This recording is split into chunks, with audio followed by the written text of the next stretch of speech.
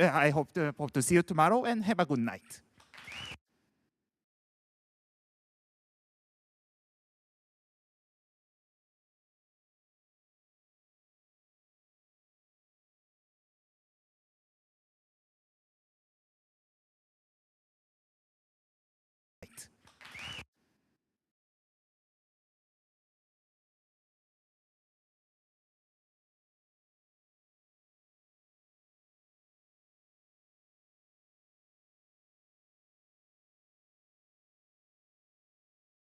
And have a good night.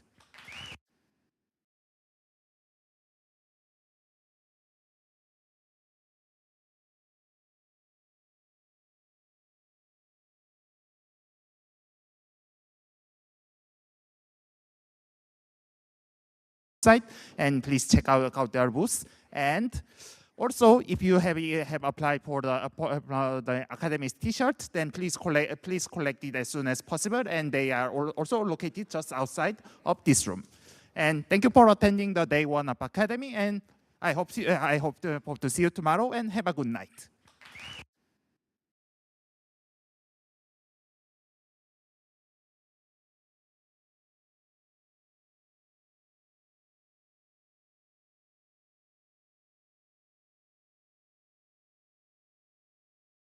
Site and please check out their booth. And also, if you have applied for the Academy's T-shirt, then please collect it as soon as possible. And they are also located just outside of this room.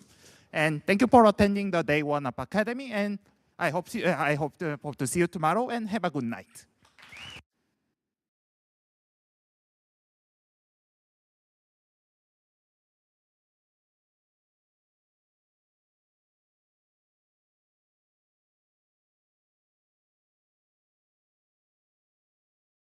Site and please check out their booth. And also, if you have applied for the Academy's T-shirt, then please collect it as soon as possible. And they are also located just outside of this room.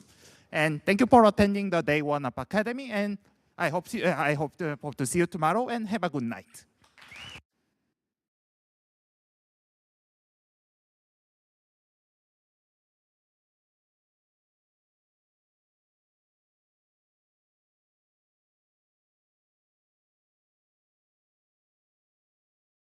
Site and please check out their booth. And also, if you have applied for the Academy's T-shirt, then please collect it as soon as possible. And they are also located just outside of this room. And thank you for attending the day one of Academy. And I hope to see you tomorrow and have a good night.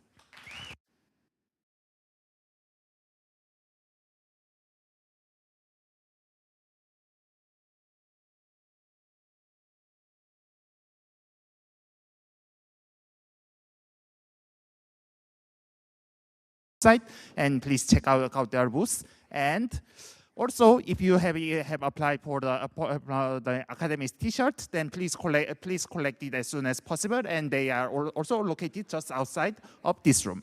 And thank you for attending the day one of Academy. And I hope to see you tomorrow and have a good night.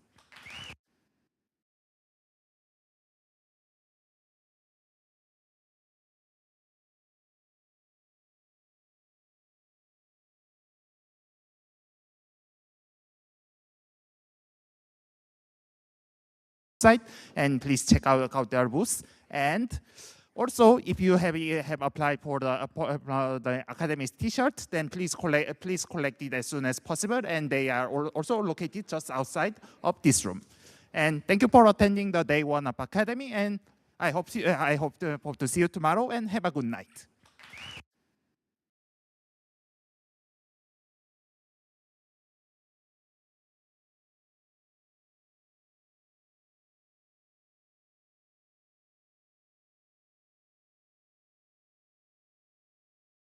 Site and please check out their booth.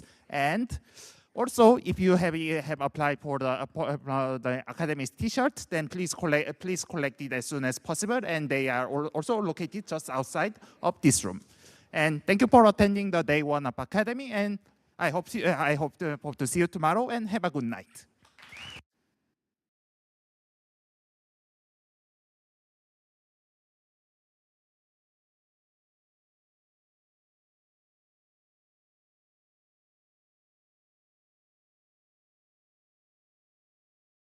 site, and please check out their booth. And also, if you have applied for the Akademy's T-shirt, then please collect it as soon as possible. And they are also located just outside of this room. And thank you for attending the day one of Akademy. And I hope to see you tomorrow. And have a good night.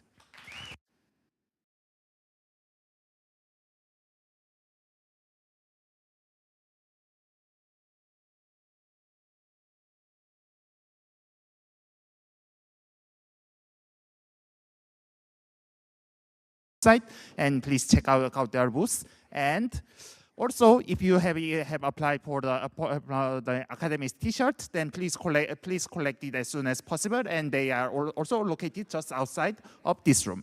And thank you for attending the day one of Akademy. And I hope to see you tomorrow. And have a good night.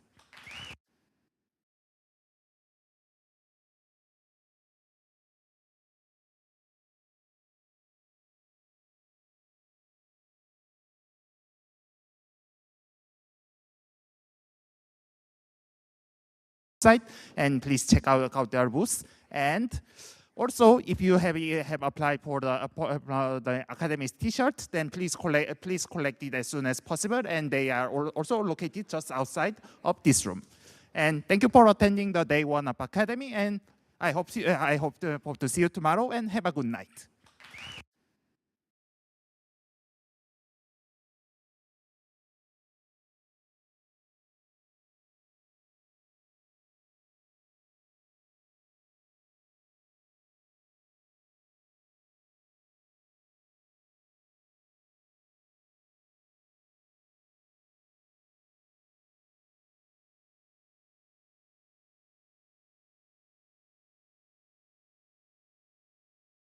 Their booth. And also, if you have applied for the Akademy's T-shirt, then please collect it as soon as possible. And they are also located just outside of this room.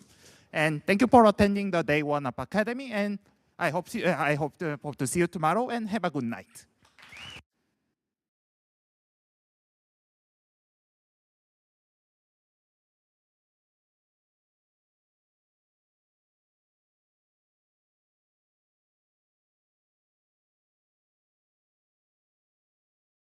Also, if you have applied for the Akademy's T-shirt, then please collect it as soon as possible. And they are also located just outside of this room.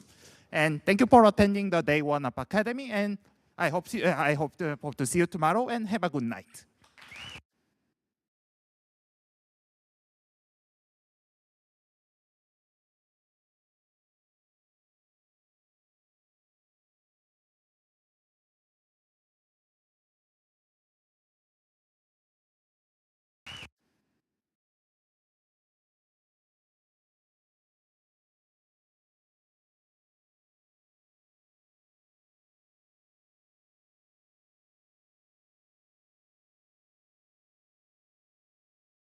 This room. And thank you for attending the day one of Akademy. And I hope to see you tomorrow. And have a good night.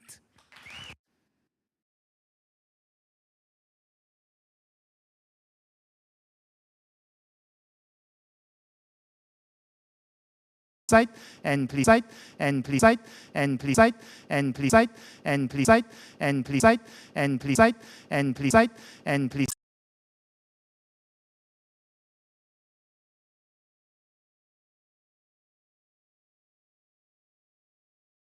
site, and please check out their booth. And also, if you have applied for the Akademy's T-shirt, then please collect it as soon as possible. And they are also located just outside of this room. And thank you for attending the day one of Akademy. And I hope to see you tomorrow. And have a good night.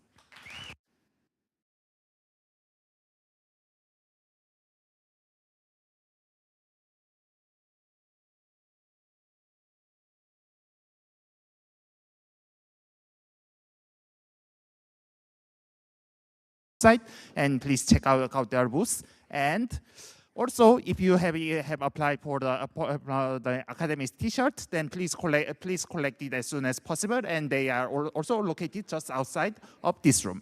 And thank you for attending the day one of Akademy. And I hope to see you tomorrow and have a good night.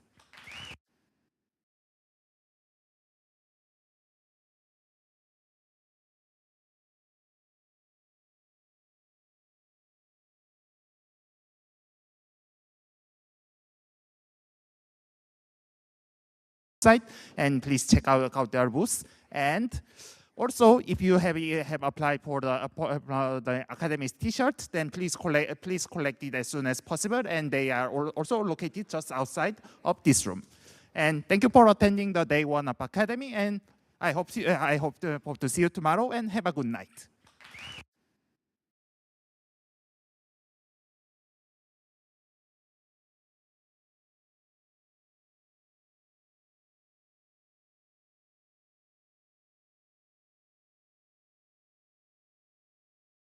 Site, and please check out their booth. And also, if you have applied for the Academy's T-shirt, then please collect it as soon as possible. And they are also located just outside of this room. And thank you for attending the day one of Academy. And I hope to see you tomorrow and have a good night.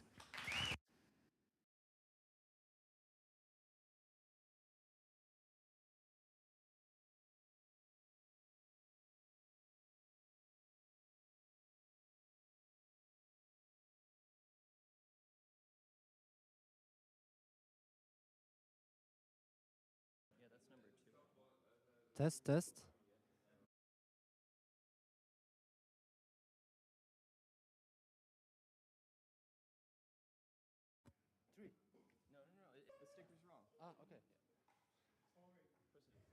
Hello?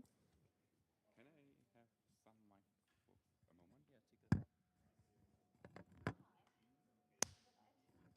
Yeah, take it.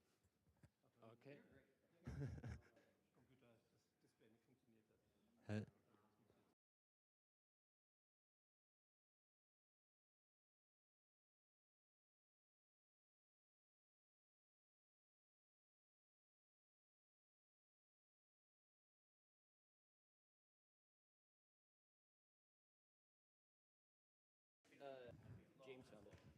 Check, check.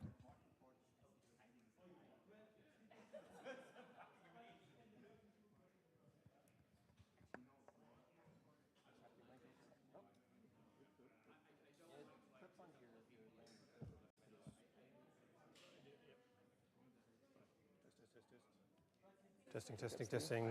Hello, hello, hello. 1, 2, 1, 2. So that's 3, Two. that's 1. How did you see? Okay, I don't have to understand this. Ah, hey, hey. Good to see you. Looking forward to this. Yeah.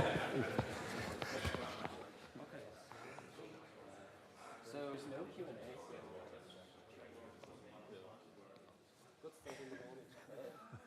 Well, there is a Q&A after the panel, I think. That's the idea. Oh, there's like a public.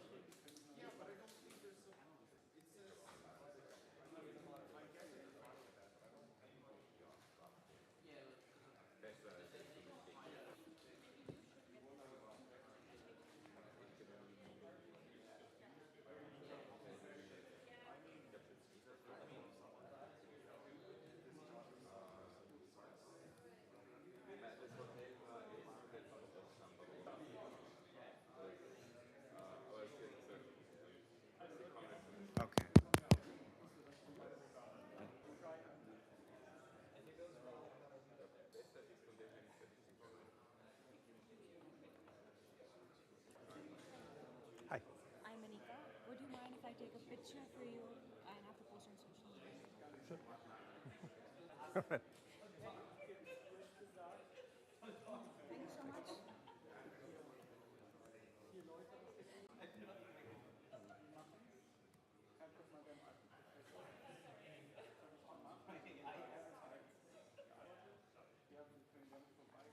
Dual wielding. Dual wielding. You've got 2 laptops. Yes, but only one is connected to the projector. So That's just to show off, I see. let's actually remember what I was going to say. So, Yeah. Usually there's like a presentation mode or something for these things, where it like shows the next slide and stuff. all right, even for PDF. I don't know about that. I mean, I was hoping I could get to use.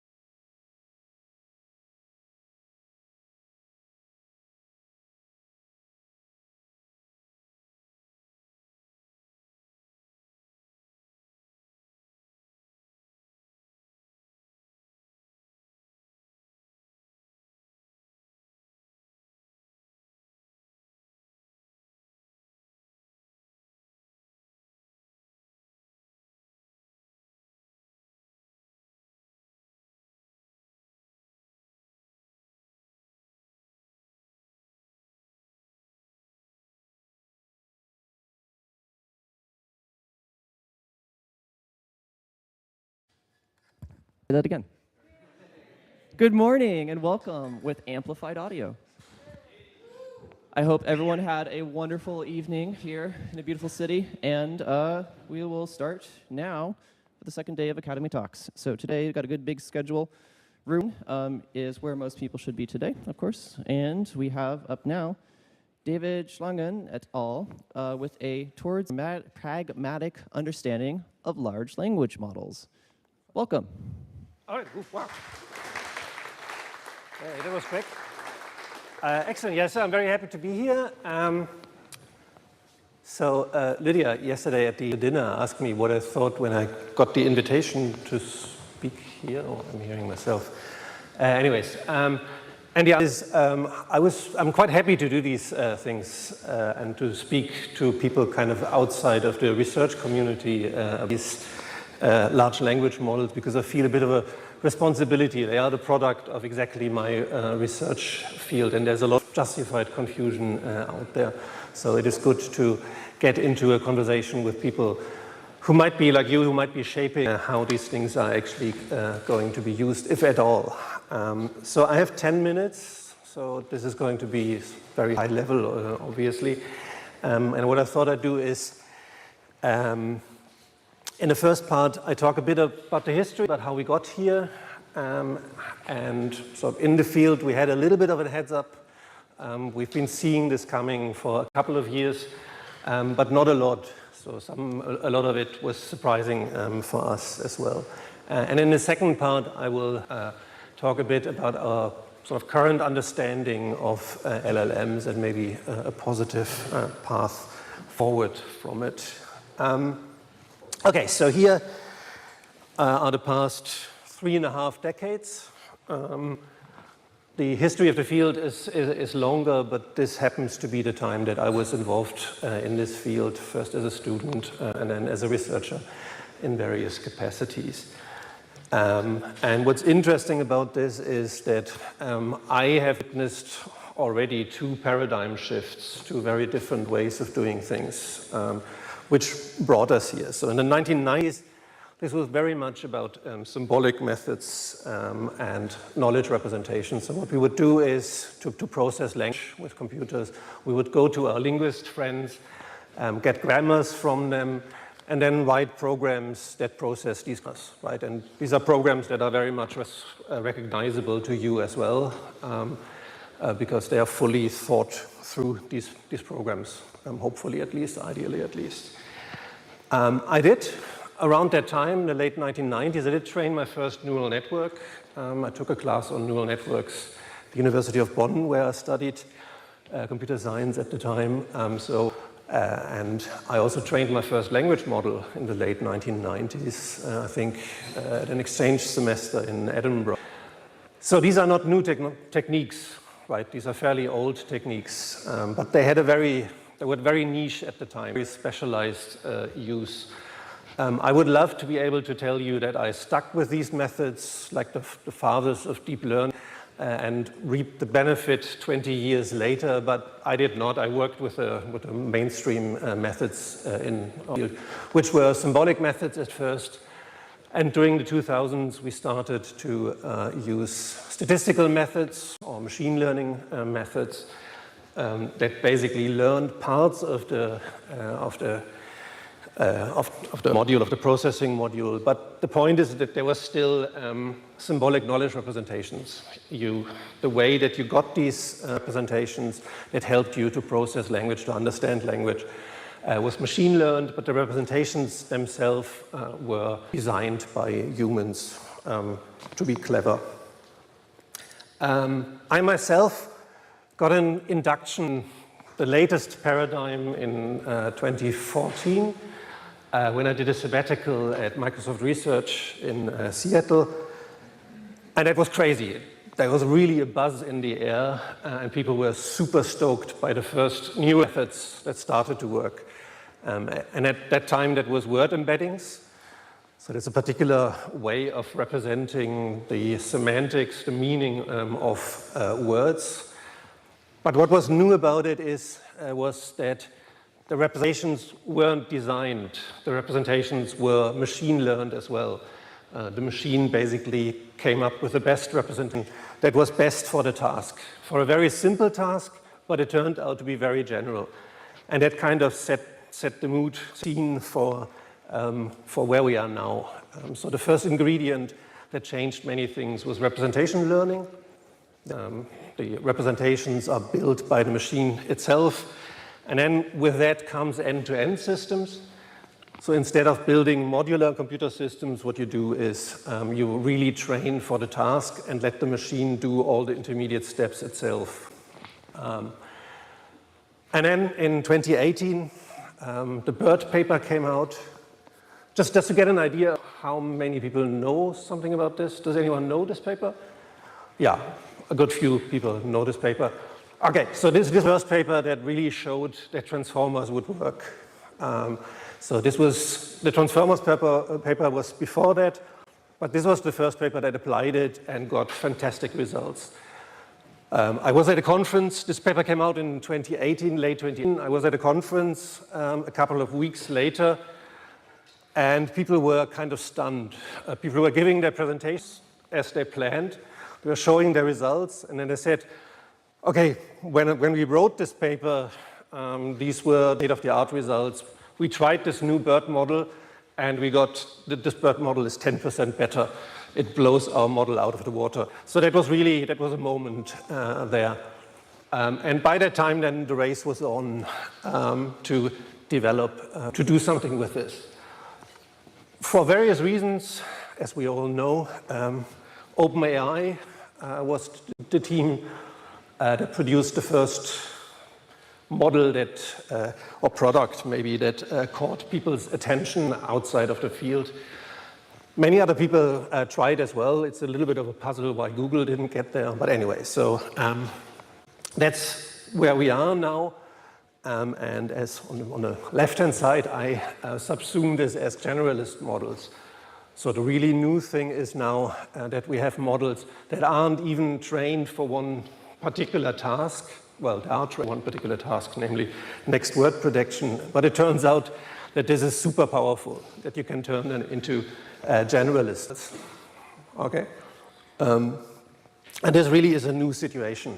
So there has been a paradigm shift, and there has kind of, okay, what do we do now? Where do we go now with this field? And finally, how can we build applications with this? How can we make this useful for people? Okay, so this is my part one. I'm not really sure what the moral is of this, because unfortunately, these methods are a little bit stupid. It is a little bit insulting, actually, that these very simple methods, when scaled up enormously, work that well. But that's where we are, and now we need to do something with this situation. Okay, so in my research group, we work on language use a lot, think about the pragmatics of language, about kind of the subtle cues that change the meaning and contextualize the meaning. And we have a lot of projects now trying to understand to what degree LLMs can model this. I want to give a shout out to one project we're doing. We have a benchmarking tool for LLMs that tests pragmatic abilities by letting them play dialogue, conversational games kind of against themselves. But that's not what I want to talk about in the remaining, whatever, many minutes. We are also doing thinking about the role of LLMs that they can and cannot play in technology. And these are two papers that I want to very briefly touch on the remaining slides. Okay, so here are three observations that we maybe can discuss later and do something with. The first one is that LLMs have decoupled fluency from expertise. And I guess you guys all know this. But it is surprising how many people sort of in the general population still have not fully understood this, right? Because it used to be the case that if someone produces flawless text on a subject, it used to be the case that there are also experts in the subject matter, right? But this is very much decoupled for technical reasons, right? The training objective of these models rewards them for producing the right words and the right phrases, but it has no access to the underlying causes for why you would want to produce particular words, right? So it gets the tone very right of almost anything you ask it to do, right? But there are no guarantees on whether it will get the content right. And that is a bit of a problem, perhaps. Okay, second point, computers cannot assert, even if the accuracy were a lot higher and hallucinations were very rare, they are still fundamentally different from human speakers because they don't care. There's no one there who could care about what is said, right? And my conclusion, at least from this, is that humans need to retain semantic control over the output. Basically, you need to be able to undersign whatever you're producing with LLMs. And that restricts the use cases quite a bit, I think. But I think that's non-negotiable with these technologies. And the point is that understanding LLMs as language controllable function approximators yields an understanding with which we can do things. So the idea here is that instead of you writing the code for a function, you search for this function in the LLM, the latent space of the LLM, and then you treat the LLM indeed as having implemented this function. But it's only approximating this function, right? And that interesting challenges come from this. Okay, I'm already over time. I'm going to skip over a lot, but I want to end a little bit on what I think is a positive forward for using AI technologies. And maybe we can discuss this in the panel. Okay, so in a positive future, what has happened is that users and buyers of this technology have developed a good mental model of this technology, right? And have avoided all the anthropomorphization that is out there. So these things are not interns, they're not co-workers, they're not friends, they're programs, right? They're programs that have to work and can be evaluated as such. And if they don't work, you don't use them or you fix them, right? And the onus here is, I guess, on us as educators, really driving home this message to people that this is what these things are. De-skilling has been avoided, right? So there is a danger when you sort of naively build these techniques into products that you are de-skilling people because they rely on these products too much and forget how to do the tasks themselves. And to avoid this, some of this is on you. I think you can, when you implement these systems, you can make engineering and design decisions that avoid this. Some of it is on us, is on the research side. We need to do more research on interpretability, and some is on the regulation side. Okay, another point, responsibility offloading has been avoided. So the tools are designed in such a way that people actually accept the fact that they have to have semantic control. Again, there's a design component to this. Maybe you have to design friction into the tools, right? So before sending off the email that you had the LLM formulate for you, get some proof from the user that they've actually read what has been produced. Something like this. This might be a naive idea, but this is for you to think about. Okay, what else do I have? Cost externalization has been reverted. These things need to be as expensive as they are. We know this from many areas. This holds for traffic as well. This holds for manufacturing. This holds for these things as well. They have to have the real costs, which might drive some use cases out of being economically viable, but then so be it, right? And the last point maybe is something that is you as well. Some form of cultural sustainability has to be achieved.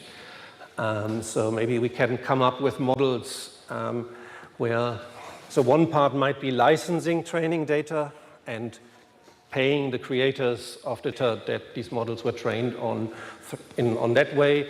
But there might be room for creative models, like where each instance where something is generated that can very clearly be traced back to source material. The creator of the source material is paid in some way, right?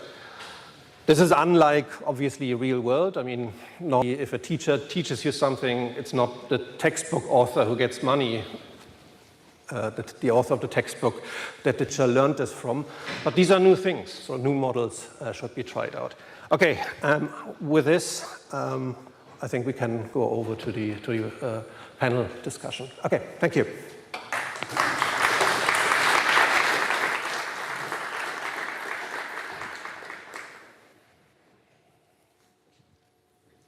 Thank you so much. I'm going to leave it on this. Yep, it's coming. All right. So we are gonna have a bit of a discussion here, and then also have time for audience questions.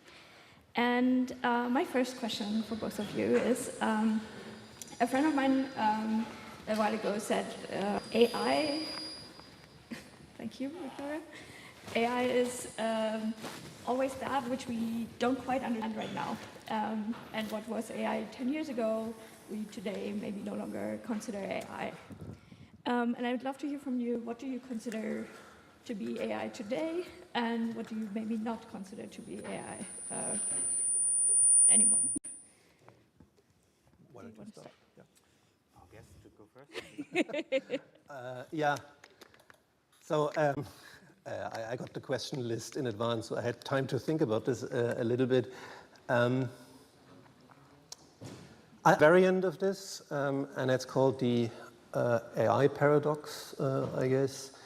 And that is kind of more about goalpost shifting, right? So there the complaint is that people's, as soon as it starts working, people say this is not real intelligence. And I think I have little problems with this because I don't think human value derives from intelligence only. So I don't feel threatened by programs doing tasks that appear intelligent. So in that sense, it doesn't quite work for me. And in a more technical sense, AI is a programming technique for me. So what has been programmed in this particular way stays that way. I'm on the contrary, I'm actually still blown away. I'm old enough to remember how terrible ASR was, and I'm still blown away by how good it works these days. So in that sense, there's still magic for me. Yeah, that's the reply, I guess. All right, maybe I introduce myself first, because I don't think we've done that yet, and maybe there are some who are online who don't know. I'm Eike. I've been a KDE developer for about 20 years on many of our applications and also on the Plasma user interface. So I think intelligent is a very complicated term. When I go look for guidance, what it means to me, I end up thinking about what our mission is at KDE. And our mission is chiefly to develop end-user software. So what does intelligent mean to a user? What makes a user want to describe a computer system that they interact with as intelligent? And has that recently changed? And I think it has, because particularly large language models, I think, have given computer systems in a broad way that new ability to do what you mean rather than what you say. It's not what users are used to from a computer, outside of maybe some sort of pattern recognition, habit learning, and making suggestions. But now you can talk to your home and say, I want my room to look like the Barbie movie, and it turns the lights pink. And that's something that it just couldn't do before. And it does this in a very generalist fashion, so statistical inference. It doesn't necessarily model you, so it doesn't understand what your needs are individually. And that's where some of the sort of problems lurk. But I think it has raised the bar for what users expect computers to be able to do. And yeah, I think that is something that we definitely have to deal with. But also we have to, I think, communicate very clearly when we cannot actually match these expectations and where to draw the line. That's a very good point, and I love Barbie example. Which brings me to my next question. Where do you use AI in all its shapes and forms in your daily life right now? Do you turn your room Barbie pink? I do on occasion. And I think, I mean, for me, and maybe I'm weird, but I love using these models to amuse myself. So I often generate a funny picture just for my own purposes, or to share with someone, or a funny, humorous text, because it does it faster than I can do, but I can give it somewhat clear requirements. And I mean, you can play with the humor of it a lot. ChatGPT has such a peculiar writing style that is immediately recognizable to anyone at this point, and you play around with them. I also, and this is interesting, right? So I do use it as an accelerator when I do develop work, and it turns out to be most useful when I use it for an application that I'm already an expert in, because then I can give it very specific requirements, but I can also check whether it actually did what I wanted it to do. Like, I can tell if this code is bad or not. And the usefulness sort of tends to break down as soon as I venture into a space where I can verify whether what I got is actually useful or not. So I think that's an interesting observation too. Yeah, I guess AI in your question means LLMs, right? Because I guess we all use AI in very many instances, like when we turn on the dishwasher, right? And I mean, this kind of goes back to your first question. There's still machine learning modules in there. But for LLMs, yeah, that's interesting. I mean, as I said, this comes out of my field, so I feel the responsibility to try this out a little bit, but I don't use it much. For many, and maybe this is connected to the de-skilling. I've been in this job for a while now, and many of the things that I'm doing, I've been doing for a very long time. So I think I'm still a lot better at generating chunks of text than in LLM is, and it would slow me down. I had to correct the text that comes out of it. I have found one good use case for me, which is, so I like coding, but I get it to do it a lot less often than you guys, I guess. So with a space of months in between. So when after a couple of months I get to look at code again in Emacs or whatever, I have forgotten the most embarrassing things, right? I've forgotten how to the syntax of a for loop in Python or something. And it's quite good for this. So I ask models to solve my problem. I look at the code, I remember what code looks like, I remember the syntax, and then I write it myself. I completely disregard the solutions. But as this kind of prompt memory aid, I guess it works quite well. But I'm more worried about what it does to people who are new at tasks, rather than people who have been doing tasks for a very long time. I think you're onto something there. I think it's useful as a sort of checks and balances sometimes, as a reference. As in, you write the code yourself, you also have it generated, you compare the two, you check whether you've possibly missed anything, or whether the alternate approach might be different. So I think that's interesting. I mean, the access to the broad range of data it was trained on for knowledge-based queries, it's sometimes quite interesting. I think I want to, if I can respond, on the de-skilling part. So I used to be very worried about de-skilling. And probably I still should, but I had an experience as well that made me a little bit less afraid of that. So in KDE we have a mentor program. We have a website that lists a number of members of the community who you can contact on a one-on-one basis if you want to ask questions or you want some tutoring on how to do KDE development. And there was a young person who reached out to me, and they wanted to be a KDE contributor. They had some limited programming training, but really they were starting out with C++. And this being 2022, I guess, of course they were using ChatGPT already, because it's kind of hard to ignore if you're trying to climb a mountain like that. So we made the agreement that yes, he could use ChatGPT for this, but we would share an account and be able to read what he asks the AI so that I can steer him clear of going into a completely wrong direction. And it was pretty interesting to see him interact with the system.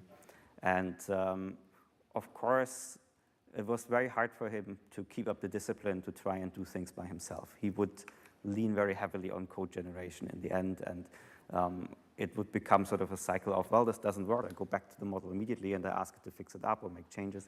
And it falls apart pretty quickly there. You can ask it to generate something once, that sort of works, but integrating 100 interactions over time doesn't yield a useful program. And he started recognizing at some point that he would run into a type of walls that he just couldn't leap over anymore because he didn't end up understanding the code file that he had produced in that patchwork fashion. And he came by himself to the conclusion that whenever I do it manually, and I've that 3-hour battle to produce one line of code, at the end of that, I actually understand what it does and why it is fashioned that way. And after about half a year, he was like, this is not mentally healthy for me. I will stop using this crutch. So I think I'm kind of an optimist person, and I think also around this technology, society will come to a point where sort of the use it or lose it of it all is apparent. It's just like using stairs instead of an elevator occasionally, or things like that. And particularly with writing, I agree with you. I mean, I even turn off the word completion on my phone keyboard, which this is a sophisticated version, right? Because or spell checking, because I've always felt like my orthography will just suffer if I don't learn how to spell it. And I think a lot of people come to the same conclusion. So I'm not that worried about it. I think we'll learn how to keep it under control. It's a very good question, though. Of course, in a company, I guess you would want to measure whether this is an efficient way like Yeah. letting people run into walls and take half a year to do so. There might be more efficient ways of training them up. Yeah, but I mean, particularly if you're an employer, I think you should also learn to recognize the value of investing in your people. And I mean, obviously training is a thing, and the absence of using AI tools may constitute training that gives you longer lasting value out of a person if you end up showing their intellect rather than turning them into a prompt engineer, for example. So, yeah, I hope so at least. That brings us to some of the scenarios that the world is talking about, right? Anything from the world is going to end to this is the magical thing that's going to solve all of our problems tomorrow. And let's start maybe a bit more with the positive side of that, or the more optimistic side of that. What gets you excited right now and hopeful about current AI development? Okay, I'll go first. I mean, for me, this is a fascinating, super exciting time. Obviously, there are things possible in my field just weren't possible 5 years ago, and there's a huge open vista of things to explore. So that obviously is exciting. It's also on the sort of more applied side. It will also be super interesting to see how people turn this into actual products. And what I always say is this models, and again, this is difficult to understand if you don't know these models more closely. They are kind of doomed to be generalists, right? Because they are, after all, on some level of description, they are autocomplete on steroids, right? And so they will complete anything and everything you give them. You give them a prompt and they complete it in some way. And if that's not what you want in your application, because you only want to produce a summary or you only want to do something else, you have a hard task of designing out this generality again. But I think the way forward to actual products is to do exactly that. And that's what I try to get at with my metaphor of them being function approximators. So I think also on the applied side, a lot of super interesting work, especially in the user interface space. I don't think the free chatbot with a weird, quirky personality type interface is the final form of technology. This is just the first thing that people came up with because it's just so natural. You can train this behavior in very easily. But to be really useful in sort of standard, normal, accepted ways where you measure the usefulness other than, wow, this is a funny sounding limerick, or I'm impressed by how cute this sounds, or whatever. These are not good metrics for measuring actual utility in real context. So I think there's a lot to be done there, hopefully by some of you, some of it by some of you here. So I think what excites me about it comes down a little bit to how I sort of conceive of the role of what an engineer does in society, or what we do broadly do at KDE. So when I was a young boy, I used to go to the Berlin Natural History Museum a lot. I requested to go there every birthday that I had. And the Natural History Museum has a wonderful expo on sort of Stone Age civilization and then how people used to live many thousands of years ago. And you get to see the tools that that society used, little, precious stones to make fire and so on. And it occurred to me, even as a kid, that somebody had to think of making that stone and then produce it and give it to others. And then they might use it to make fire, and then they sit around that fire and, I don't know, start speaking, and boom, civilization. And I think that is sort of what I aspire to do in its modern incarnation, to build tools that allow other people to live their life a little bit better and sort of spread civilization and culture.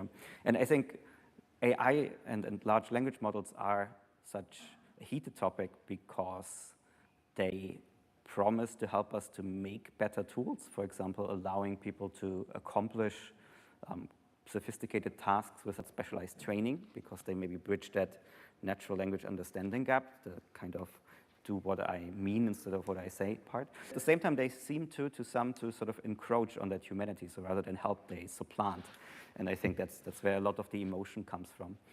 What I liked about your presentation and your approach at all is to sort of try to turn that heat level of emotion down a bit and pair it to what does it actually do, what is the mechanism here, what are the limitations of it. And I think for developers, it's very useful to think of it as sort of a pure function that accepts fuzzy parameters, and you can't always trust the return value. I think that's quite useful, but what that allows you to do is very powerful. I mean, what you can now accomplish as a developer, let's say building a speech system on a weekend, as opposed to taking 5 years at Amazon with 300 people, is pretty stunning, so that's exciting. Now we talked a bit about the positive and hopeful side, but there's also a lot that gives people pause. What is that for you? Right. Yeah, I mean, as I said, these are powerful tools, or at least they appear to be powerful tools. They are very confident themselves that they are powerful tools.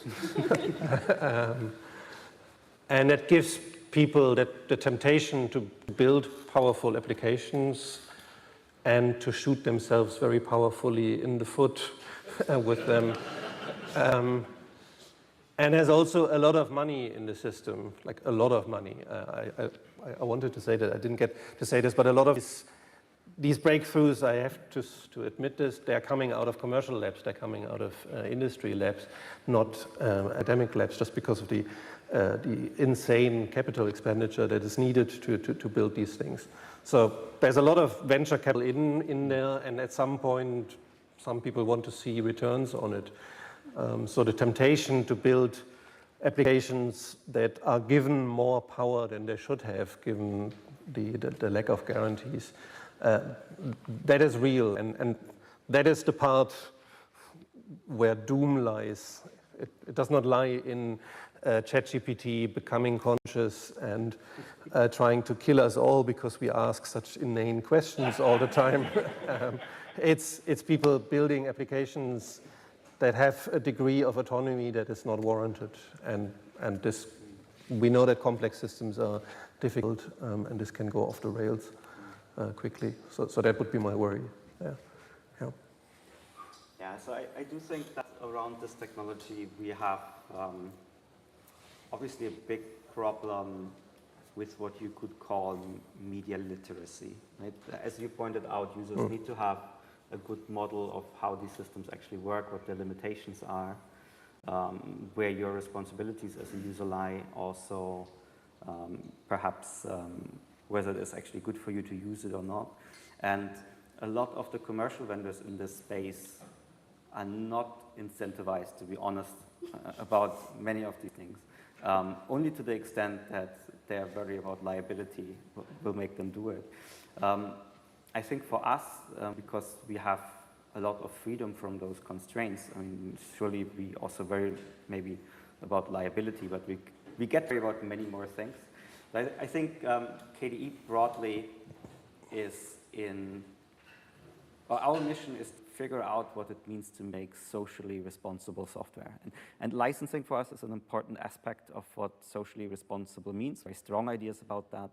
And for example, we should also delve into what we think that means in the AI model space. But socially responsible also means sustainable, for example, or protecting privacy.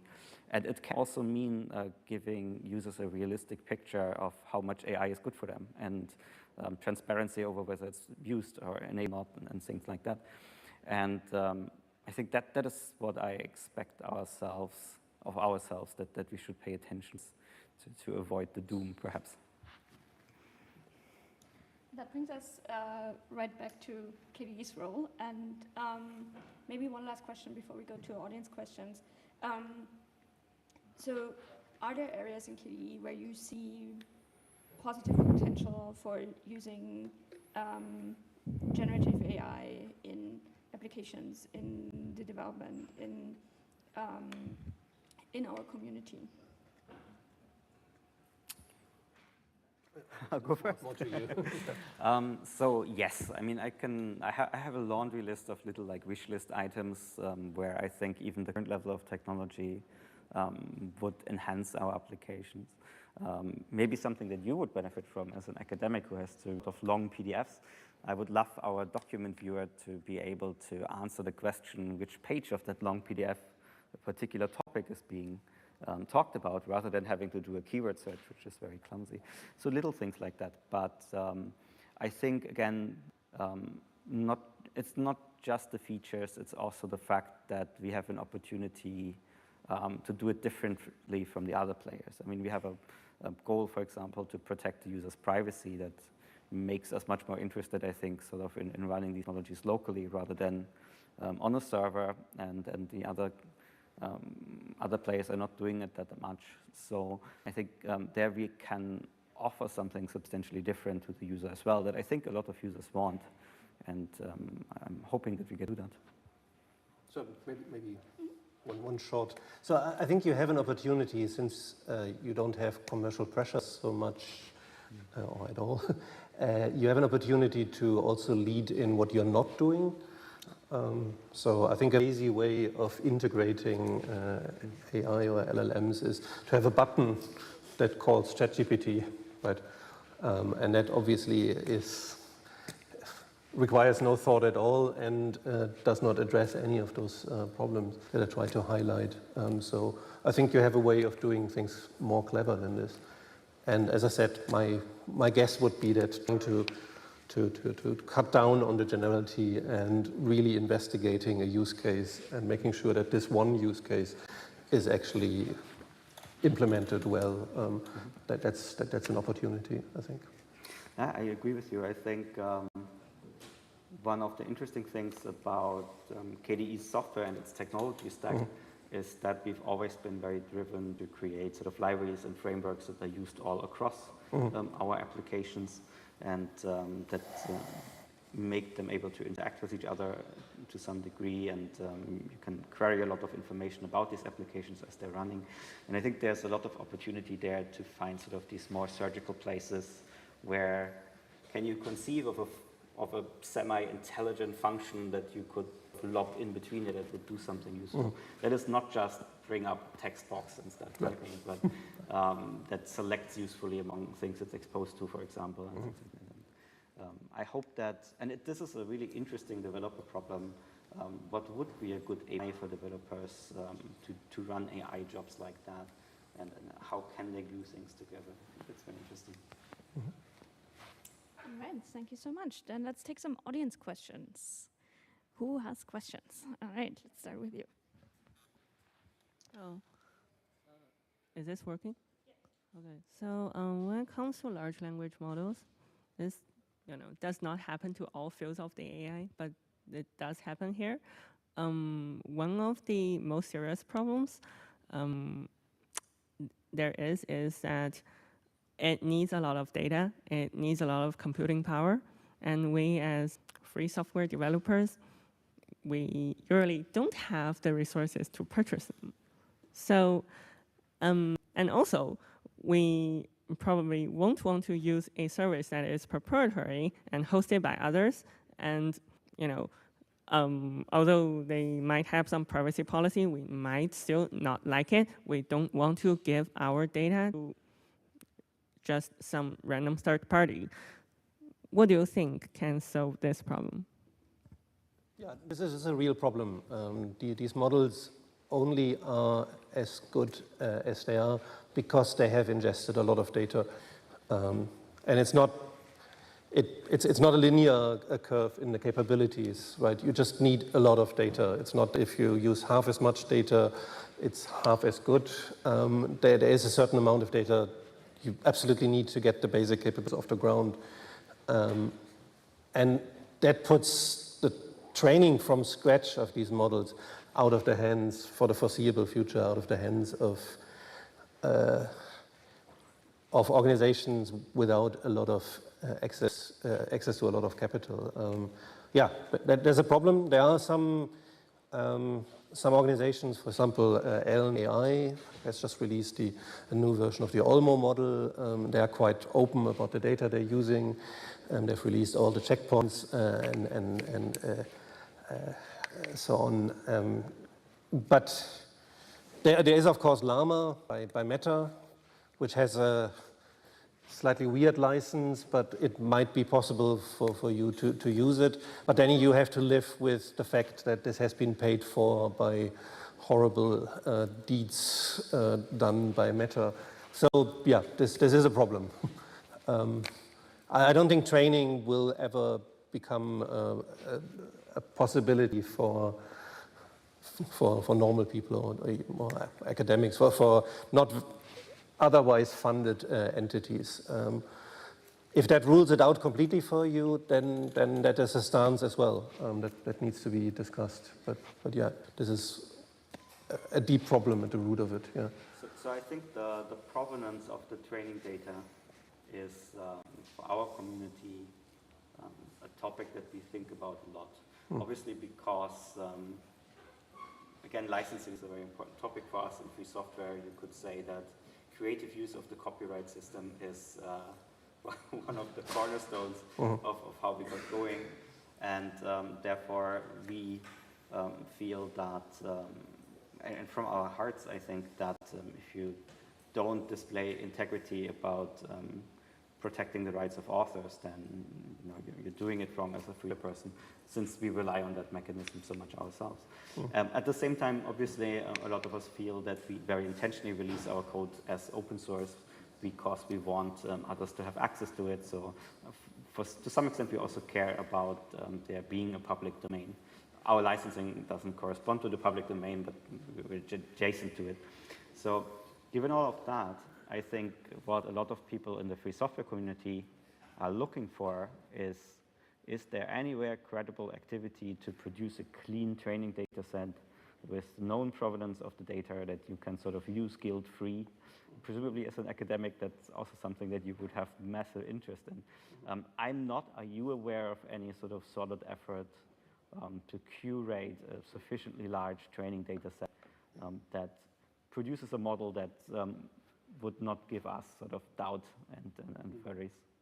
Yeah, this Ellen AI initiative, this Olmo initiative, as far as I'm aware, they are documenting where the data is from, and that trying to make sure that at least under generous interpretations of the, anyway, it's still contested what copyright law says about training. But anyways, so they are at least transparent about the data. But this is only one part, right? I mean, having the data is great, and you have several terabytes of data. That's great. But then training a model on it that requires several $1 million in compute is the next step, right? So that might be a barrier as well. Sure. But starting from the data, people are trying to address this. Yeah, but yes. I think we're more fine with someone sort of donating the compute to us. But if the provenance of the data is, I think, bad, that gives us more pause. Okay. Maybe to answer your question, or to do something with your question a little bit more. So you mentioned that you need a certain minimum amount of data to produce a model that is used. But as a sort of non-expert looking into the various releases that come out, there certainly seem to be a lot of people who are trying to build smaller models that maybe show much poorer performance and sort of knowledge queries, but still have better reasoning performance than you would expect from scaling the data down. And when it comes to integrating a model into our software that can sort of act as a function and usefully select among things that it's sort of zero given as a prompt, maybe sort of a small enough model would actually be good enough for us, because we're not looking for that text box chat interface, or we don't aim to be a Wikipedia replacement, right? So how true is that notion that you, as a model designer, get to pick and choose a bit, as an yes, your training data set is smaller, but the model architecture still makes it useful as a function approximator? Yeah, you have to be careful there. There are two different dimensions to it that are somewhat orthogonal or somewhat independent of each other. One is the size of the model in terms of parameters, and you can get smaller models that are quite okay, that have capabilities, but they still need a lot of data. Yeah. And it turns out that overtraining, the training with a lot more tokens than people initially thought would be needed, even on smaller models, creates better models. So it's these dimensions don't go. They're dimensions, still want the data, right? so. You still need data, even on a model with fewer parameters. So I think we have 2 minutes according to the sign, but hopefully. Okay. Hi, David. Thanks for Yes. Hi. For doing this. I would like to draw attention back to this slide. And I noticed that you talk about cultural sustainability, but you don't talk about environmental sustainability. Why is that? Is that sort of like, oh, we're going to have these... That's meant to be in cost externalization. That's meant to be in there, the environmental sustainability. Right, okay.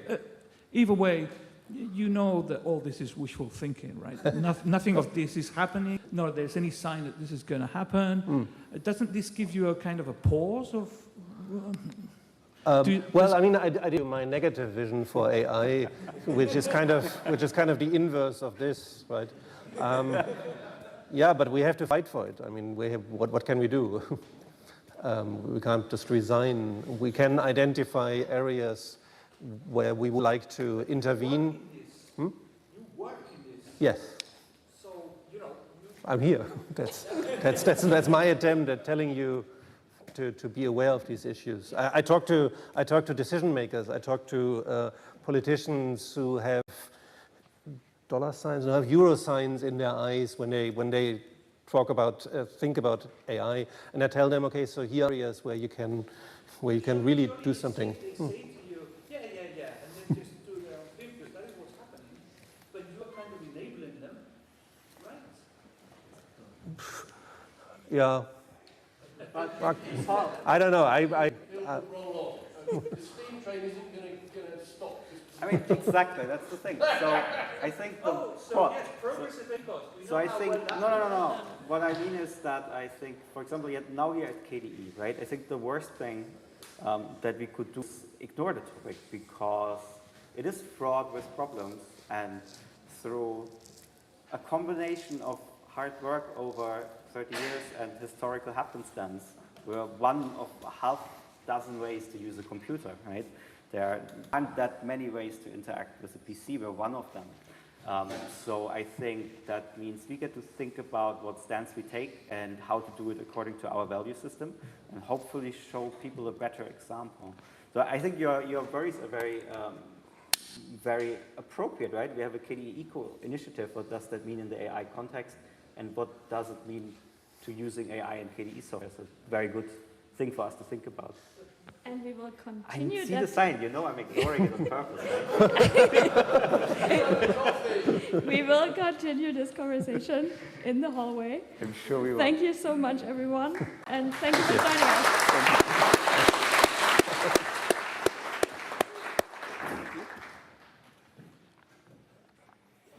So we've got another quick, now 9-minute break outside for coffee. After this, room 2, room 1 start their talks.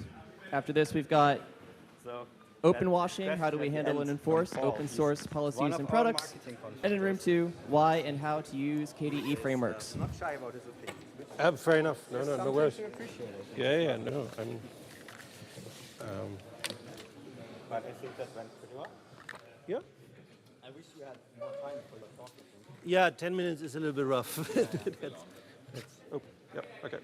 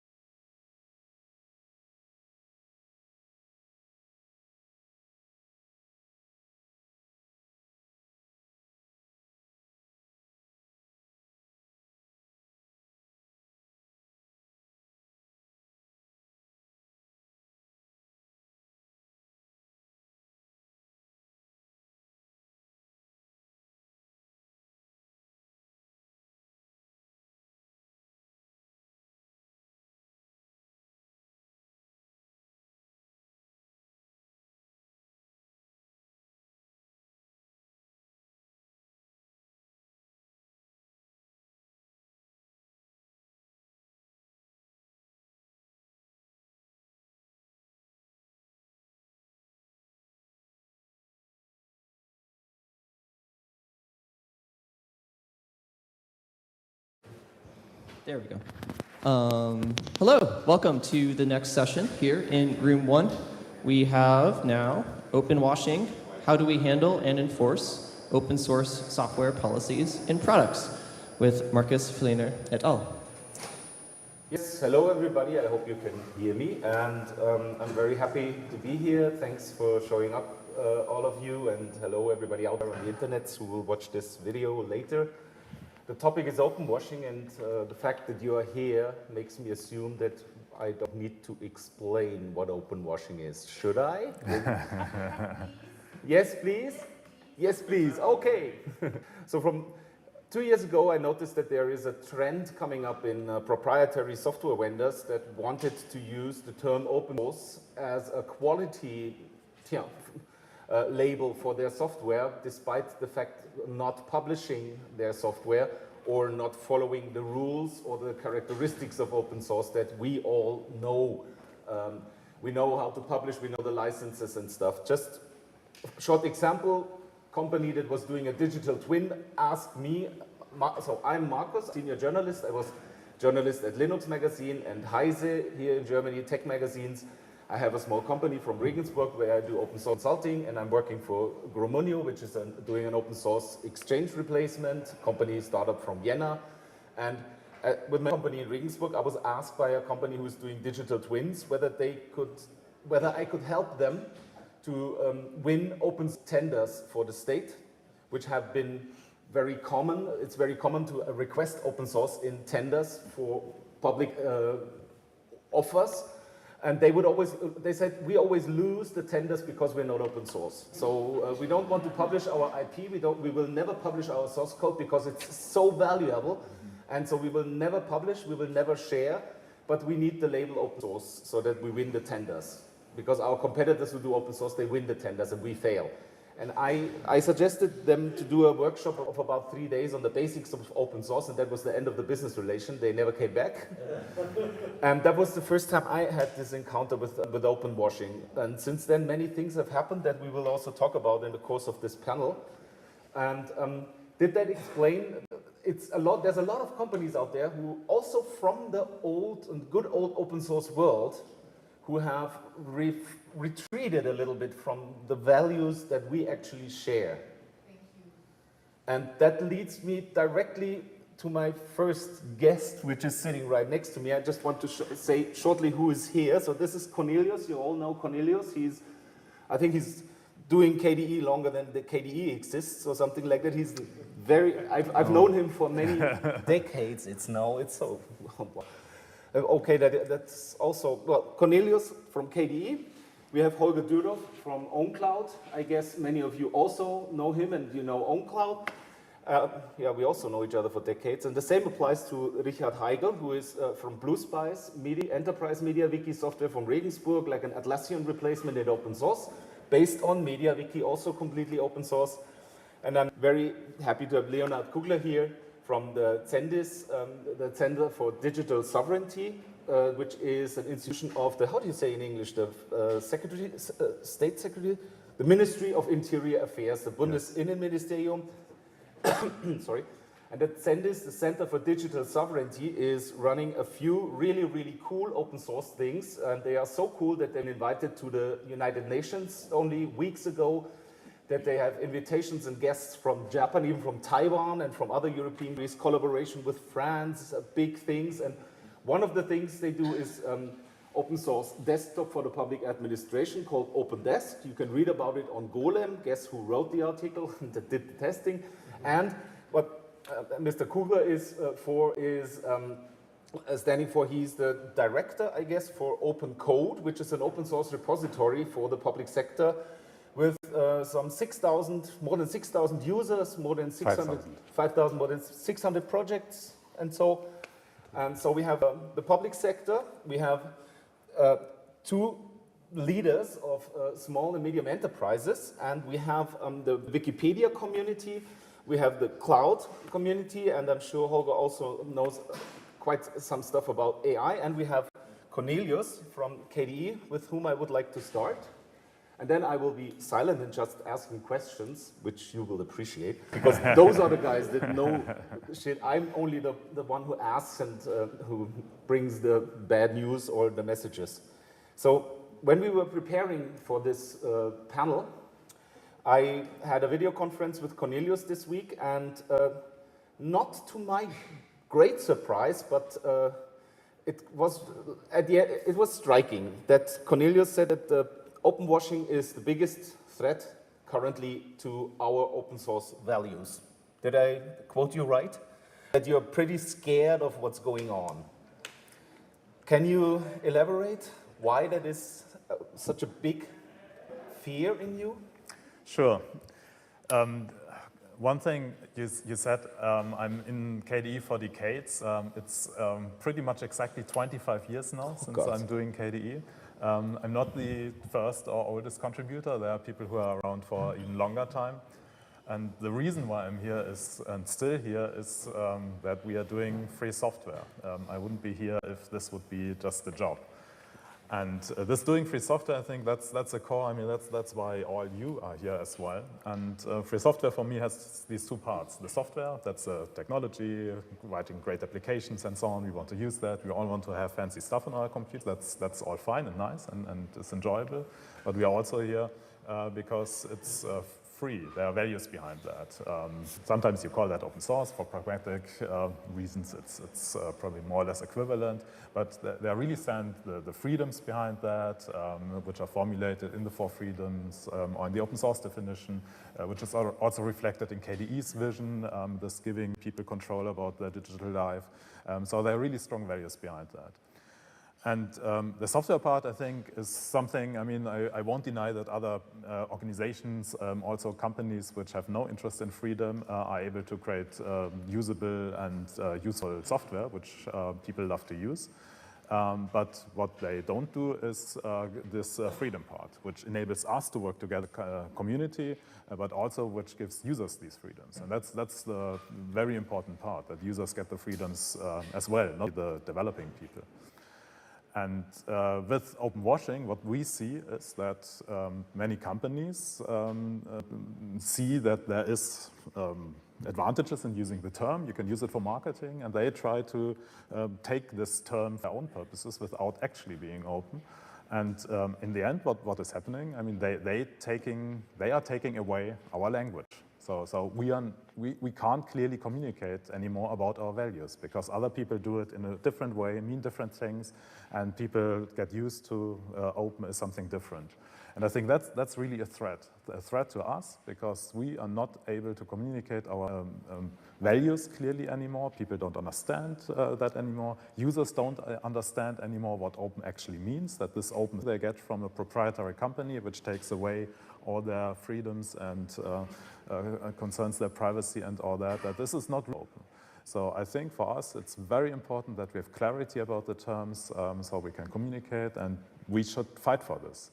When I say we, I mean us as KDE, as a free software community, all other free software communities as well. I think they also need to do that, and also the companies who are generally doing free software, who are generally doing open source. I think they are sitting in the same boat, and also all the companies using open source and want to have clarity about how this works and what they get. So that's why I think it's really a threat to fight. I think it's very common also in the cloud, in the world of clouds, isn't it, Holger? I've heard the term open source as a service that is, for example, companies that use open source, use open source code, license it with open source code, but they don't hand over the source code to their customers. They're just developing stuff in order to run it on their cloud, on their SaaS system, and the customers will never get it. Since you are from the cloud, well, maybe you also can refer to the world of AI, because I know you're also deeply involved in that, and that's the same thing. There is a lot of products and solutions out there that claim to be open source, but are they? Yeah, exactly. We do see this a lot in the cloud with offerings. We also see changes to other licenses from open source licenses. which continue to be named open, which is a challenge because in fact they aren't. And if we look at the world of AI, everybody thinks that Meta and the models they do with Llama, Llama 3, etc., while they're great models, they are often termed as open. They are termed as open in all the press releases from them, etc. But they have a very important restriction. You can't do more than 700 million users with them, which in the world of open source communities is very difficult because how do you measure?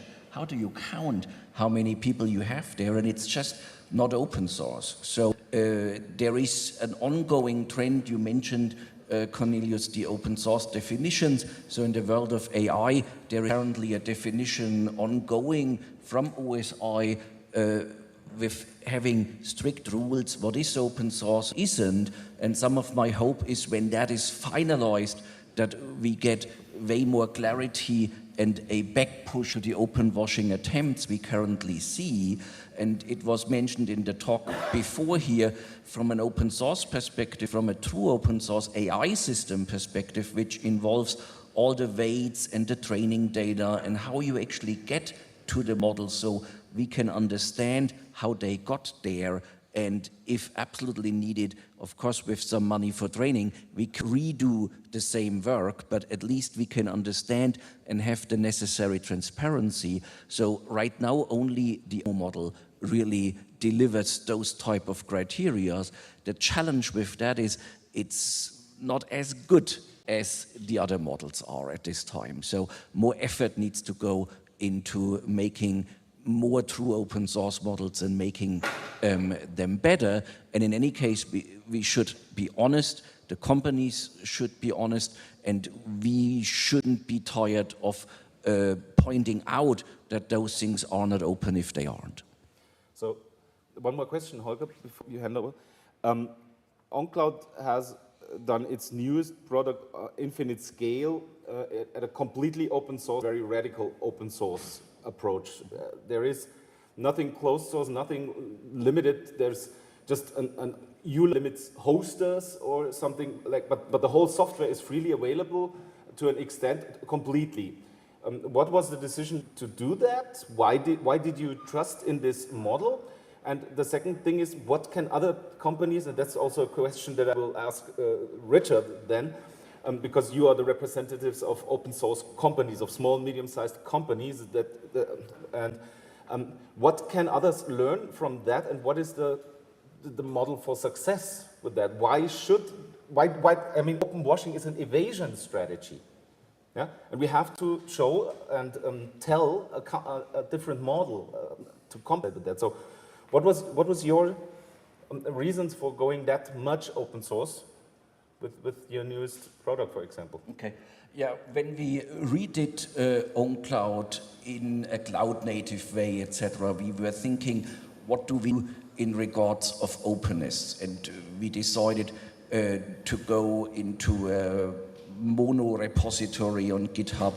We decided to even do our roadmap in the open and have as many discussions as we can together with the community. I guess part of it because it got started by our customer community. CERN was one of the major original contributors to OnCloud Infinite Scale, and we decided to not leave that path and clearly stay in the open there, continue to evolve it in that way, as said, including a roadmap, which is often a little tricky because you also see bugs and discussions and those type of things in the issue, which for a commercial company can sometimes be tricky.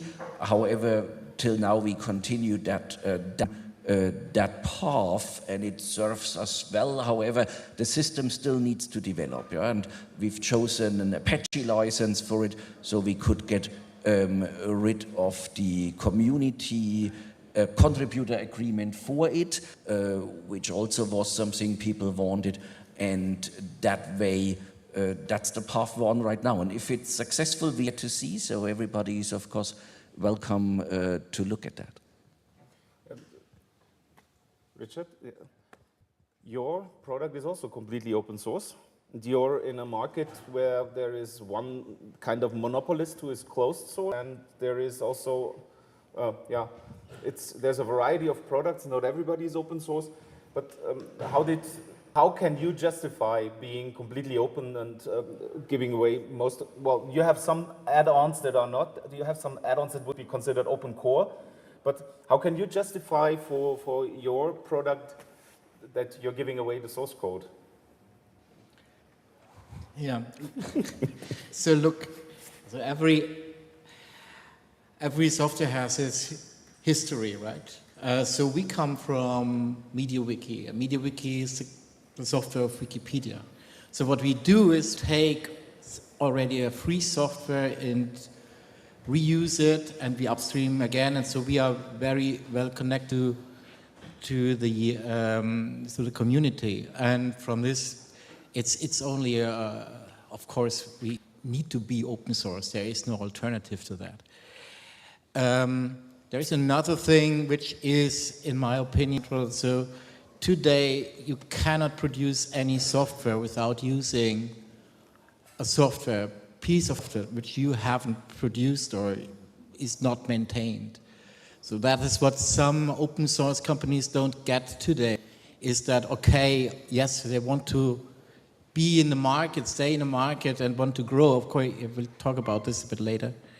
But it's also true that they are relying on software they don't provide, right? Even the big companies don't do this. So from this perspective, this is an approach that could be or should be fostered by the community to make this clear in a public view. But what I would say is, and now I'm come back to Cornelius saying this is a big threat. Yes, but we're not only living in a world of ideas, we're living in a world of capitalism. And if you ask what is interesting for a company, then of course, first of all, it's always profit, yes. And together with that, you need you need to stay in a market. And you want to reduce costs. Just take this. I don't justify it. That's how it is. And what makes any sort of free software and open source successful in our world is just, okay, you can reduce costs. You have any sort of benefit out of it. And many companies don't see the benefit. And for me, the benefit is clear. I don't see there is any alternative. And the notion that you need to have a product and you need to have the property is so deep rooted in this capitalist system that is really hard to fight against. But if you look closer, then say we have no alternative in going in an open source, in a collaborative way of producing services and goods. That's where we have to go. And we need to be realistic in that, but I'm not sure if if other companies just look at their own costs. So they see costs, okay, if I maintain a community, if I do upstream, I have costs, but you get a lot of these things back. And it's a way to be in a market and stay in a market. And I think that's the point where we are now. Because the public sector has changed now, and say, if you want to sell us something, you need to be open source. In Switzerland, there is a law that they, by accident, that they now do open source first, and in Schleswig-Holstein again, and on a federal government level, we see the same. And that makes many companies now, they are worried because they don't have open source. They don't know how this works and how they change, or should they? And now they try to avoid everything. And I can understand this, but the question is, how can we help them to, or convince them that this is a good way, and not only for single companies, but for the whole economies and the society in sum. Leonard, how can you and the Zendis help those companies like You're providing an open code repository for the public sector where they could, for example, upload their source code if it matches some conditions. Yeah, are you like a gatekeeper for making sure that only true, real open source according to our values are in there, or how can I imagine that? Yes, I think we'll start with the question of the why. Why are we doing open source? Because I think to have a common understanding of why we are doing, what's the value for us, for society, is like one of the key factors we need to agree on in a way. So, and with Zendesk, we have this mission to work on digital sovereignty, and the government decided to found the Zendesk because there is a realization, especially in the digital parts of society and how our government is running. We have really a strong addiction to and clustering on hyperscaler and specific vendors, which are unsovereign in a way. So we are not able to choose. So choosing between options is an indicator for sovereignty. So that's why we say, okay, if we need to have the possibility to switch. That's the first one. The second one is we want to influence those technologies. So if I have requirements from the public sector perspective, I want to have them in the software. I want to be able to address those within the process. So on the requirements side, we need to be able to work with the software and bring in our own features and things like that. And the third one is that we need to have the power to do so. That means like there's no licensing or whatever market saying, oh, you can't do that. And with public sector, if I take those three very central options, I would say, yeah, it's open source. That's the reason why we came to open source with the Zendesk. It wasn't open source in the first place. If you really think about digital sovereignty, open source is a solution for that. So I think that's the main value. If you want to have a democratic and sovereign society and society infrastructure, that's the entry door. So, and the second important thing is, what is open source? What does it mean? So how we figure out? And that's the second thing we did with the platform Open Code for the public sector. We said, okay, what do we need to be clear about? So what are the definitions and rules of open source? With Open Code, we said, okay, we don't invent new rules. There are rules out there. Let's have a look and see how suitable they're for us. And we started and said, okay, we take the OZ layer and the OZ definition. That's our starting point. So, and we can build up our own open source definition on these OZ definitions and say, okay, this is the international rule. We do the same for the public sector. We describe it on the platform, opencode.de. It's publicly visible. You can read in English and in German. And we describe it. What does it mean? Translating in German is also really important because if you want to address public sector in Germany, you need to make these efforts and doing a common understanding of that. And then in the next step, it's about the licensing. Okay, we have a wide range of open source licensing out there. And if we have 11,000 public sector communes in Germany, and they all need to be experts in open source licensing, it will bring us nowhere. And we don't solve open source and digitalization anywhere. So what we did with the platform saying, okay, let's do that for the whole public sector.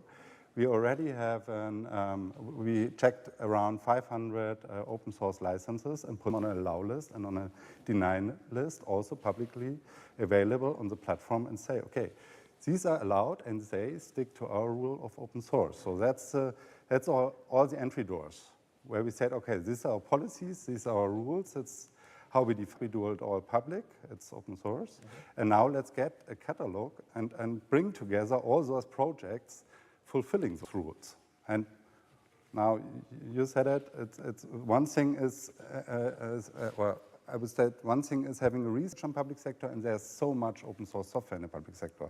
In the last decades, it got developed a lot. So we just started collecting it on the platform, and we have now a Git repository where we get more and more of these repositories collected. So, but the second thing is like the end process. Maybe it's a lot important point, but if it comes to procurement and what are our rules, ensure that we bring those software into platform and also into the markets. At this point, I want to encourage everybody of you, ask questions, interrupt us, raise your hand and ask. And how do we do it with the microphone? Is there somebody with a microphone, or should I? Yeah. So we already have a question here.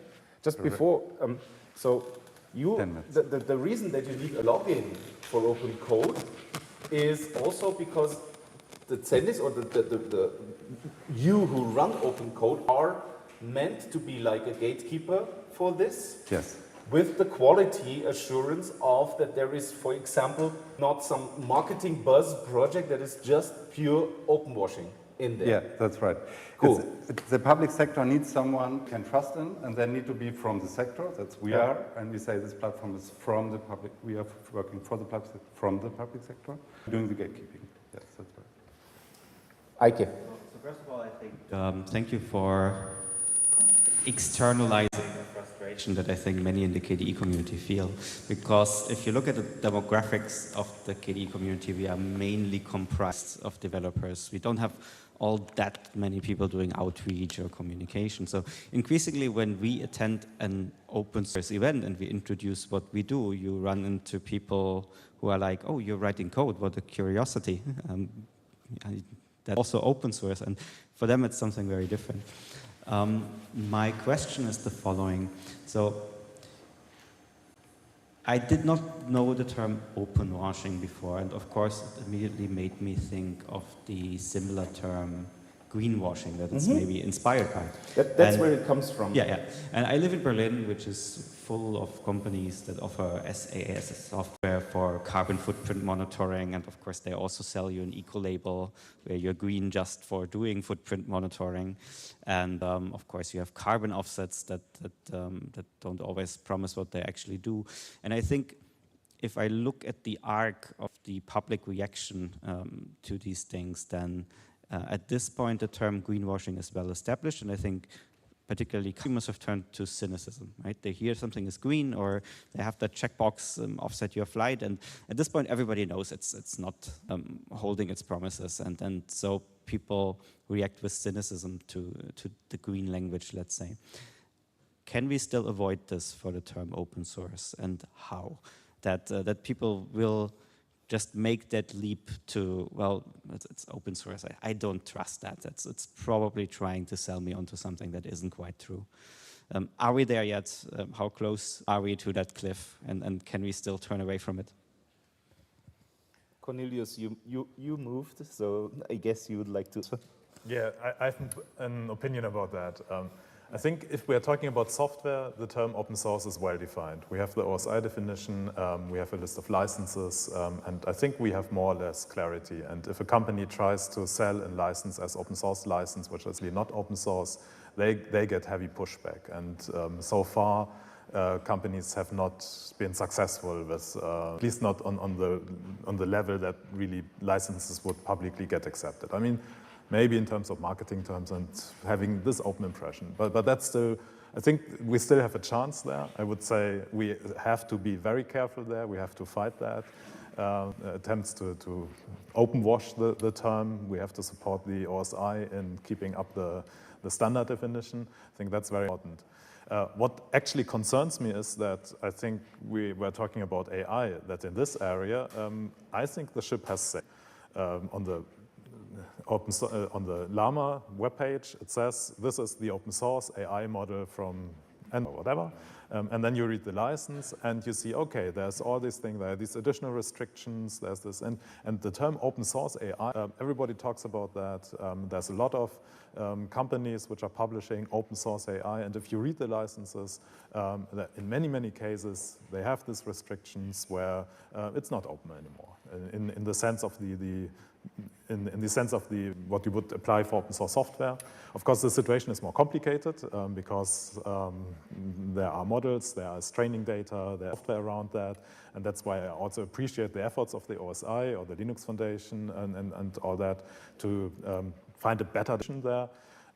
But I wouldn't be too confident that with this massive money which is flowing into that and all these commercial activities and a lot of really high stakes which are there, that we as open source software community, which are not even very much close to this AI community because they are coming from a different angle, that there it's really hard to save this. So I think we have to be careful there. We have to make sure that it works for open source software. And I think we have to find a way how we had this nice positive vision on the slides before, in the keynote before, how this nice positive vision, what we can do in terms of activisms, in terms of communication to preserve this, the spirit of open source there, maybe with other words, but I don't think open source AI will work for us in a favorable way as a term.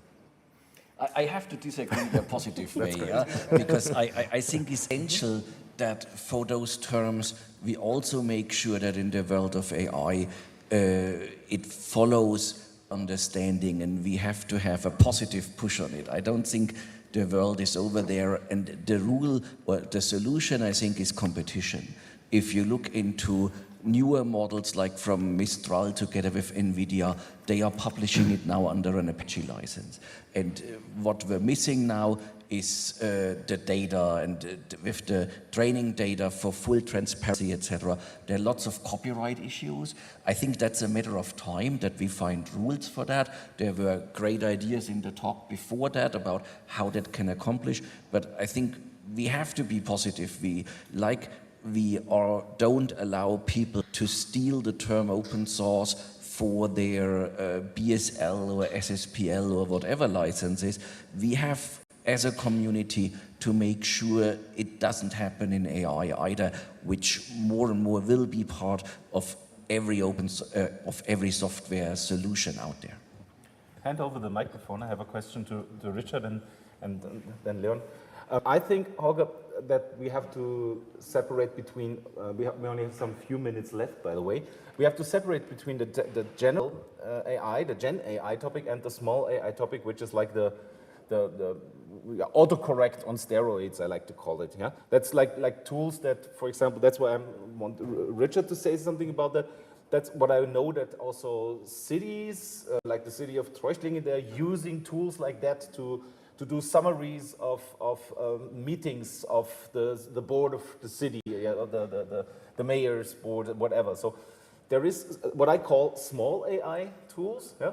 And they are present everywhere. They're also in your tools, and they are open source as far as I understand. And with these tools, they can be completely open source. Am I right? Yeah. It's always the same story. So we are not providing LLMs because that's too much for us. So you can connect to different LLMs, but it's sometimes ridiculous if you have a sponsor in the public sector which is saying, "Hey, we want to use open source, we want to try it out," and then the provider, on the other hand, says, "Oh, but ChatGPT is far ahead." You see, it's like Google Analytics and Matomo. If you don't foster and use Matomo, then Matomo will take much longer to keep up. And that is what I see here coming again, because it's easier to use ChatGPT and OpenAI and stuff like that, which is heavily financed with venture capital, and we will see what will be the result. But I'm a bit pessimistic in that way. So, thank you. Yeah, maybe I close again with a more optimistic perspective on that. Because I would say if our mission was to bring open source right in the heart of how we define society, we are winning. That's what I would say. Yes. And if we with Zendesk, we had the opportunity, you said it in the beginning, to be in New York at the OSPOS for Good conference, which is the second year, it's just the second one. And 700 people from all over the world came there and discussing those things. And what we're doing right now with policies, and what Switzerland is doing, and France is doing, and Germany is doing with policies, but especially not only from the government side, really like create real code. What we're doing right now from government perspective, we're creating code. We will launch OpenDesk in October for public sector in Germany, which means we really are on a point where I would say we're winning with open source. And this recognition brings also, we need to discuss again and again, what are the rules for open source, why are we doing it? And so that's my more optimistic point on that, because there's a really good why we're doing it. That's a wonderful closing statement. I wish we had 2 or 3 or more hours to discuss this. I can, if you want to know more about open code and about the Zendis and about the United Nations story, go to golem.de. That's what the article is that I wrote. It's got some 100,000 readers. We were totally surprised, but it's really something where, believe it or not, Germany is leading in the open source world in digitalization of the public sector. No, you don't believe that. That can't be. No. But thanks a lot, and I'm sorry we didn't have more time. Thanks a lot to all 4 of us. Thanks. And we try to make a panel or a talk or a whole room at FOSDEM next year about the topic of open washing. So feel free to contact me, us, whoever, if you want to be in there. And thanks. Thank you.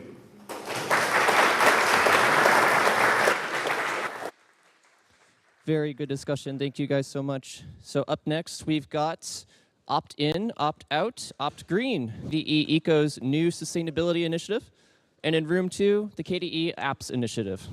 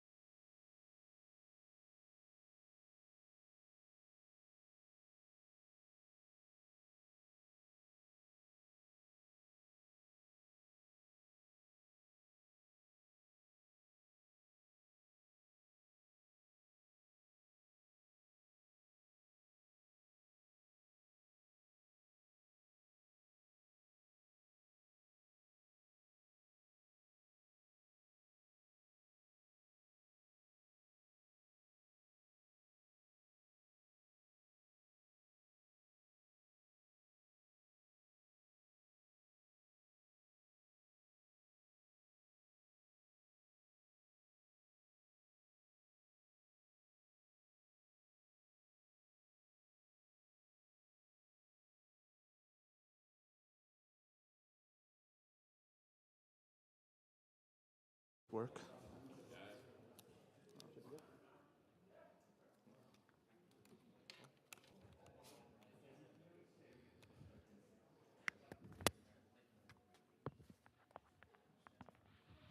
This is what I don't like. Right here, ideally, actually. Right here? It's a little too short. Oh, yeah, let's do that.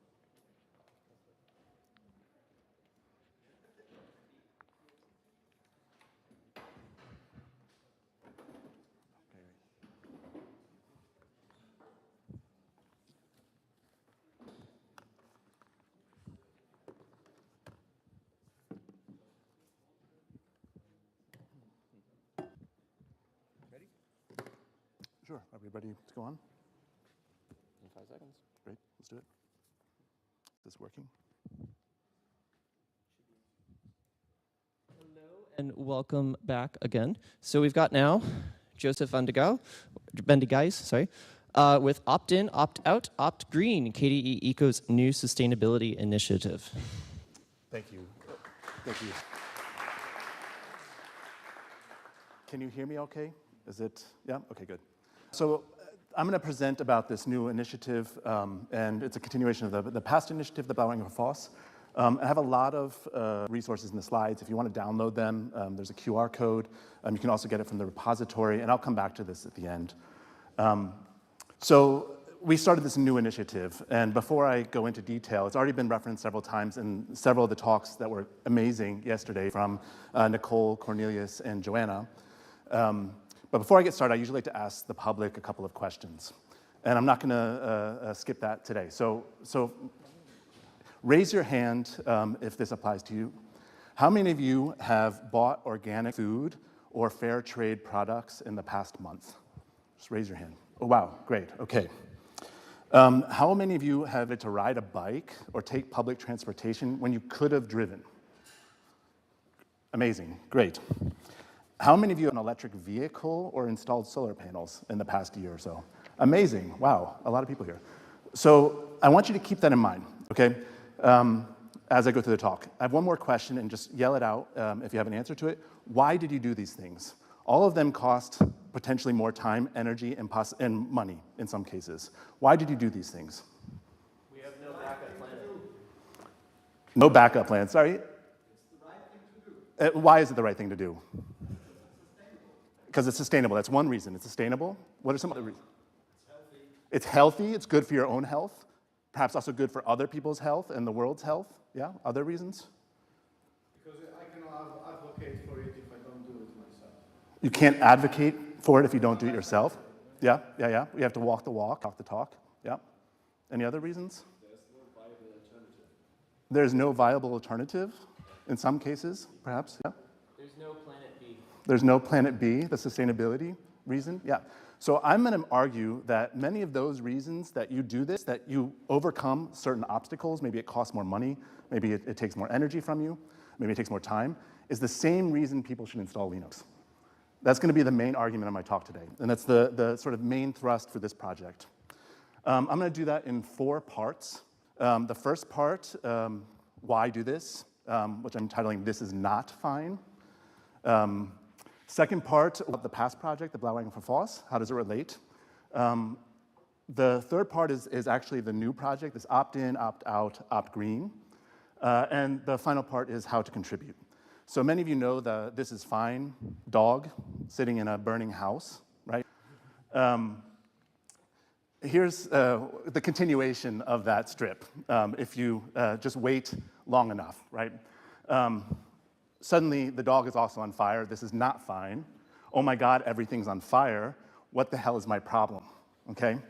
Now, any of you have seen my talks. The topic of why we're doing this is familiar. Anyone who reads the news knows why sustainability and the climate crisis is a crisis. But just to go over that in brief. So this is from April this year. The Antarctic jumped to a staggering almost 40 degrees Celsius. This is the coldest place on Earth.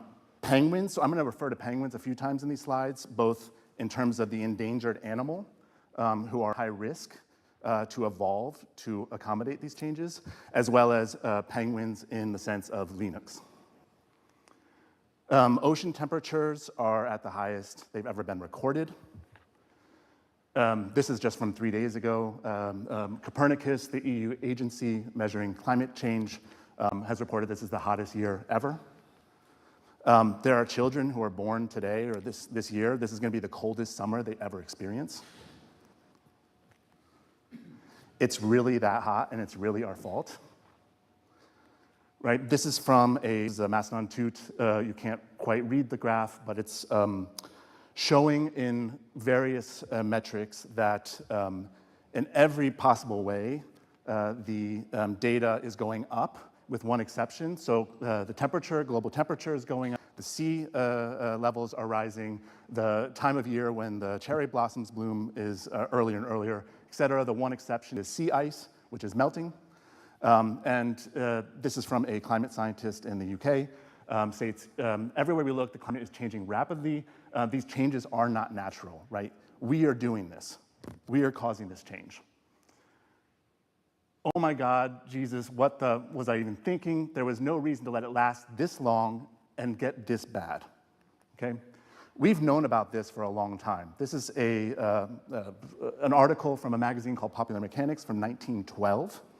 This is already about 6 years after the first scientist, Eunice Newton-Foote, discovered that CO2 caused the temperature to rise when interacted with the sun and took longer to cool down.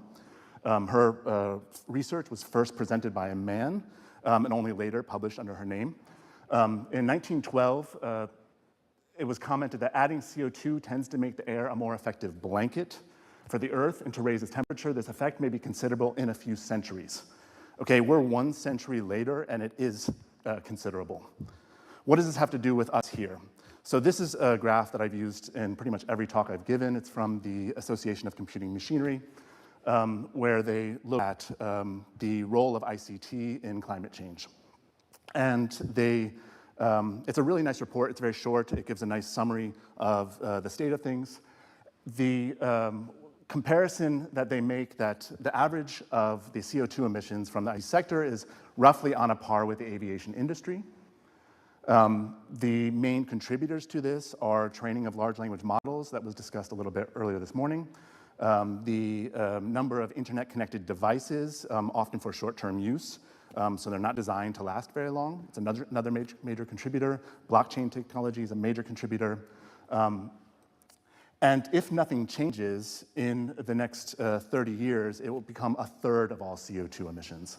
Now, not all of this is bad, right? Some digital technology is replacing worse polluters. But the emissions are rising so fast that this policy report comments that computing can help mitigate climate change, but it must first cease contributing to it first.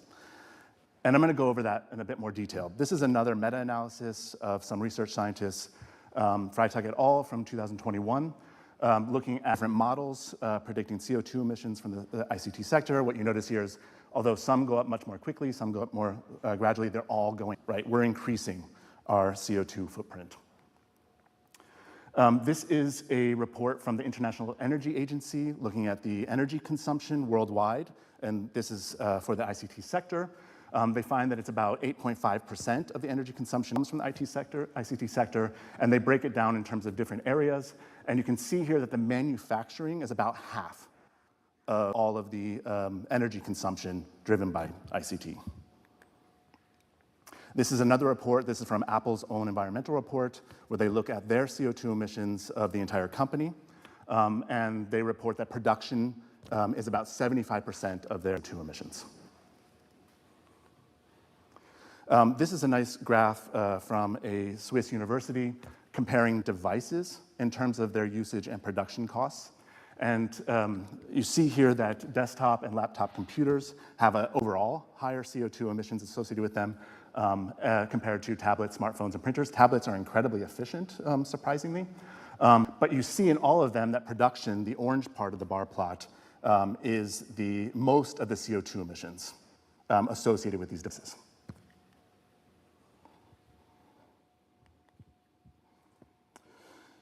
So related to the International Council of Academies of Engineering and Technological Sciences, which is a large group of different engineering groups, research groups, said that we need to introduce judicious policies for the replacement of ICT equipment due to the high energy consumption from manufacturing of ICT, which represents half of the total, and the high environmental impact ICT decommissioning, which is then in this slide. And this is the topic that Joanna presented yesterday about e-waste. You can see here a end-of-life treatment center in Ghana, where our products, when they end up in a end-of-life treatment center and don't, They are then broken apart and precious metals are taken out of them. Here you see a picture of the cables being burnt to get the metals out from inside them. In the best case scenario, this pollutes the air, the water, the soil, and harms the health of the people working there. Worst case scenario, people are scavenging for toxic metals, which cause serious bodily harm. And the production of devices requires rare earth minerals that often come from places like the Congo, where people live in miserable conditions, and there are human rights violations with child labor to get the cobalt out of the earth to make our batteries. Okay. In 2015, about 10 years ago, Achim Steiner from the environmental program commented there's a tsunami of e-waste. At that point, there was about 45 million tons of waste produced. If you were to make Eiffel Towers out of that, that would be the equivalent of 4,500 Eiffel Towers. If you stack those Eiffel Towers, it'd be 17 times higher than Mount Everest, right? It's a lot of e-waste. It's only increased since then. In 2022, it was about 15 million tons more, and it's not going down. Only about 20% of e-waste actually gets recycled. And although it's only 2% of the e-waste in landfills, it contributes about 70% of the toxic waste. Okay. So before I go to the next slide, just to sum up, manufacturing has a huge cost. E-waste has a huge cost, okay? Keep those two things in mind. So what about the Blauer Engel für Forst? So many of you may not know about the Blauer Engel für Forst project. It was the previous government-funded project from the Umweltbundesamt, the German Environment Agency, related to the Blue Angel Eco-Label. The Blue Angel Eco-Label, the first version was published in 2020. The newest version was updated in 2024. Initially, it was just for desktop software. It's now been revised to include mobile apps and server software. And it has three main categories: resource and energy efficiency, potential hardware operating life, and user autonomy. And the project Blauer Engel für Forst recognized, so this is a more detailed list of those three main categories, recognized that the transparency and the user autonomy criteria were very compatible with what free and open source software is already doing. Okay? Of course, there are ways that we can improve, but we're already meeting many of these criteria. And one of the ways that the criteria, one of the things it recognizes is that there's environmental harm when you have vendor dependency. When you have vendor dependency for control over the software that you depend on, when you have software that is increasingly adding new features and becoming more and more bloated, that you have hardware obsolescence, planned obsolescence in the software, which results in requiring new and more powerful devices. That's one of the reasons why the requirements for the resource and energy efficiency say that if you want to be eco-certified, it can increase by more than 10% in the energy consumption of that software while it's eco-certified. It's to prevent this need for ever more powerful devices. Because those more and more powerful devices mean that older devices that aren't as powerful get discarded as e-waste, or maybe the software support is no longer there, it gets discarded as e-waste, and new devices are produced and shipped unnecessarily. So I'm going to focus on a couple of aspects of that. So one is about the user autonomy of deciding how your software works, as well as the freedom for advertisement and tracking. This is in Windows 11 now. You're going to have advertisements, whether you want it or not, in the Start menu. That is something you can't turn off, and it consumes energy. These changes result over time in having a situation like this. This is a report from the Umweltbundesamt, the German Environment Agency, comparing different word processors when doing the exact same thing. They don't identify which word processors were tested. You can probably guess. On the right, it's a proprietary word processor. On the left, it's an open source word processor. And again, to do the exact same thing, the proprietary one consumed 4 times the energy. Okay? To do the exact same thing. Again, going back to tracking and advertisements, this is a report about the energy consumption driven by unnecessary or unwanted data use. It was only for the EU, and they estimated that about 60% of people would like to turn off ads and tracking if they could, can't, resulting in energy consumption in a year of about the city of Lisbon or Turin. Okay? Just by having that turned off would save that much energy. And this is for something that people don't want, right? So user autonomy, having control of your software, this can result in major energy savings once you scale it up, and results in devices being able to be used for longer. Hardware, so continuity of support is another criteria of the Blue Angel. Software support can greatly influence how long we can use devices. This is an estimate of how much e-waste will be produced by Windows 11 dropping support for devices that currently run Windows 10. It's about 250 million computers. And Intel chips in Mac devices and Apple devices is slowly being phased out. I think the first ones have been phased out for the newest Mac OS update. And some of these devices are from 2019, 2020. Some of the devices here are probably similarly about that old. They're not that old. These are very powerful devices. The loss of support means that in Apple's case, they'll get 2 years of security updates, and then the hardware becomes e-waste unless you do something about the software running on it.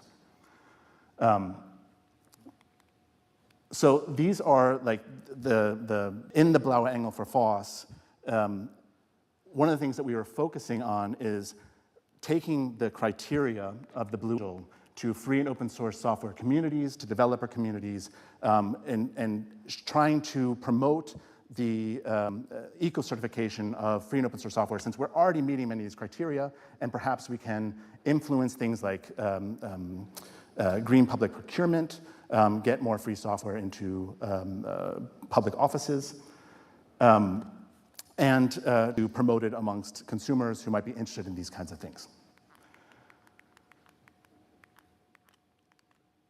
But consumers seem to be aware of the problem, but maybe not aware of the solution.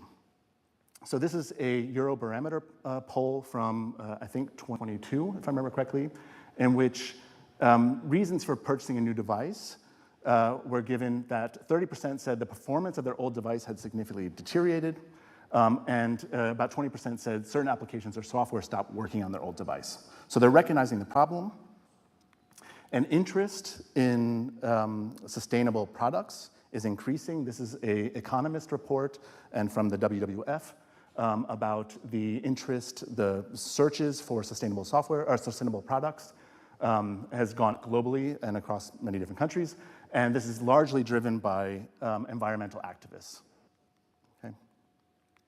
And one of the things that I was asking is how many people, how many end users actually know that there is something like the Blue Angel, that there is this idea of sustainable software and eco-certification for software, that it actually means something, and that they can do something about this, that they don't have to discard their devices because it's getting too slow and the software isn't working if they know that there's other software they can run on their devices. So to sum up the two past sections, which really motivated the writing of this proposal, manufacturing is a huge has huge environmental costs. Users seem to be aware of problems, but maybe not solutions.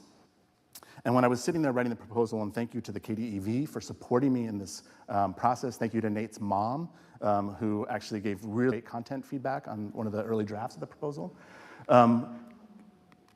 decided on writing a proposal which we're calling Opt Green Sustainable for Sustainable Hardware. And the idea is to take what we're doing in KDE Eco, to take what the Blue Angel is doing in their criteria for certifying software as sustainable, and take it directly to end users, and in particular, those end users that we're calling eco-consumers. So all of those people are willing to take a little bit extra time, a little bit extra energy, maybe spend a little more money, as many people here are willing to do for other products, and align that with their digital products. To raise the issue that you might go and buy, I'm trying to think of the word, organic food at a market. I bought this on the way here, actually. There's a little market down there. And not think that the phone that you throw away is also something you should be considering, right? And you can bring those two things together, we might see that people are more and more interested in installing free software in order to keep their devices for longer. Because we're focusing on this particular target audience, we're interested in design. So this is something that when writing the proposal, I thought, okay, how are we going to address this people? And my sense is, sitting in Europe, in Western Europe, with a North American background, that design really plays an important role. Now, someone brought up a question yesterday, what are we doing to address global communities? Now, this design approach may be different in different communities. If you are interested in the topic and you want to get involved, you're more than welcome to give us feedback, give ideas, so that we can tailor our design for the communities that you want to address.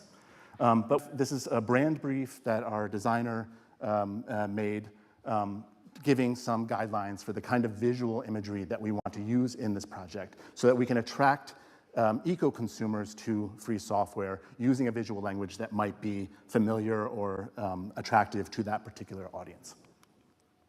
We're revamping the website. Let's see, okay, I have plenty of time. We're revamping the website. Again, we have an existing website from the previous project, the Blauwe Engelfoss.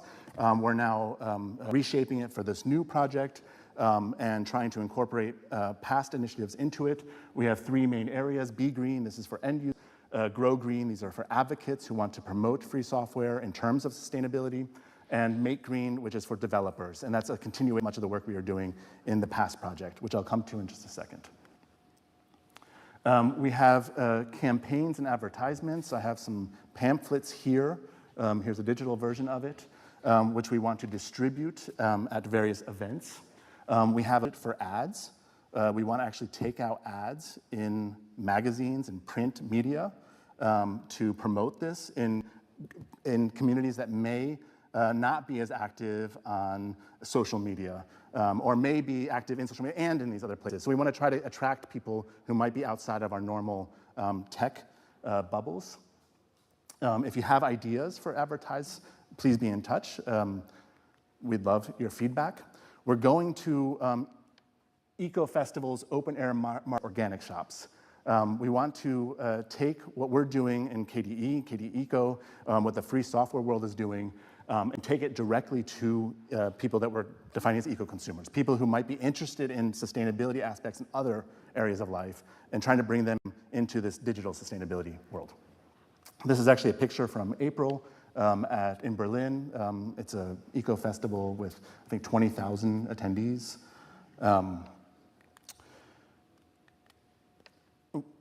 This is from the Lange Nacht der Wissenschaft, the Long Night of Sciences. We had a table at the Umweltbundesamt with the German Environment Agency, together with various other projects from the Umweltbundesamt. This is, various devices running KDE and software. We have some nice conkeys here from Albert's mom, a GNU over here, some pamphlets. This is a computer. I have it here. It's from 2003. It was updated 2 days ago. It's running up-to-date gCompris on it. Now, I don't use this. I don't bring this necessarily to say, hey, you should use this computer. But the point that I'm trying to make when bringing this there is that there's no other operating system you could run on this if it's not free software. There's nothing. The only option you have is free software. And in fact, this was running Haiku. Haiku actually ports a lot of KDE software, which is nice. So I was able to have some games running on it with gCompris. It was a great tool to get people interested. Kids would see it and immediately come to it and start playing and talk to the parents about digital sustainability and walk them through the pamphlet and how free software addresses many of the issues about hardware obsolescence. One of the things we're doing is demoing, and I put in here parentheses, unsupported hardware running free software. Now, the unsupported part, this e-waste part, is both important in terms of what is already e-waste, that's the unsupported, or what would be e-waste, that's the unsupported part. So people have devices, perhaps at home, that they just have lying there in their closet or in their drawer. They don't know what to do with it. I've actually learned since starting this project that many people save those devices because they have data on it, which I found really interesting. It's very different than how I think of these things, but they think of them as archives of their data, which is an obstacle for when trying to put new software on it. So one of the hooks we have is you can take your old device and give it a new life. In fact, we're using this Bring It Back to Life as a sort of a catch to these events. And one of the reasons is because free software excels in this area. You know, we've been doing, I have to go quickly. We've been doing this for so long. It's a blue ocean. No one else is in this space, but it's not only about unsupported hardware. New hardware that's running Linux means you can run that hardware to the end of the hardware operating life, right? It's not just about old devices. It's also new devices that are running Linux will run for longer. I'm just going to take another 2 or 3 minutes, and then 15. I have 15. Okay. Chill. One of the things we want to do, visibility. Cornelius brought this up in his presentation. This is a screenshot from the KDE Lab. This is the remote access that was mentioned yesterday in Sustainable Software Goal. We can now run from GitLab a usage scenario script to get energy consumption reports back for developers, also for end users, by pointing out the transparency that we're doing KDE in terms of our energy consumption. The documentation we're putting in the website, this is from Ocular's Eco tab. If you're interested in the topic of measurement, we're going to have a BOF on Monday, tomorrow, at 3. Please come by. There's a lot to do here. There's a lot of interesting things we can do, and I'll come back to that in a second. We're running workshops. So when we do these events where we're presenting pamphlets and stuff, we're trying to have a workshop coming right afterwards. So this is one. So we've already had 4 workshops. This is going to be a monthly workshop that we're doing at a culture/yoga center in Berlin, trying to do outreach to people we think might be interested in the topic of sustainability but haven't thought about it in the digital space. This is currently in planning. We'll probably start in October with once a month.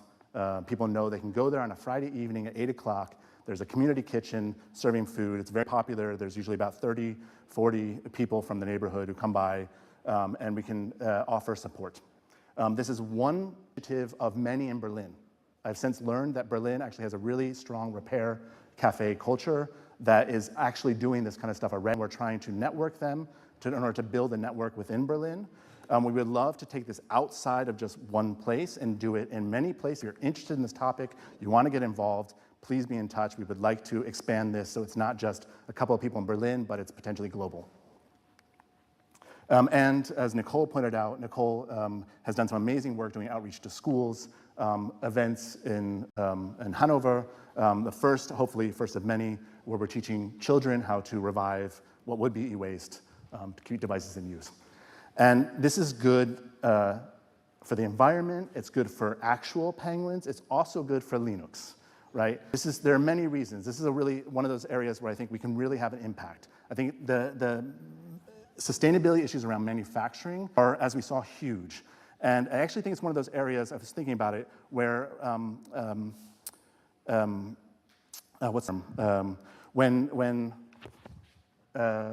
on the term, backfire.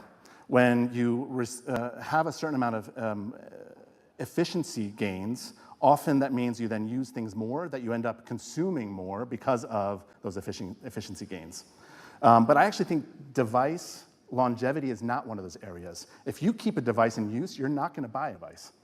Most people aren't. Most people are just happy to keep using that device. So it's not an area where I think that it means people will consume then 2 or 3 times more devices, potentially, but they'll keep using a device. And if we can keep devices in use, so all of those estimates are based on an assumption of 5 years of operating life. If we can keep devices in use for 8 years, 10 years, that's a huge savings when you scale it up to users in terms of energy and CO2 emissions. Okay, how can you contribute? We have a BOF. There are many topics to discuss. I have 3 in particular, but I'll just mention. So design, documentation, this is the Eco tab, things like minimal system requirements, discussions about that, organizing workshops, campaigns. We're having this idea of an oldest hardware competition. Who can run KDE Plasma on the oldest piece of hardware? I don't know what the prize is yet, but I have to think about it. Marketing, we're thinking about measuring different software products and doing marketing out of that to show energy consumption and different products for that. Translation would be really helpful. We have to take this to many places, these kinds of pamphlets, organize events. We need translators. 2 things I would like to point out in particular. Eco tab is an idea that we've been discussing for a while. Actually, a lot of work has already been done on it. It just needs a couple of extra steps to cross the finish line. We're almost there. We have so much that if someone wants to help out with this, it would be great. We can get this into KDE software where we can include information about the sustainability aspects of free software, including things like Blue Angel certification and energy consumption reports. And design. If you're interested in design, we have an amazing designer, Anita, who's doing great work, but we would like to get more people in the community to make really beautiful. KDE's already doing such amazing work making the software beautiful. I would love some help making some of our materials beautiful in this particular project. And then we have a measurement BOF.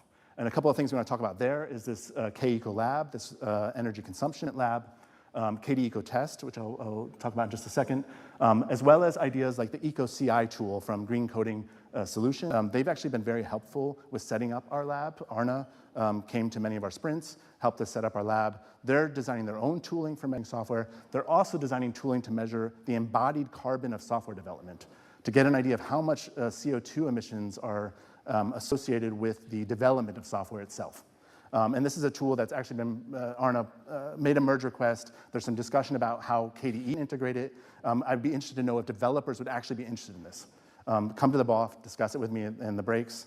I would love your feedback. And usage scenario scripting, this came up in the goals discussion yesterday. Selenium is a great tool for many things, also for energy consumption measurements, but also KDE Test, which doesn't require access to the source code, is another such tool. This is the KECO lab. I'm just going to skip over this. And the measurement BOF. This is KDE Test. It's an emulation tool designed with help from Emmanuel from GCompris, who has worked on trying to make the emulation tooling easier to use so that it's more accessible to people to make scripts so that we can emulate user behavior to get energy consumption reports. And I just have a couple of open thoughts. I didn't know where to put these in the slides. And there are two in particular that I think I'm very interested in. How low is too low for minimum requirements, right? Plasma is not going to run on this. Like KDE software does. It's ported. Haiku is the operating system. Haiku is one of the places where the 90s are still alive. It's incredible, actually, how much they can do. Do we want to do that? And I'm guessing no. I mean, this is old hardware, right? But maybe we do, or maybe we want to think about it. Or maybe we want to think about consciously, where do we want to make the cutoff? Where do we want to say, as a community, no, we think lower than this is just not worth our energy. We're a limited resource here.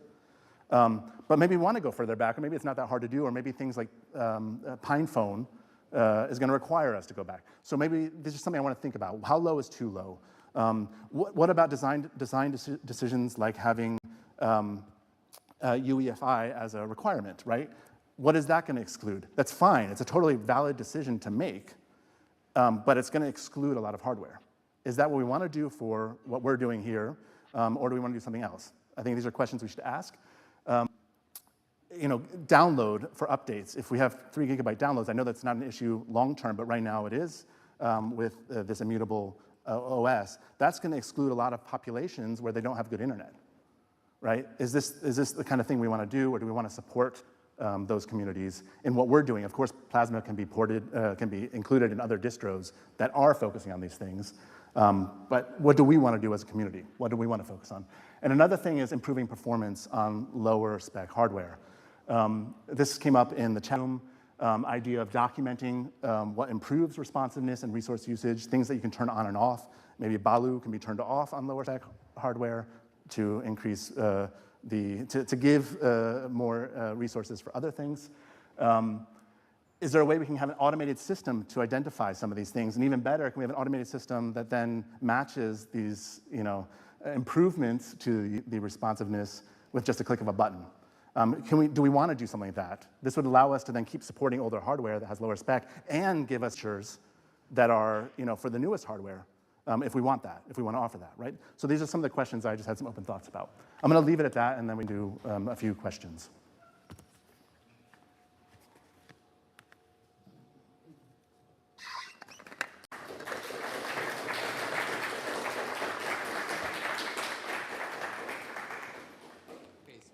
As a developer, I would love to have such a dashboard, at least to have a tap on, do we improve things or do we regress things?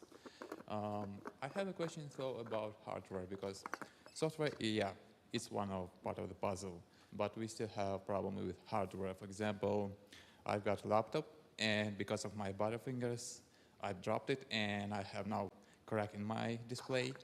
I want to replace it, but there is no way how I can do it.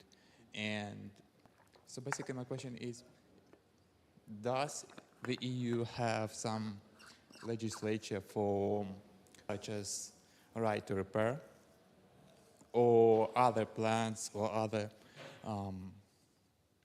solutions to pass such law?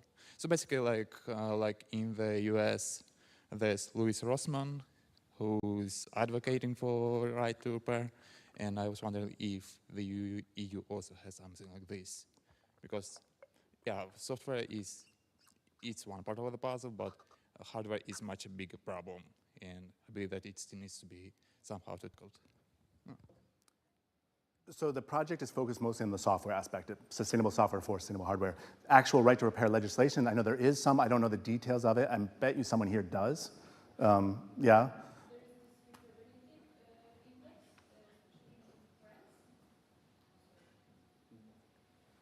There is this, due to this legislation for right to repair, there is this repairability index for hardware, especially in the context.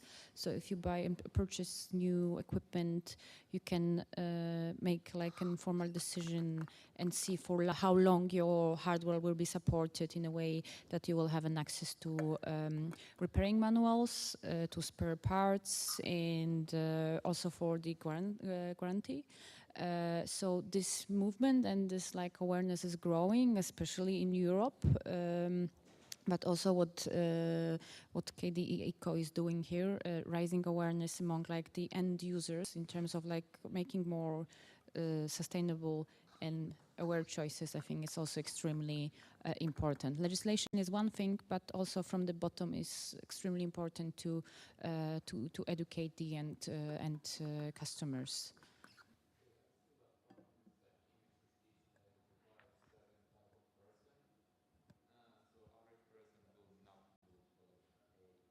Laptop is easily repairable, and like most people just look at the laptop price and buy it. Like they won't even think about, hey, do I need to repair it, etc. So maybe just one thing. I think we have to wrap up in a second. Maybe just one thing, a final comment. There are various hardware producers, Slimbook, Frameworks, Fairphone, etc., that are trying to at least think of some of these things in terms of not having the hardware have batteries glued on. I know Slimbook, I was talking with them the other day, and they have a lot of parts that they can repair. If you have a broken component, they can repair many of these things. Frameworks has this whole modular idea. Fairphone has a modular approach. So I think there are things that are related that actually are KDE is in touch with. And we can actually bring up some of those things when we're reaching out to people of the hardware providers that we know are doing things better. But there is a whole world out there that's another. A question about what territory all this is applying to, because you said you had, for example, a budget for advertising and for that. I'm guessing this is only for Germany, because it's So you could actually publish an advertisement in a Spanish newspaper, for example, or if there were the budget for it? Yep. Yeah. Oh, okay. As far as I know, there's no. I don't remember what it was, but yeah. There's no restriction on where we spend that money for the advertisements, as long as it's related to the project. We have to justify why we're spending it. Yeah. And I would love to do something. I mean, I keep thinking about Firefox with their New York Times 2-page. We could do something like that. Maybe not that, but we can do something that's high impact. We have a budget. So if there's an event in another country and we want to do flyers or stuff like that? We have a budget for it, yeah. Related to this project. That's for the funding, yeah. Yeah. So basically related to the comment before, so in my opinion, even before repairing broken stuff, there's the issue that the electronic devices, at least for me, everything still works, but the batteries are worn down. And I don't get new batteries anymore. So because of the batteries worn down, I need a new device. That sucks. Yes, that's a huge issue, and that's why it's important not to come on, and it's important to have devices that can replace batteries. I mean, yeah.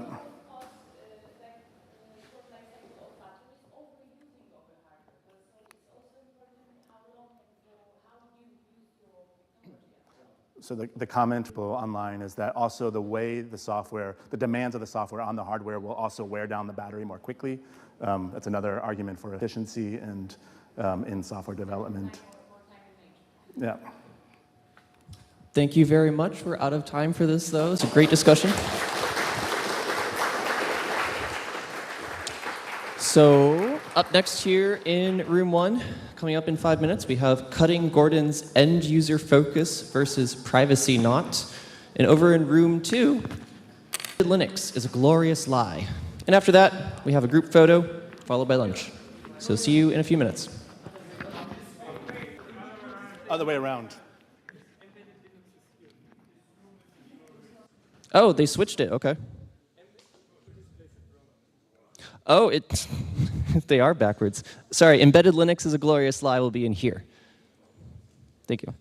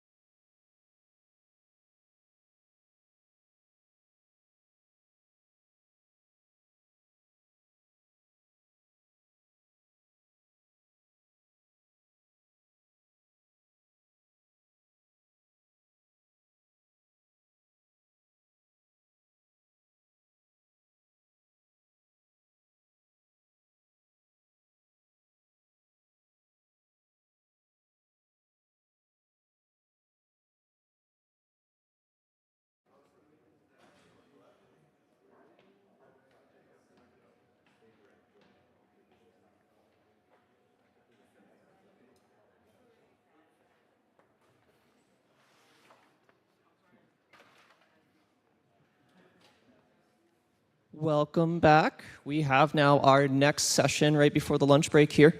Here in room 1 today, we have Aleix Paul with Embedded Linux is a Glorious Lie. Hello. You can hear me well, right? So, yeah. You just checked on my hip if people can hear me. Cool. So today I'm gonna talk about Linux. I'm gonna do a little bit of a different presentation than I would normally do. I will be doing a different presentation than any sane person would do. This is all of me. My name is Aleix. I am from Barcelona. I'm living in Berlin. I am living in Berlin because I went to work for Ambition to put KDE software on and Wayland things on Mercedes cars. But I've been doing KDE stuff for ages, and I am also the KDE president. Now, normally when like I said, sane people would do a presentations, they say, well, I'm doing this presentation from this perspective. What I'm gonna try and do today, and maybe I will succeed, is to like sandwich all of these personas into one presentation and try to give you, well, somewhat of a combined experience of how everything feels from the different perspectives. From the perspective of, well, being a KDE developer and seeing your software being adopted by another company and how they adopt it. From the perspective of being an integrator of free software in these companies and seeing what kind of practices are useful to be are useful when they're done by an open source project, and then the perspective of being in the KDE, being a person in general in the community that tries to think how we can do our products a little bit better and a little bit more smart, and well, seeing which things works on either side, right? Let's see. Maybe it will be chaos. Maybe it will be interesting for everyone, or just probably a little bit of both, like everything is in life, right? So on the title, I was talking about embedded Linux. Embedded Linux is something that I had been, and I imagine that all of you who have not been working on it professionally, you've seen the term being used. And it does feel a bit diluted. You know and understand all of the technologies that are part of it, but they're clearly being used in a different way than we normally do. This is the definition that WindRiver.com gives, WindRiver being one of companies that have been doing embedded Linux since forever. So I thought, let's go with this one because they did it. Like when embedded has been presented to me in the past, people tell me about, no, it's about systems that have not a lot of memory, or it's about systems that, I don't know, they're smaller, right? But like none of these are actual things that define a system that would say you need to work differently or you would need to make an operating system in a different way. And even when WindRiver, who are people who sell themselves as creators of embedded and embedded Linux devices, like the definition they give also kind of sparse, right? Like they talk about, well, using the same Linux kernel, but they want higher reliability, they want security, tighter resource availability, right? Like none of these things are super specific about any embedded device. And even if we think about embedded devices, like for example, when embedded maybe started to appear in the KDE spheres where like smartphones started to be a thing, and like they were already not that different from what we have on a laptop. And like, for example, what we do is like the computer that you have on those cars is not all that far off from this laptop or any smartphone. So like, we are not on the crux. But on the other hand, like how these products are being created is very, very vastly different from how we do it in communities and like the traditional like desktop and probably even server Linuxes, how they're created if we exclude the whole container part. So we, as KDE, we do care about all of those things, right? Like we care about security, of course we do. We care about resources. Do we not care about resources as much as an embedded device? It will definitely depend on the hardware, but like resources have been a big thing for us. And for example, when we like PinePhone came to us and they told us, let's put together a device that works. Well, we did have, we were able to put a lot of effort in resources that actually had a very big impact on the rest of our products, right? So we do care about that, and that's for sure. Reliability, I think that it's obvious that we want to be reliable, and every piece of software will want to be reliable in general.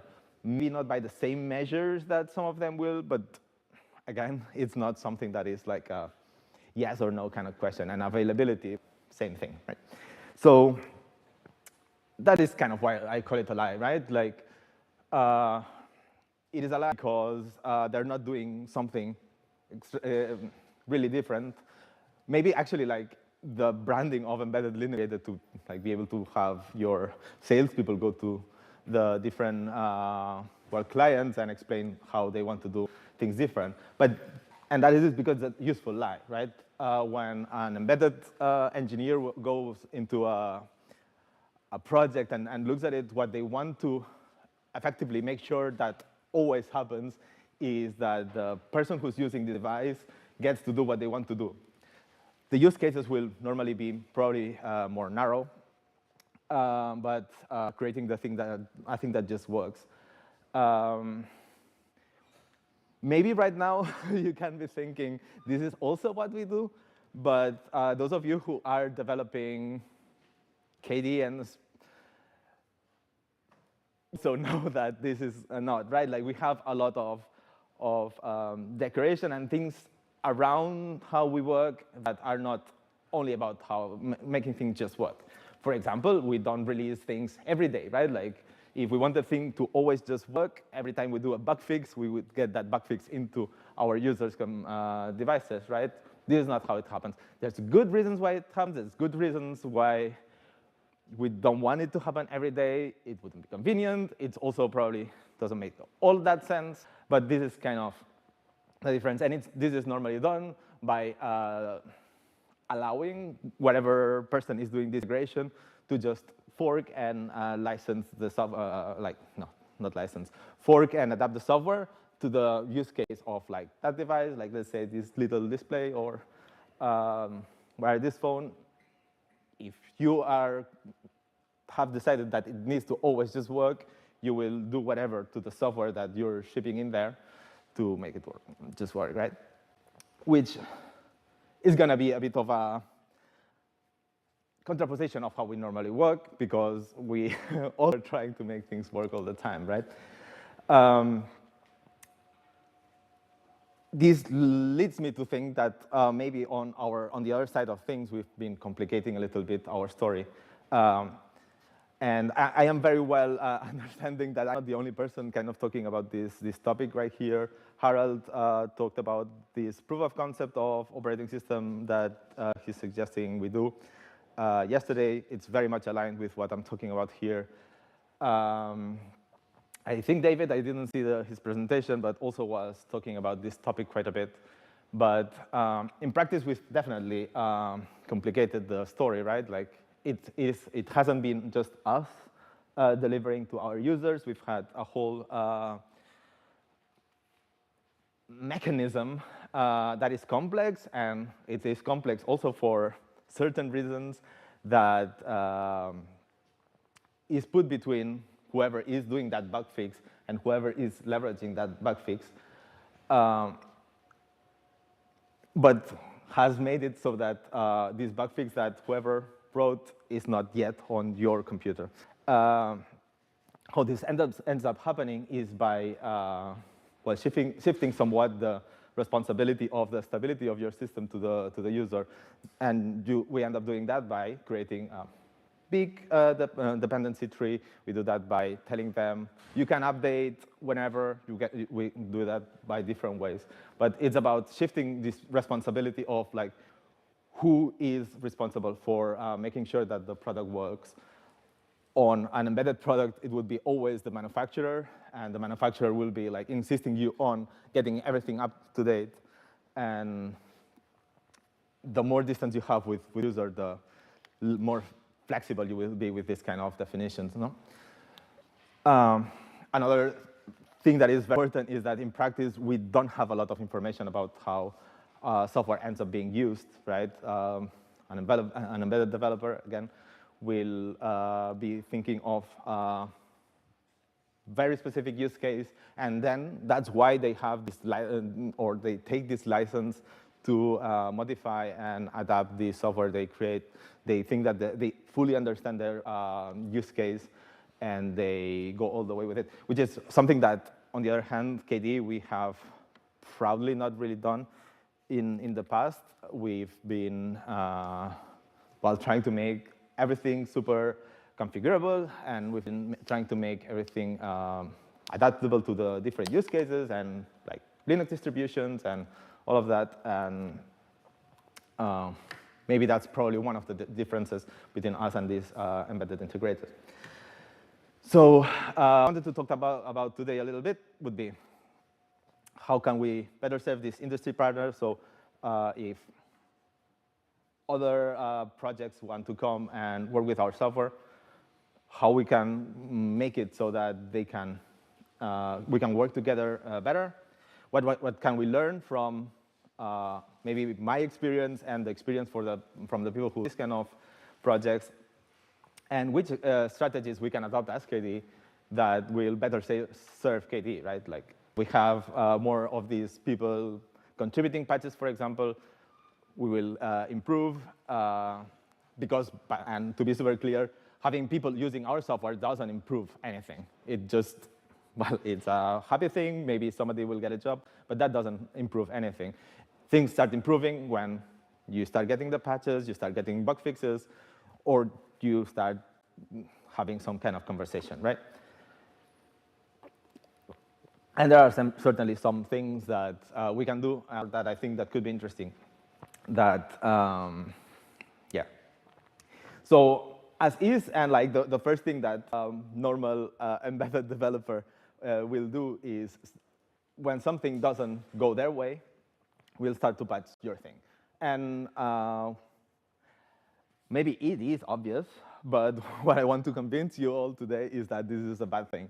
Like the moment that they patch your code, everything will start to become more complex. For them, for example, they will have a harder time at updating to your next version. They will have less incentive to create patches for your software, because when you release your software with the patches that they created, they won't be able to rebase it because of other patches, and it all becomes a super complex story. So if we make our software, here I would have in mind more Queen, which is what we've been working on mostly, but not exclusively, like also a ton of frameworks. If you create the software in ways that are easily extensible without modifying, so let's say plugins, adding what things that happen around, having other processes that modify the behavior of the system in general, then you have the opportunity of telling them, you make your configuration, your special thing over there outside, and then you keep somewhat clean Queen or whatever project we're talking about. And the maintainership of that will be easy. The maintainership of your own modules, you get to do that because your own, you don't even need to do the whole engineering of patches, which is a pain in the ass, and I don't think anyone wants to do that. And well, these are being done with all of your software if you have any free software in the right? Another thing that is very important is this encouraging of working upstream. A lot of the embedded developers might not even be like open source people. Like there's a lot of open source people working on Linux and actual open source software. I don't know, they don't have the drive to go to Akademy every year or to join regular communities, right? But encouraging, explaining, and doing all of this work, it needs to happen. Because, well, that's how we collectively win. And like there's objective reasons. It's not about, at this point, moral or ethical reasons, like software should be ethical or open. It's about like, we're all engineers solving complex problems. Let's make sure that we have one source of truth that is where, well, where you actually, they all got the software originally from, right? And like, even if they do everything correctly, it will happen that they will be using old versions of the software. We do see that in the normal non-embedded Linux normally, right? That people on like in their offices, in their stuff, they have weird versions of random software because somebody decided that upgrading it was a bad idea.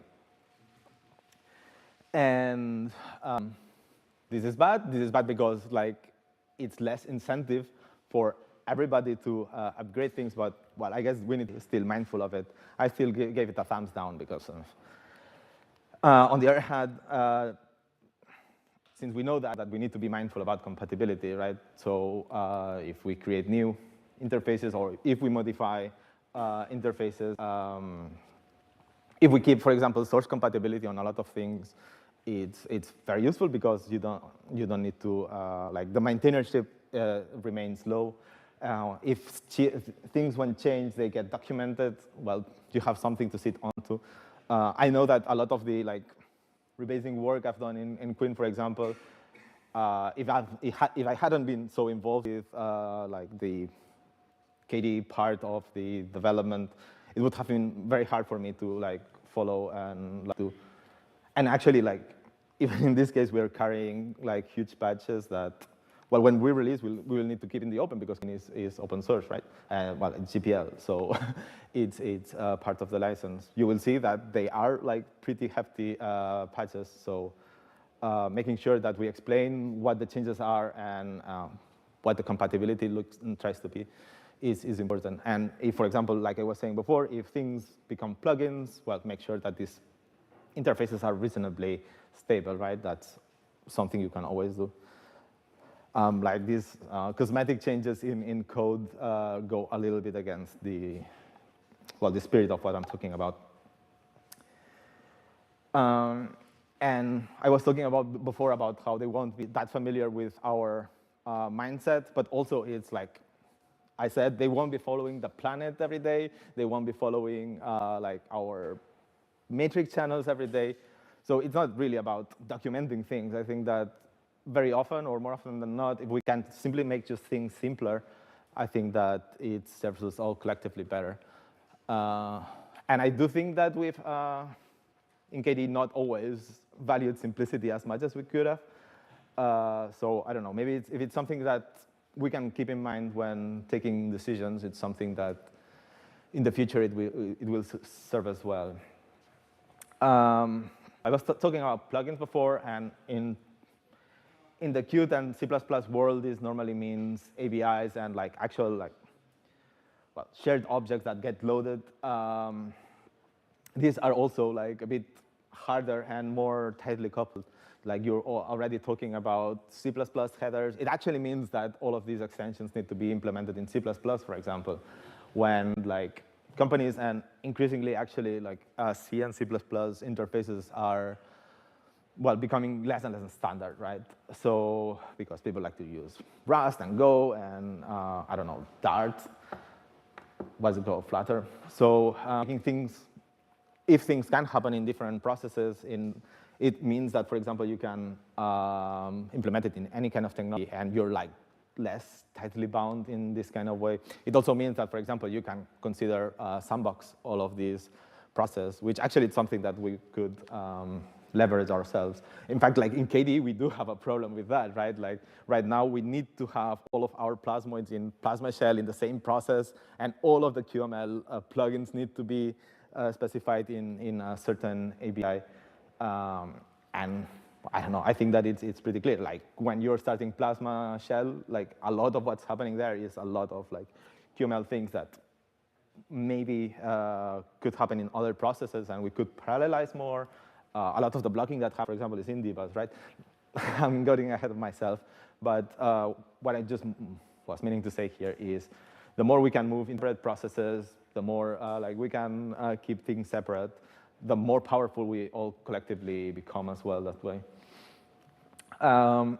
Something that is sad, but also not entirely sad, is that organization will decide to use open source technologies because they don't really care that much about it, right? Like if a big organization decides to use open source software, is because they want to build something on top of it. It's not because they say, now we're gonna put a huge team here to run it. And like this is bad because it means you are not gonna have a whole lot of development. It also is good, I would say, because it means like they're normally gonna like come and like disturb you all of your the chickens in your community because building on top of it. So making sure that they can contribute, I think, the patches on top, making sure that there's a good communication and relationship. I think them to things like the advisory board also is useful. I think that this is something to keep in mind as well.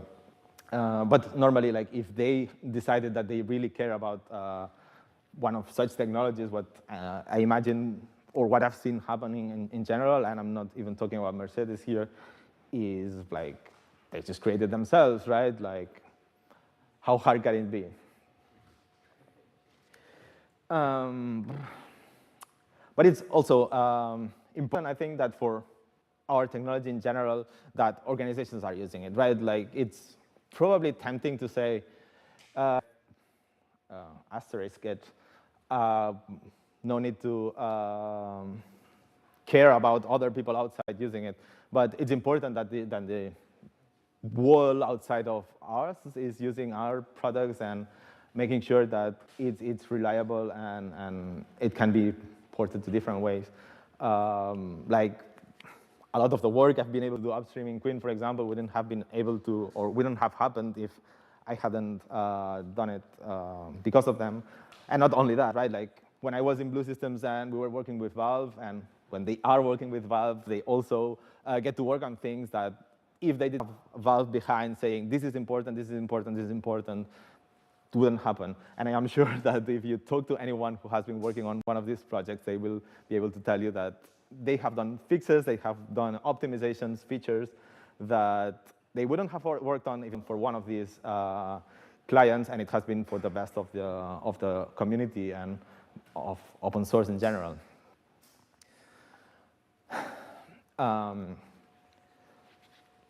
In KDE, we do a lot of testing for sure.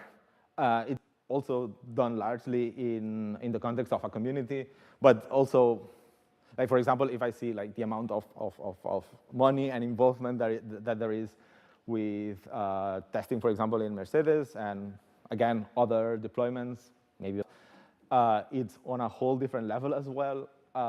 So that's also a good reason to make sure organizations use you, right? They will have like big, I don't want to say farms, but like groups of people whose job is to like touch the UI to make sure that things pop, and they will find you issues with like, I don't know, lib input when you press every 2 seconds and you don't know what's happening, right? So yeah, like we KDE are not here to sell this industry, and that's perfectly fine to say, but we're not that different. Like we are all sitting on the same kind of hardware. We're trying to like take what we have today and bring it to products into the that go in the future. And things we end up needing are not that different. Like we need to keep adding different features, and we need to support them over time. Make sure that like this over time is an easy thing to happen, right? And also on the other hand, it's not that like we're doing the same things, but it's important that when things get done, they get done on the technologies that we're on, because otherwise, like they're fixing other people's products and they get better. So where does that leave us? This is very long, but I don't want to get into it. Are we confident about security model? I think that the security model in Linux is still all over the place. It is all over the place for desktop. It's all over the place for everything else. Everybody's doing the same thing. Red Hat is going in their direction. Canonical is going in their direction. And this all takes us in a very weird place. KDE, we've made a very, very, very big effort in ABIs and keeping ABIs stable. I am increasingly thinking that this was maybe an error, or it's slowly becoming, well, less useful in any case. So my takeaways on this topic are, we all win if our products are easy to use. It is when we do it, because like we can do things like the pen phone and like going into like new tablets and new products, and everything is amazing. Collaborating is useful. I don't think I need to sell you that idea. And only abstracting what is needed to abstract is also useful and important. And important for products, like we need to sit on tools that are powerful enough, and a way to make sure that things are powerful enough is to see that people are also doing powerful things with it. We need to have a plan for, I don't know what I wanted to say here. And yeah, we need to be able to move into different form factors and platforms. Like, maybe something to think is like, do we really need to change anything about who we are? Probably not. Like, we've been serving maybe just different lords, but in practice, what we're talking about is doing an operating system of our own. We're talking about like these hardware vendors a lot. We're talking about when we do apps, while doing entirely the same thing, but with the different new formats. So probably it's a good moment to start thinking in this more embedded and aggressive way of like, the important thing is that what we deliver works, and just enjoy being used by people that matters, right? Now, I think there's still some time for questions. Then.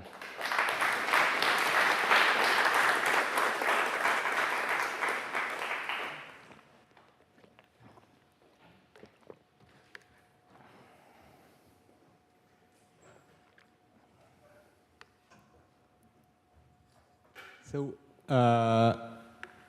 that I have seen being in companies is they somehow believe their magic patch is super important and they don't want to contribute it back. Like this bug fix they did, which is like 2 lines. It's like, they want to keep it forever, right? Which is nonsense. I know it's nonsense, you know it's nonsense. And I don't know if we could have some page or something explaining what you said, right? It's better if you contribute the patch. We're going to be all happier. You're going to have a nicer time updating later. I don't know. I've had this feeling that some companies don't buy what you're selling. One of the important parts here is to make sure that people who are working on the companies understand themselves what the advantages of open source are. When you are in a company, you do that. And in the end, like, they all need to release it because we're LGPL, right? So when this goes in the open, you can always decide also to integrate a change from a third party because we don't have CLAs and things like that. So if it's really an improvement, it's also like we can also be proactive there. Yeah, actually, regarding your comment, so one thing, contributing a patch upstream is always a good idea. I fully agree. But if you do that at work, then it means convincing the maintainer that your patch is a good idea, going through reviews, that can take time, and sometimes, well, the company is happy if your 2 lines patch works, it can ship the product and save iterations over days and days and continue with other stuff. That's a practical issue. Yeah, you're completely right. Something we were actually discussing with Kai Uwe the other day because he was in this same situation. It has been a whole thing in Mercedes as well. How do we make sure that like things go out? I think that first, like making sure that engineers and the people who are in charge understand, because first of all, it's their job, right? Like, I don't think anybody has been in the right by saying this patch shouldn't go upstream.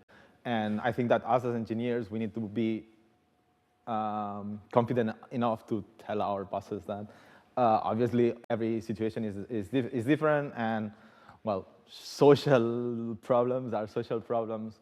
But I think that it's our responsibility, I think, as open source engineers and people who understand what we're doing to convince them. What we are discussing with Kai as well would be if there's possibilities for doing, for example, from KDE or even from another organization like FSFE or whatever, like having pages or documentation explaining why this is a good idea. There might be value in that, but I don't know. Like if somebody has a great idea of how that would work, that's something we can do. The problem, I guess, it becomes when, or it happens when they start saying, no, no, no, it's legal reasons, and then obviously we have to go, yeah, I'm not a lawyer, but this becomes a bit more complex. But I mean, we're all a bit lawyers, so we can all leverage that, I guess. And if not, we need to be friends with lawyers who can have this open mindset, right? You're all laughing because I said friends with lawyers? Oh my God. Is there any other question, maybe?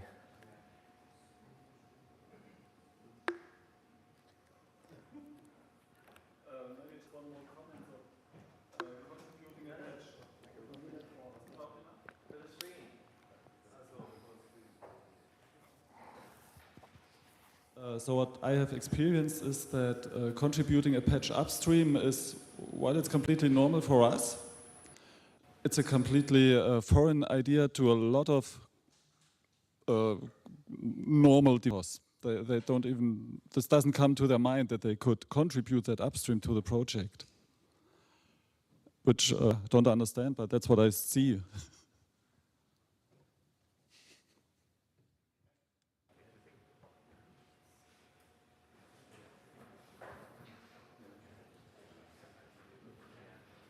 I thought it was interesting what you said at the end about maybe Plasma being an embedded product. This is something that has occurred to me as well.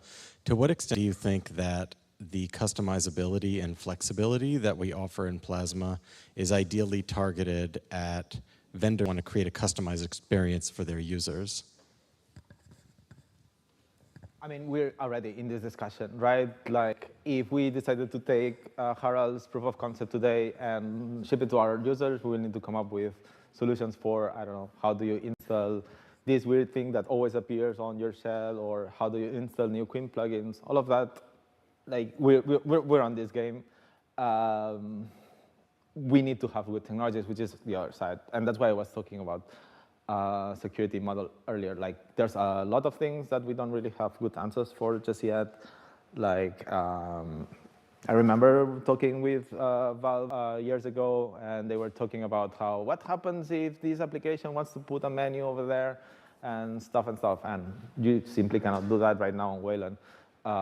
We need to find ways. And I think that part of the solution here is also ours, like, in the recent years, was also trying to, like, squeeze a lot the things we let the third-party applications to do. I think that we need to, like, unsqueeze a little bit, because we need to make sure that, like, we support the world, that the world can use our technology and do everything they want to do. And I think that this is part of the discussion there. But it's entirely a social thing, like saying we need to implement this protocol and this other protocol, and then everybody can do the things they were using. And like the switch to, for example, Wayland, the switch to container, the switch to an immutable operating system, they become non-question, can actually focus on, like, actually starting to deliver products that are useful for everyone. Like, for example, to make sure that we can offer an operating system to our hardware vendors and know that it will, well, not break, like Harald was saying, when they upgrade and all of that. Like, this needs to be our stepping stone, because otherwise we cannot be always saying we're better, people should be using us, but having this small asterisk of, like, unless you're using libc 2023, blah, blah, blah, because everything breaks, right? Like, we need to be able to produce things that we can put on hardware, then get shipped on the other side of the world, and we know that when they upgrade, when they get a new version, whatever, it won't break. And if it breaks, it's because the laptop exploded, not because we did a typo on our packaging or whatever, right? Also, if the laptop explodes, it's not our fault, which is to be the good side of it, although clearly a tragedy.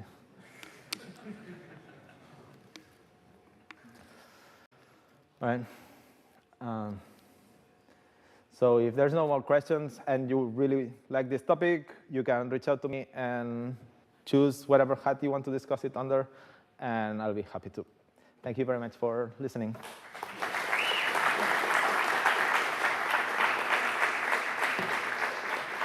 Thank you so much for that. That was a really good presentation about software and hardware and wonderful things. So up next now, we actually have 5 minutes left technically in the session. But at 1:10, we will be having a group photo. After that, lunch. Lunch will not be served until we get your picture. Woo! Sorry. You can get to the group photo, come out through the doors down here if you'd like, go out through this back door, turn to the left. So that way, there's a big hill. Look for all the nerds. You'll find it.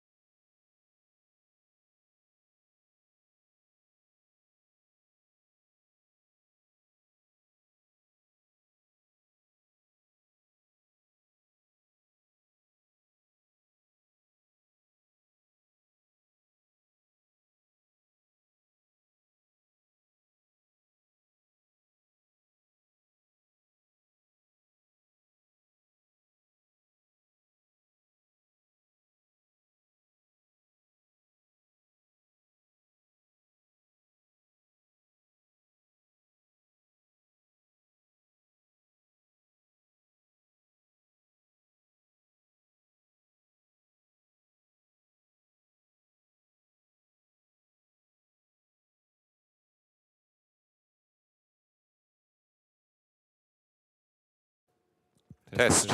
Yes, it's working.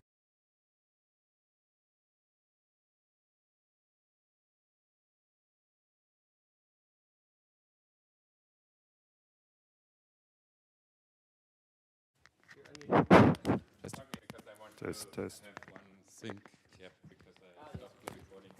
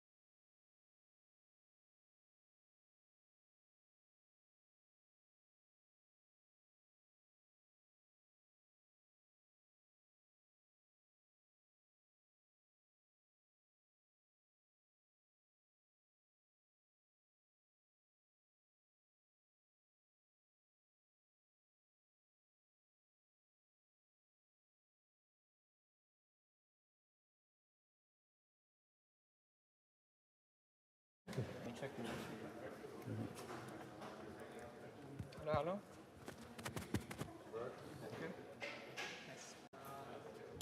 Yeah. So, you are, what one were you ready to do? 2.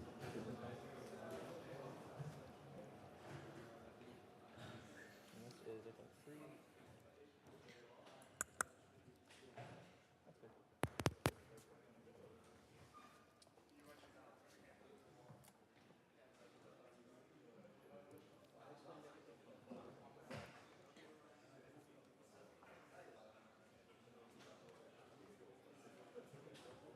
Yeah, so the camera is from here that way. Okay. So they can't see you guys. If that's intentional. No. We're hiding.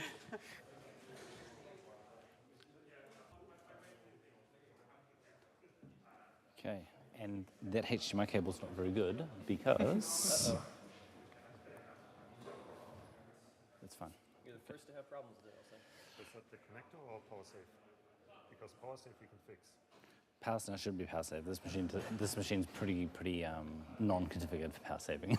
Okay. But we'll be touching it every 2 minutes anyway, so Right. at least. Cool. You guys ready? Yeah.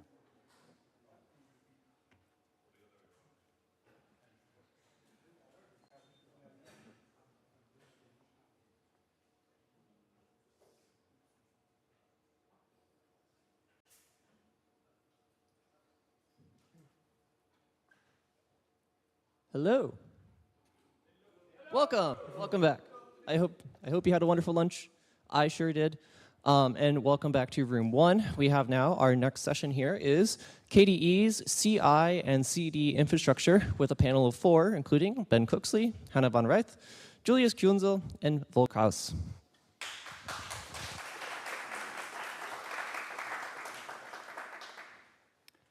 Continuous integration. Who here uses continuous integration? Hopefully I'm going to see lots of hands. Excellent, lots of hands. I had hoped for a few more, but we'll run with it. Every repository should always have continuous integration of some form or another. It's the only way to make sure that your project builds outside of your own machine, because you could have all sorts of weird things on your machine, and there are all sorts of reasons why it might build on your machine and not build on other people's machines. So CI helps stop this. It will compile, test your code on every single change that's ever made to your code, which is a good thing. It catches problems before they snowball and later on blow up in your face.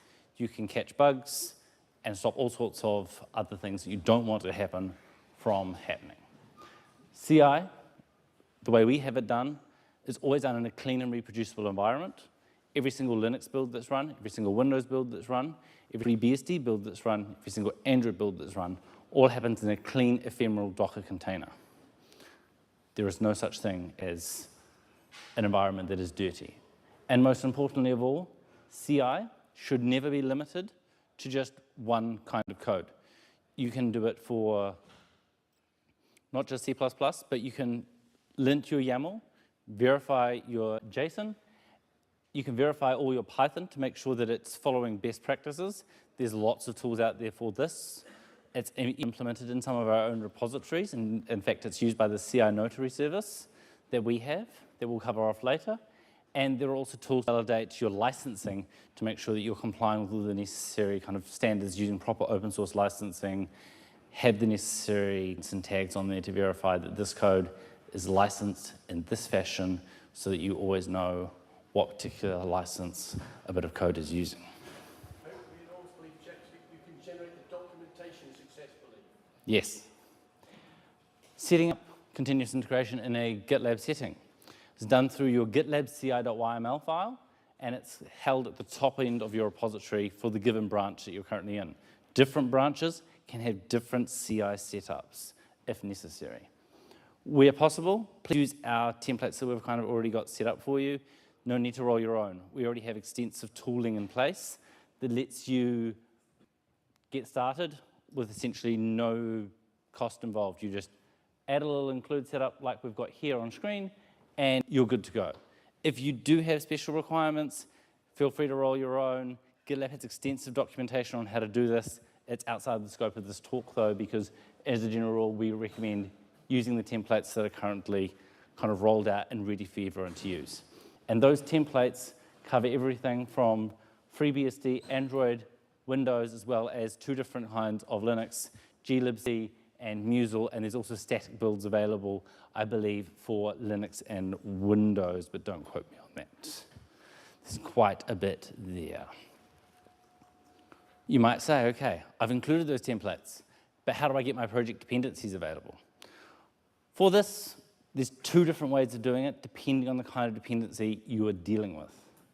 If it's a non-KDE project, you will need to make sure it's included within the system images that we have. Those system images, those Docker containers, are maintained in a central repository that we have at sysadmin CI images. It's a bunch of Docker files. If you need to add something, you can send a merge request there. We'll get it merged in, the image will get rebuilt, and then that dependency will be available for all projects to use. Relatively clear, simple, and straightforward way of getting something added in for everyone to use. And then there's internal dependencies.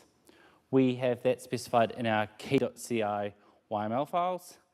Those let you depend on given dependencies of other KDE projects in a relatively straightforward way, and you can also do it on a platform-by-platform basis, because sometimes there's varying reasons why you might want to, say, pull in Network Manager on Linux and FreeBSD, but for your Windows builds or your Android builds, Network Manager is not there. It means nothing. You don't depend on it or use it there. so you can just not have it available. Makes for really easy ways of doing things. There are also ways of doing bulk rebuilds of dependencies.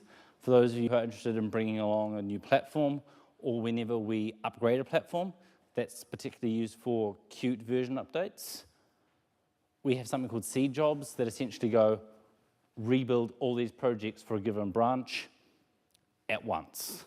The job just methodically moves through them one by one by one by one by one, and you get an up-to-date package registry.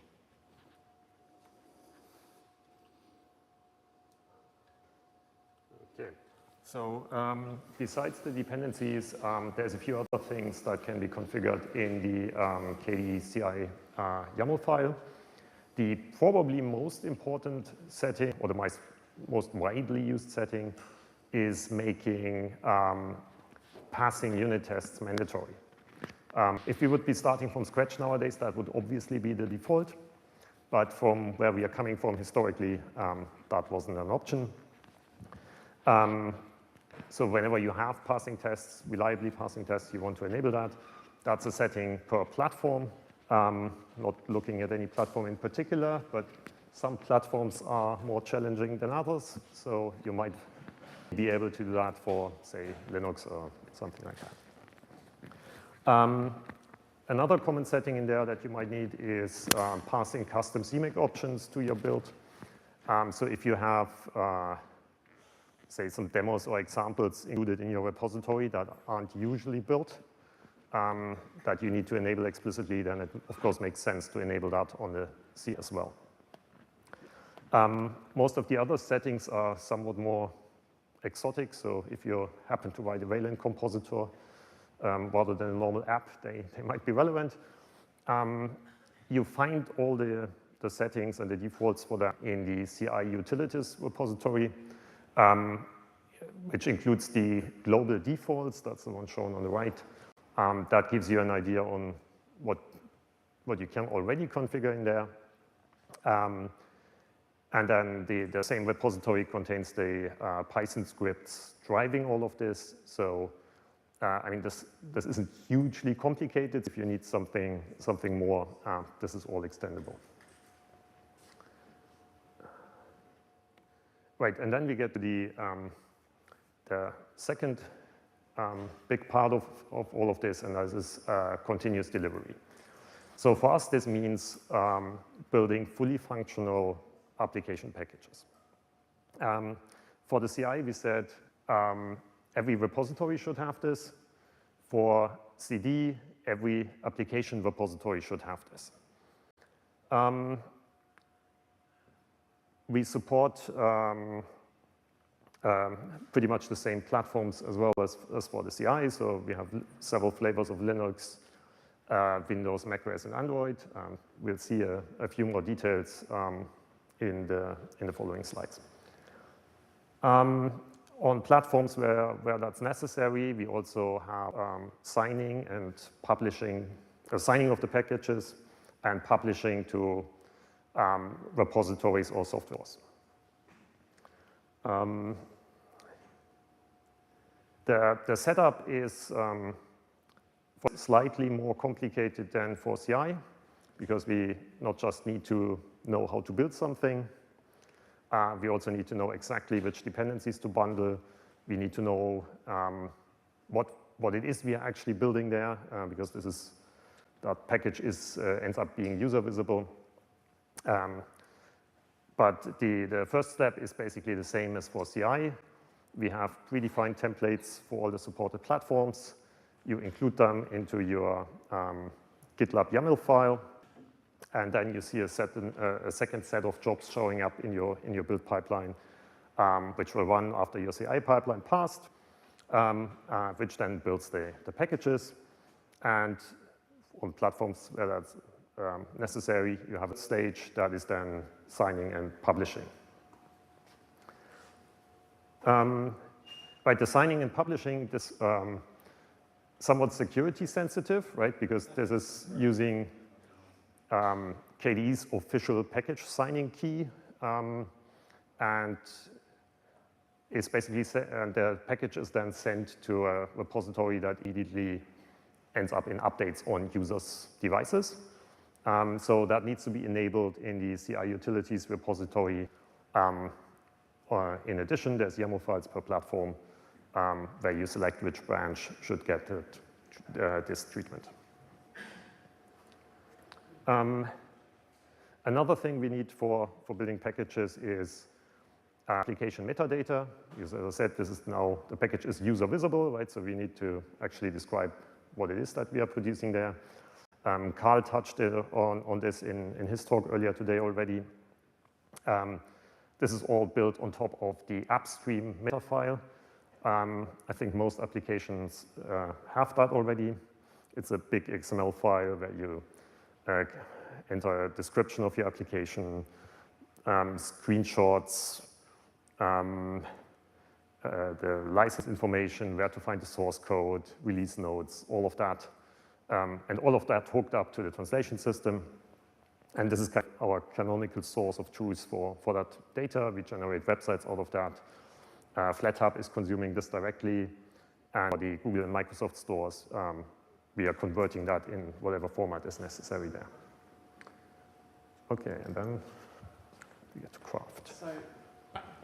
So by now you probably already have heard about Craft. So Craft is basically its own distribution. It supports Windows, Linux, and Mac. Recently we got additional support for Android, and we use it in our CD to provide the packages for those three platforms, with the exception of Snap and Flatpak, which are not yet Craft compatible. So Craft works by building everything from scratch, but we also have a binary cache so that it enables us to use it on a system like a CD, because we can download the pre-built binaries and don't have to recompile them every single time. So instead of days, your job runs just for a couple of minutes. Craft uses blueprints, and blueprints are basically a recipe how to build the application. So you specify the location where you get your source code from, the dependencies, and which build system to use. Usually you don't have to tweak anything in there, so you just provide build arguments that you need. You can also modify the install step or things like that. Usually you don't need to do that because we build most of the things around it. If you still have to change things, it's probably fault in your CMake file, so you should try to follow the standard there.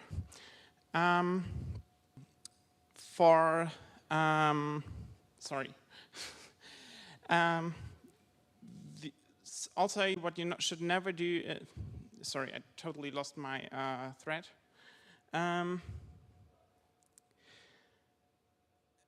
Yeah, so another thing is what you should not do is install some files from other projects. So you try to keep your CMake list clean, don't install third-party tools yourself. Craft will take care of that. The blueprints you'll find on Invent. You can also have third-party repositories, so you can have your own collection of blueprints if you want to. And on the CI, you can configure how Craft works a bit better with the Craft ini, where you can specify special versions of third-party libraries or special configurations of third-party libraries. You can do, but you should never depend on frameworks master, because that will eliminate the use of the cache and the job will just take hours. The last thing is the ignore list. You can have also in your repository by default. We package everything, and with the ignore list, you can say I don't need the documentation of OpenSSL in my deployment, so you can strip it. We made the experience that it's way better to remove files than just include specific files, because then you usually miss some plugins or whatever.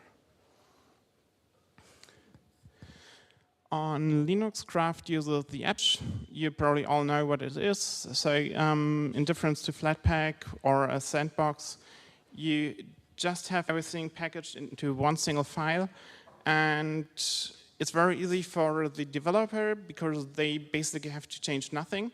And it's also quite simple for the user because it's just one file you run.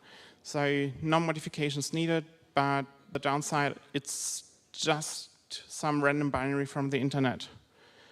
Our app images run on most systems. It's all limited by libc. So if your system is older than our build system, we are sorry, but we can't support your platform. On Windows, we support the Windows Store, which is currently opt-in, so you have to be in a specific config file managed by sysadmins. But after an initial setup of your application in the Windows Store, it will also be just automatically pushed to the store, and then just the maintainer has to click the publish button, and you're ready to go. Besides the Windows Store, we also support the classic Windows installer, in our case ANSYS. It's just an executable you run, and every Windows user will know how to use it. And last but not least, we have a simple archive. This is just one file, everything compressed into one file. You have to extract it, but you can also run those on systems where you don't have administrative access. So instead of installing it, you can just run it.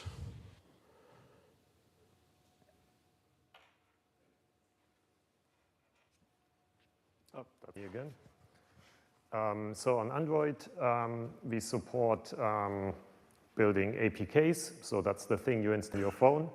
And AAB packages, that's the thing you need to submit to the Google Store. Two different publishing jobs. The one you definitely want is the one publishing to KDE's own F-Droid toys. So those are software repositories similar to what you might know from Linux distributions. You add those to your F-Droid client on the phone, and when your build pushes an update to that repository, it appears on your phone. Right? In the usual configuration, that means that your stable branch ends up in the stable repository, as one would expect. The master builds end up in the nightly repository. That's a bit of a misnomer nowadays because it's actually continuous. The night is a leftover from Jenkins times. And that actually gives you a very quick turnaround time. So from a push to the master branch to a new update on your phone is a matter of minutes. And that's not just useful for yourself. In Itinerary, this basically gave rise to a completely new type of contribution. That's people running bleeding-edge CD builds in production. And that gave us a huge boost in QA coverage. Because you get bug reports that are basically really the latest state. You make a change and you get immediate feedback that you improved it or you fixed it, right? So I certainly don't want to miss that anymore. The other publishing job we have is for the Google Play Store. That is at best semantic, I would say, with emphasis on semi, not on automatic, which isn't really our fault, but that is due to all the paperwork and manual procedures you need to do in the Play Store. So it supports you publishing to the Play Store, but if you want to do that, that is still involving quite some manual work. And then we get to macOS, right? Yeah, so on macOS we have two different architectures, which we also separate. So there are two different binary caches. One is the older Intel architecture, and the other one is ARM. What we do not have yet is the universal binary, and I think we don't plan to support it yet. Yeah, what we get on macOS is DMG bundles, which you can just download and then by drag and drop easily install. To get that, you need to have a plist file in your application repository. You can either use a custom one or you can use some CMake magic to generate the built-in CMake plist file. And this is important because it contains the information about the app identity, which is then used by the signing service to verify it's the correct application which got signed.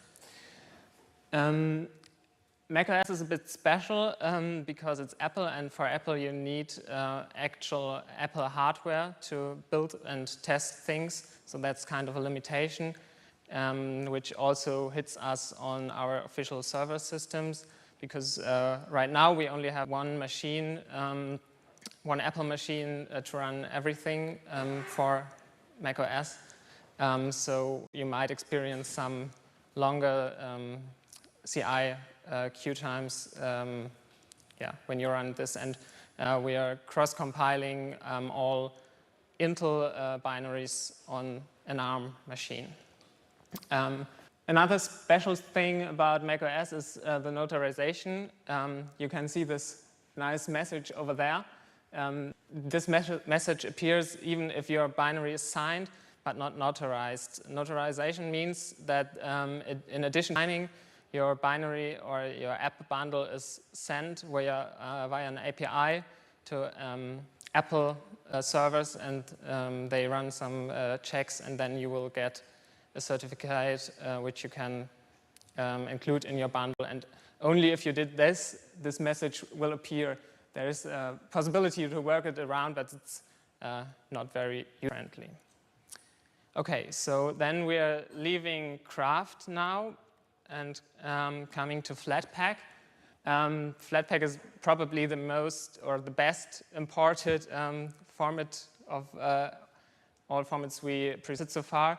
And there's also a nice KDE team, very active, which will help you in case of questions. To get Flatpak working, you have to add a Flatpak manifest JSON file. You can also add a YAML file, but JSON is used in most KDE apps.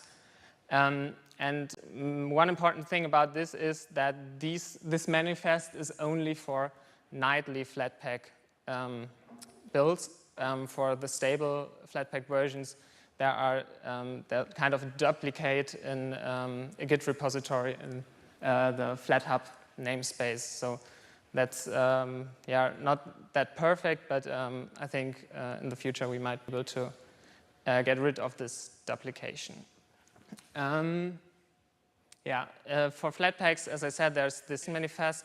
Flatpak has a runtime which includes all Qt and KDE frameworks. So at least this is shared between apps, and in your Flatpak manifest you only have to add specific dependencies for your app. One nice thing about Flatpak nightly is that you can just download the Flatpak ref file, which is published on our CDN, and then can install it via your software center, like, for example, Discover, and then you will also get automatic updates on every comment that gets built, commit that gets built from your repository. So I guess that's about Flatpaks. We also have Snaps, which is another huge topic. We won't go into detail there. I just recommend to join Kevin's talk later, I think after the coffee break in this room. Thank you. And now finally, a couple of other things. The CD system is not just capable of building your application binaries. The CD system is quite generic, and it can do anything that essentially requires privilege on the CI workers or the CD workers. Among those also includes publishing packages to the Python package registry, PyPy, and it is also what drives the deployment of all the static websites that KDE has on our infrastructure. Using a Hugo site, a Jekyll site, Sphinx site, any of those sites, they're all published using the same continuous deployment infrastructure. And on the continuous integration side, we also have a bit of things for energy consumption measurement that's been mentioned in some of the talks earlier this weekend, and there's a separate BOF for that on Monday at, I believe, 10 o'clock in room 2. That being said, with all the things we've talked about, we're still not complete. There are still items that are on our wish list. There are still things we're working to improve, still things that we can do better at. At the moment, we don't have GUI tests on Windows because those Docker images don't support any of the Windows GUI stack. It's completely missing. The libraries are there, but that's all there. The actual components in Windows that those libraries leverage are completely broken and don't work. We'd also like to be able to run tests on Android. At the moment, Android's completely cross-compiled, and you can't really, not without awful emulation anyway, run unit tests on Android, and we would need to spin up a whole Android stack as well. So there's a bit of work to be done there. Automated testing of continuous deployment packages would be nice as well. We can validate that we actually have binaries that can be run rather than just build successfully. Someone downloads it and finds, oh, you're missing this library, your build is some other way corrupt. We'd like to get some kind of tidy up on that. And at the moment, those of you who are familiar trying to look at things on a kind of broader KDE level view or a release unit view will know that it's essentially impossible, not without some awful scripting anyway, to track where we're at in terms of the status. So we'd like to get a bit of a status overview, a bit of a dashboard in terms of where we're at. We'd also like to look at publishing to more places. In particular, as Julia's kind of mentioned just earlier, FlatHub kind of stands massively there because at the moment we build Flatpaks ourselves, but then have to go update it in a separate place to run through FlatHub's infrastructure to get published on flathub.org, which doesn't make much sense in a world where for the Windows Store, we can publish ourselves. For the Play Store, we can publish ourselves, but on Linux, we can't publish ourselves. So we should probably look at solving that. So kind of in conclusion, since we've moved to GitLab away from Jenkins, things have got a lot more accessible for everyone. You can now have custom jobs. It's a lot easier to register jobs yourself. And life in general has gotten a lot better, easier and nicer and more integrated rather than being on a separate system, on a separate site that you only have so much control over. Things, for the most part, can be done via merge request or directly yourselves in your own repository, including in your own forks. You won't get any of the signing, automatic uploads or anything like that whilst you're in your own forks. That only works on the mainline repositories it's been enabled for. But for the most part, you're free to do whatever you'd like in your own forks. And for those of you who have additional kind of questions, would like to speak to us more in depth on something, we have a BOF session on Tuesday at 3 o'clock in the afternoon in room 3, I believe. And with that, I'll throw the room open to questions.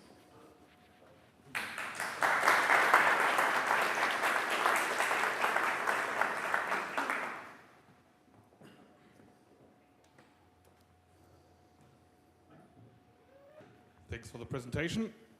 Question about how you are managing changes to the Docker images. You said that you have a special place for the declarations of what's in those images. When the Docker image changes, do you test everything that actually didn't break stuff when you upgrade it, let's say, to the latest Qt version? So with an upgrade to a Qt version, we only version that one a lot more strongly. That's not something that we just jump into. The Linux Docker images, they're based on Tumbleweed, and we use a specific pinned repository that targets a specific Qt major minor version. So there can't be just a silent upgrade underneath our feet and suddenly you've moved to 6.7 from 6.6. We keep that one more tightly controlled. But for other changes, there's only so much testing we can do. Generally, someone's adding a library here, adding a library there, whatever the case may be, adding this tool that they need for their tool chain there. We generally just merge those, build them, and then if it's been a while since there's been a build, we'll do a seed job. The nature of Tumbleweed and some of the other distributions that are in play, being rolling distributions, means there's likely to be binary compatibility breaks. So yeah, to answer that question, there's not really too much in the way of checks we do, but we do our best to minimize breakage where possible. Yeah, I think there is, we have the mechanisms to do compile time testing via the seed jobs indirectly, right? What we are lacking, and that is indeed a problem, running unit tests on all of frameworks against an upgraded Qt, for example, right? So this is indirectly done via the Albert job.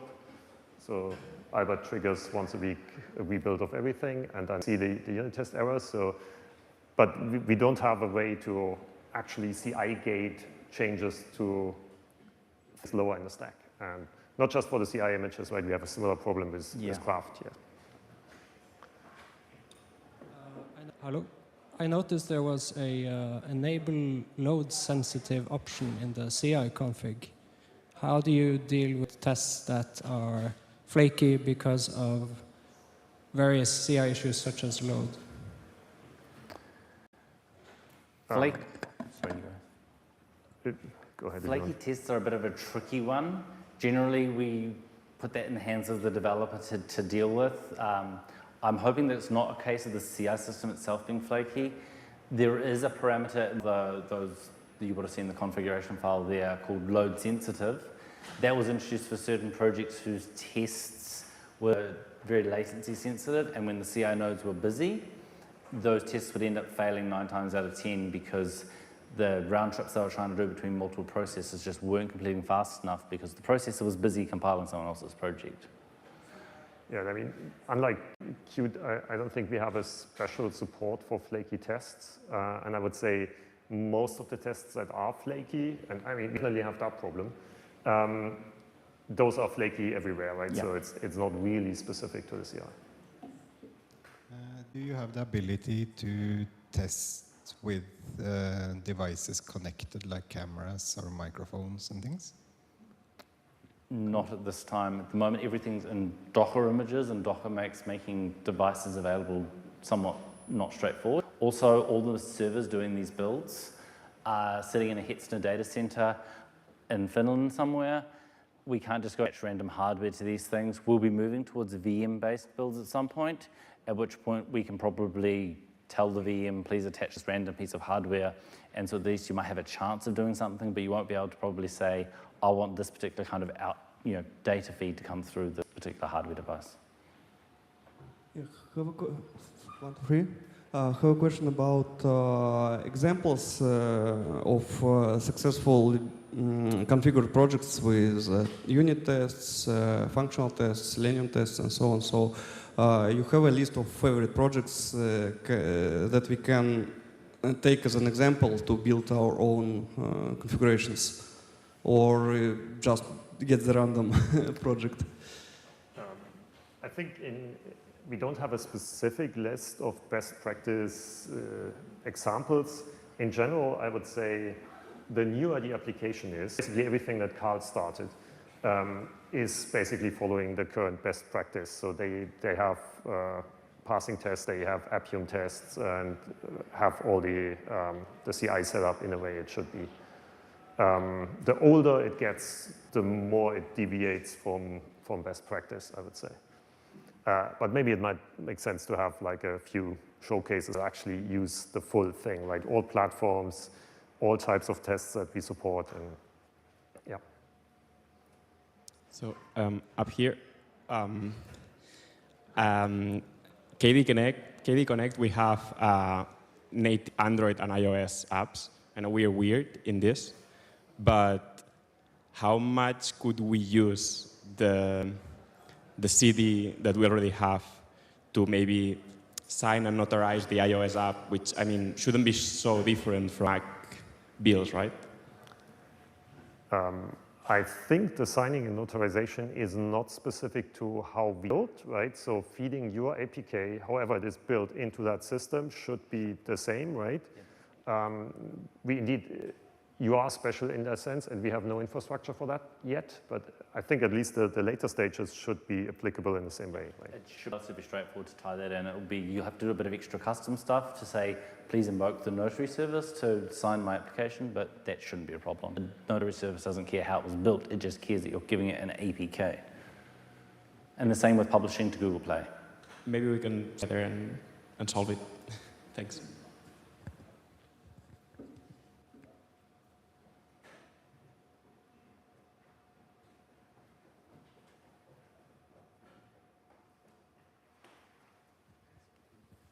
Hi. I would like to know if there's any observability taking into account into the CI/CD, as in statistics or metrics on which pipelines are failing, how long they take, how often they fail, all this thing. That data is probably recorded within GitLab itself, but at the moment we don't really have a way of surfacing that information. You could probably pull it out using GraphQL, but that may or may not be too helpful because we've had some experience working with GraphQL and with GitLab, and the results haven't always been too perfect. It's needed some cleaning up. The visualizations you get out aren't the best, but that's something we could look at. The data will be there because GitLab keeps everything for eternity unless the project is deleted. Running tests and other side jobs require a lot of resources. So now it uses the KDE infrastructure.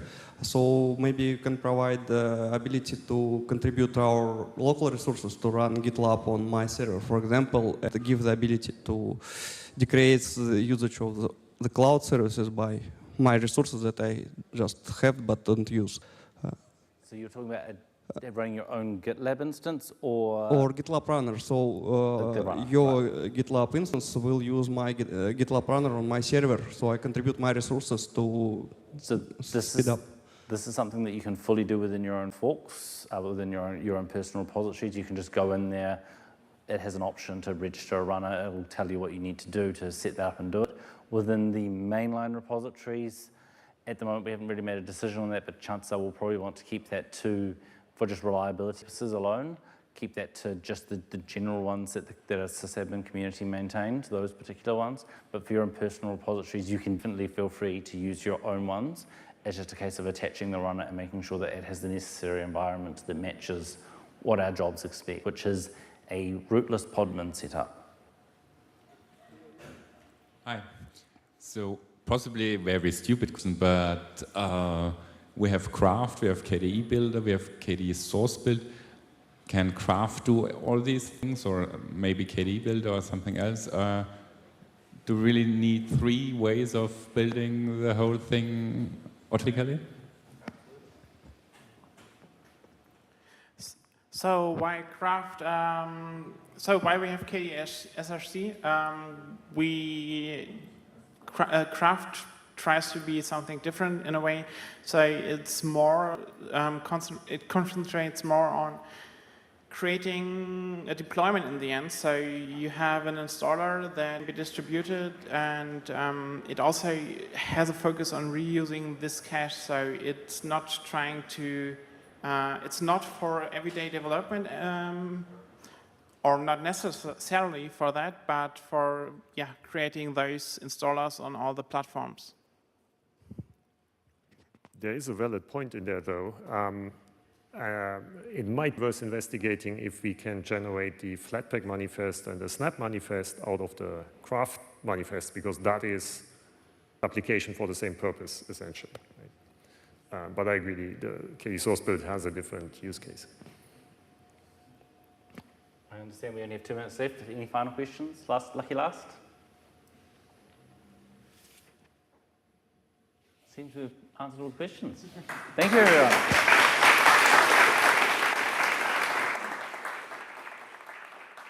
Thank you so much. That was a super interesting discussion on CI, CD, all kinds of fun stuff, and packaging, deployment. When I first got involved in KDE, we didn't have any of that, so this is kind of great. So up next here in room 1 here, we've got Plasma Next, Visual Design Evolution for Plasma in about 5 minutes by Andy Betts. And after that, we'll have a coffee break, and then we'll be winding down. So we'll see you in a few.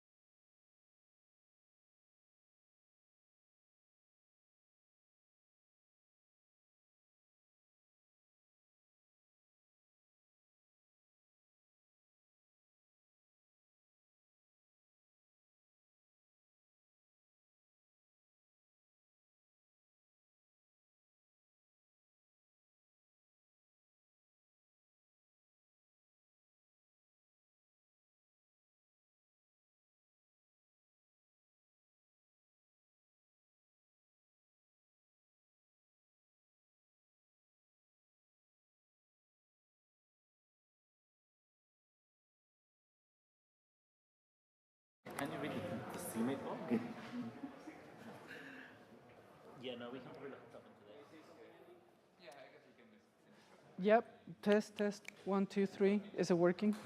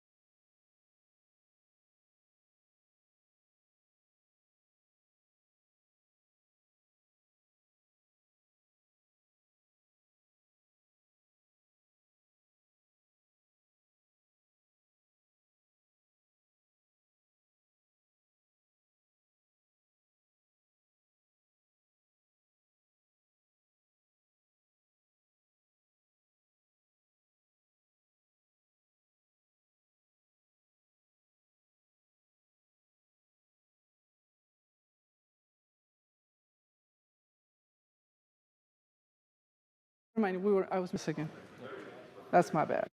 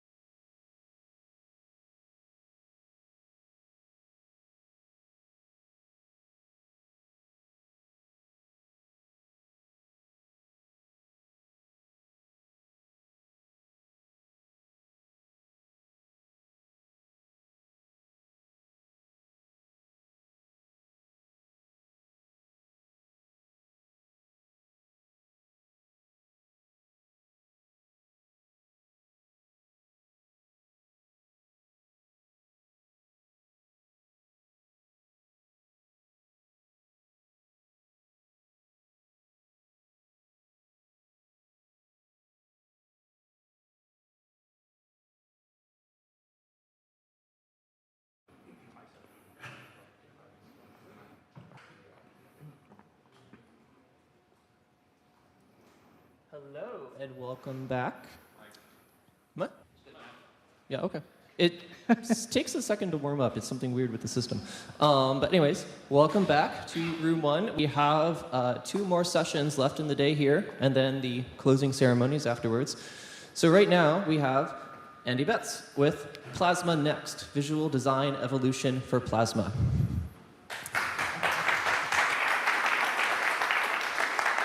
Thank you, thank you. I'm so happy to see so many of you here today. I've been waiting for this moment for a while. I don't know if you all know me, but my name is Andy Betts, and I've been with KDE for about 20 years. And I'm a graphical designer. UX person, and I also work in QA on my day job. So that's one thing about me. And this dog, Lila, like I said, she has to be in every picture, so I brought her along. As many of you know, I'm part of the visual design team primarily, so that's where we hang out most of the time. And about, I want to say maybe 8 months ago, we started talking in the chat about how we don't want to use, or we want to evolve 22 pixel icons to 24, given that 24 is a multiple of 8, and it's a lot easier to work and construct than what we have right now. Our base now is 22, so these icons tend to have problems, especially with resizing, and they tend to look blurry. So that's one thing that, this sparked a conversation around that. And I said, okay, well, how about I go ahead and, try to, I don't know, figure this out and pick some of those icons and turn them into 24s. And that got us started with a small project. We're only just calling it Plasma Next right now, okay? That is not final by any means, but it's just the only way that we could think about it.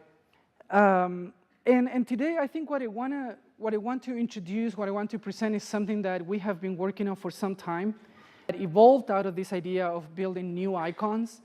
And it's something that a lot of commercial entities are using, and it's pretty effective when it comes to making design that is scalable, that is repeatable, that is easy to use, even for non-designers. So I think the big introduction is about design systems. So how many of you have heard about design systems here? All right, you probably, yeah, okay, a fair amount of you. So, interestingly enough, you probably already, as developers, most of you use design systems to call up your colors, to call up your fonts, anything you need, and it's defined by the software, and then you just apply it. You don't have to do anything else. But on the other side,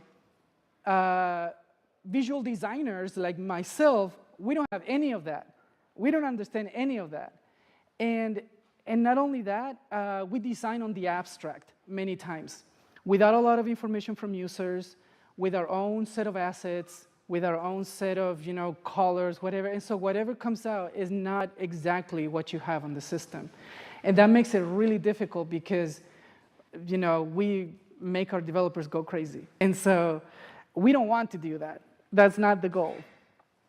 And so one of the things that is really good about design systems, they have their downsides, but one great thing is that they make you go quick, very quickly. Pick out, your buttons, your radio buttons, your check boxes, everything you need. Just put them on a sheet or a layout, and the layout most of the times is made for you. If you use variables, it's all good. But like I said, all of that work was not available to designers until applications like Figma started coming out, Sketch. And now we have our open source equal, which is PenPot, and we're very excited about that. I'll tell you more about it later. And so now that world of variables, that world of synchronized, graphical assets is available to us as well. And we can more easily tell developers, this is exactly what we're looking for. Or developers could even mock up some of their applications before committing to code by doing it on the graphical application. So now, I spoke a little bit about this in a minute ago, but our current state is not great, right? In fact, I think that one interesting thing is that we build a graphical system, but we don't have a lot of designers in our group, in the sense of graphical designers. I know all of you design, but graphical designers, they're not here. We don't have as many. And for building a graphical UI, we need them. And I feel like right now, we have a huge mountain to climb as designers. because most of our work is based on, on code that sometimes most graphical designers don't know how to read. I am one of those. And so the barrier to entry is really high. You have to learn a lot.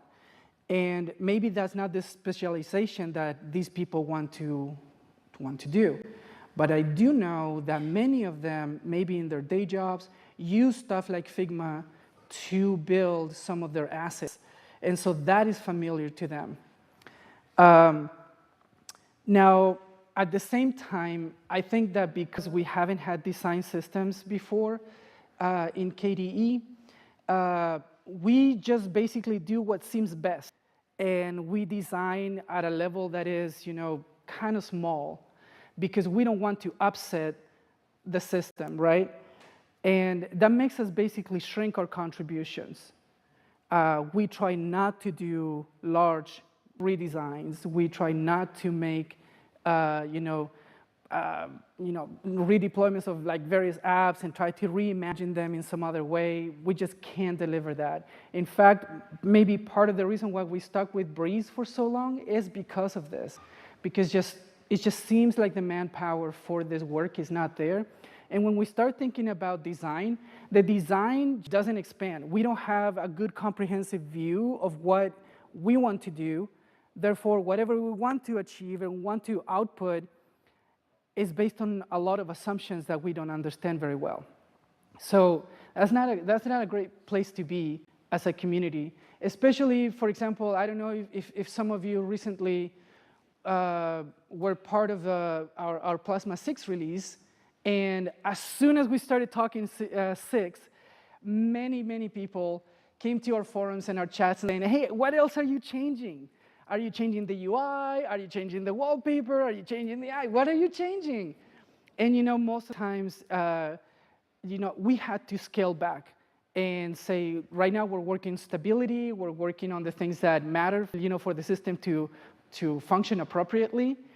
But on the back of my mind, I was thinking, well, there's not a whole lot that we could have done anyway, even if we wanted to, as far as design goes, because the reach of these changes is just humongous. And not only that, we as designers were not even providing any kind of visual direction for what we want to do. So whatever we would have made up for Plasma 6 would have been just something for the moment without a lot of thinking behind it. And so I don't think we wanted to be in the situation. Now, I think, in essence, our current systems demand too much from you, from us. We're volunteers. We do this when we can. And designers do the same. Just as much time it takes to code something, sometimes we spend hours and hours iterating on colors, designs, layouts, and just really nitpicking, taking stuff apart and making sure that it works properly. So it's very time consuming. This is why I'm wearing glasses now, because I didn't used to wear glasses. So I think we need to make a change. So like I said, we followed this process to get started on a design system. There are a few out there that you can find that can immediately deploy into Figma or Pen.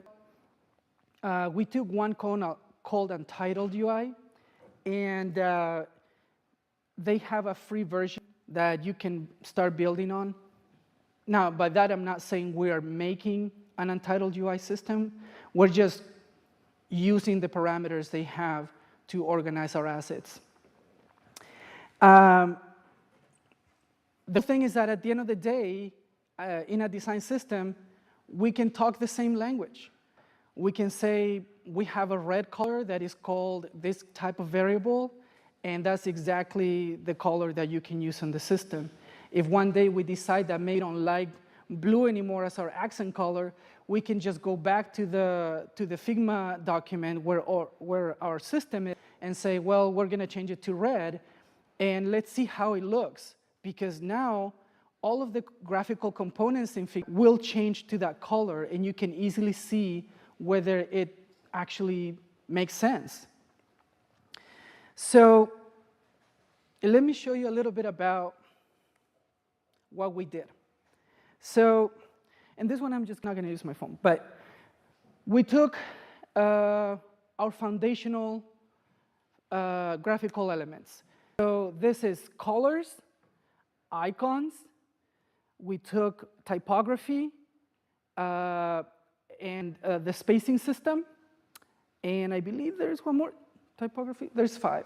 I'll show you one. So we worked on colors.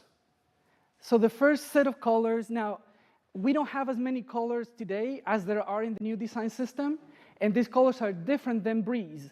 So just to make that clear for everybody, we're not evolving Breeze.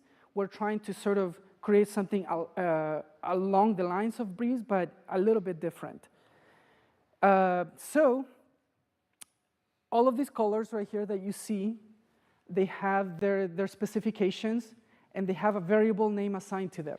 In the design system, they are, we can call them whatever we want, but right now they're just being called, for example, purple 600. Right? And we have from 25 to 100, so that's about 11 colors, I think, for each of them. And we have our primary, our secondary, and our colored variables. They all have a good contrast rating, and we can suggest what contrast rating they should have, against text, for example. So these are our primaries. Now they don't look too different, but this is all of the ones that you see here are it's the 500. So the color 500 in the middle of all the variables. So that's usually the main color or the accent color or the primary color that you use in a UI. Other colors that are like, more intense or less intense than 500 can actually, be used in different situations in your UI. But the good thing is that all of them are correlated. So they have the same strength and value. And when you look at them in a color curve, they usually follow a circular color, a quarter color curve. We also touched on typography. And again, these are all suggestions. So we have display typography with their sizes, their rem size, the line height, with their tracking. And we have regular sizes as well. So we're based on the font Inter. Not that it has to be Inter, but it seemed like a good font for the moment. It's being developed heavily, and mostly they came out with version 4 of this font. And it's especially made for UI, so where you don't have to worry too much whether it's going to look legible or not. So that is one.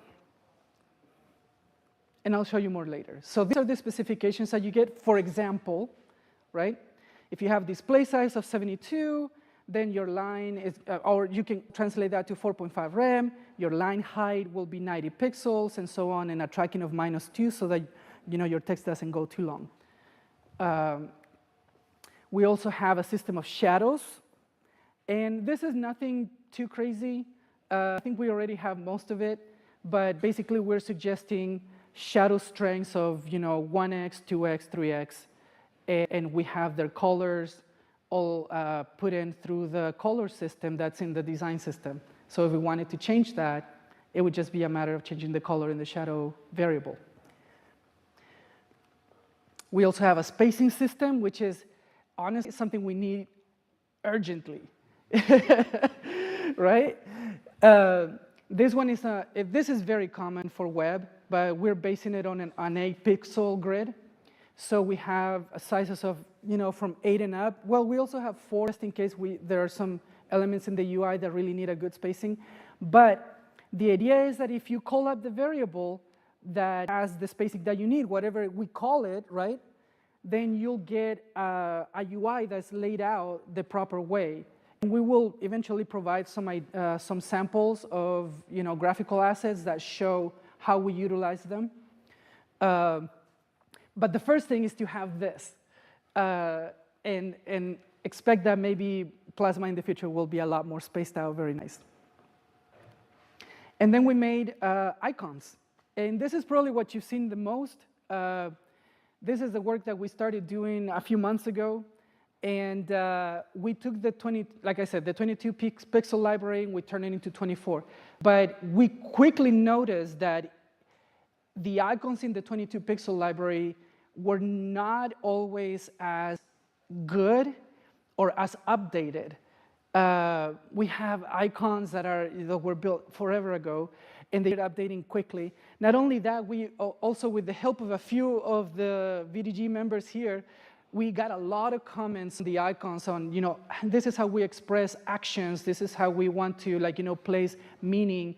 And quickly, instead of just redoing the icons from 22 to 24, we actually redesigned the icons in 24, which means we're going to have to go back to other icons, to like the 16s and the 32s and so on, and modify them. But so far, so good. I mean, how many icons do we have in the library? Like 1,600? Something like that? That's how many we have here. So it's a lot of work. And this is kind of how it looks on the system right now. So one of the VDG members put the icon system, well, Manuel over there, actually, let me shout you out, because Manuel made us a plugin on Figma that actually exports all of these icons with the variables included, the color variable included in the CSS bit of the SVG.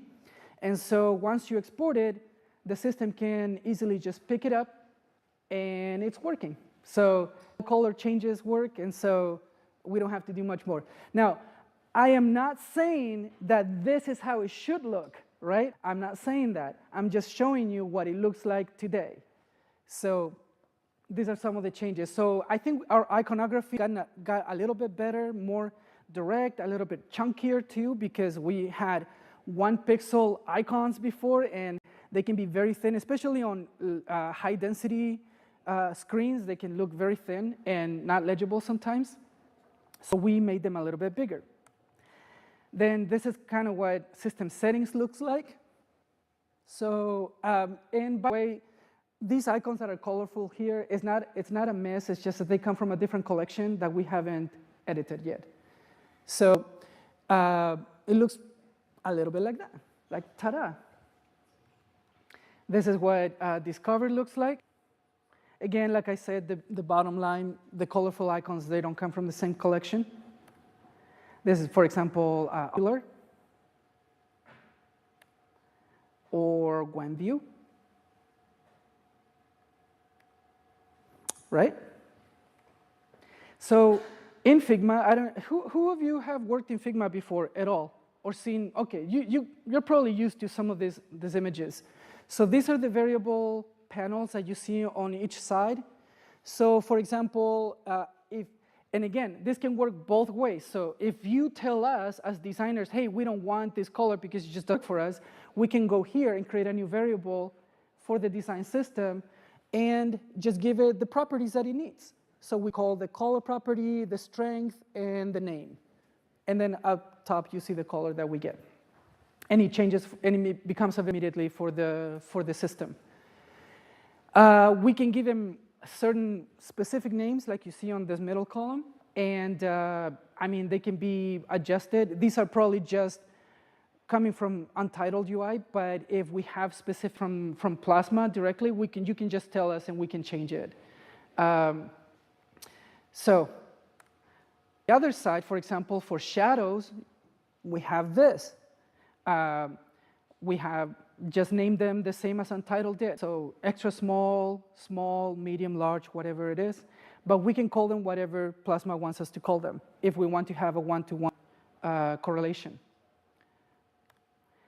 Then for display fonts, this is how you do it. Well, for all kinds of fonts. So in a regular UI, we would be using text, not display. But in fact, actually, I made this same library in PenPot. So it's available in PenPot now. We're actually trying to get off of Figma. So for practicality reasons, we just did that first there. But Figma is not what we want to use forever. So likely after Akademy, we will continue working and it will happen on PenPod. All right, so does that make sense? Is that clear? Yeah? Cool, all right.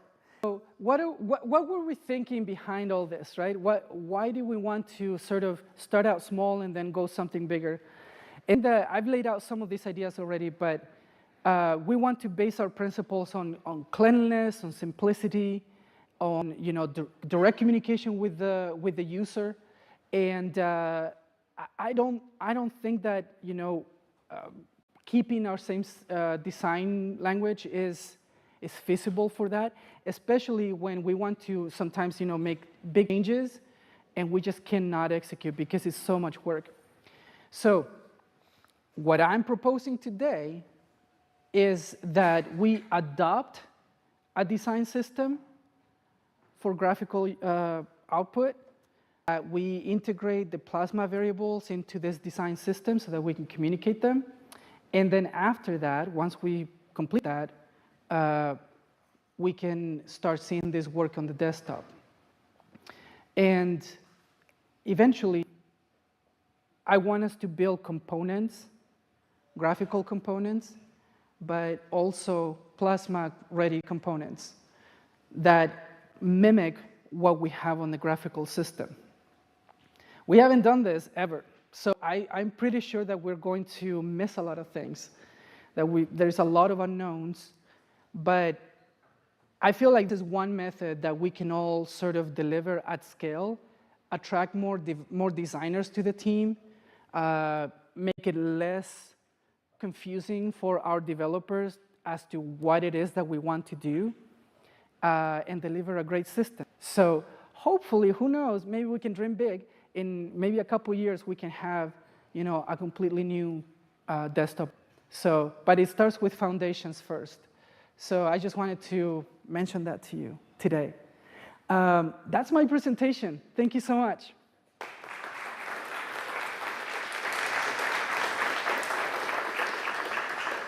And how are we on time?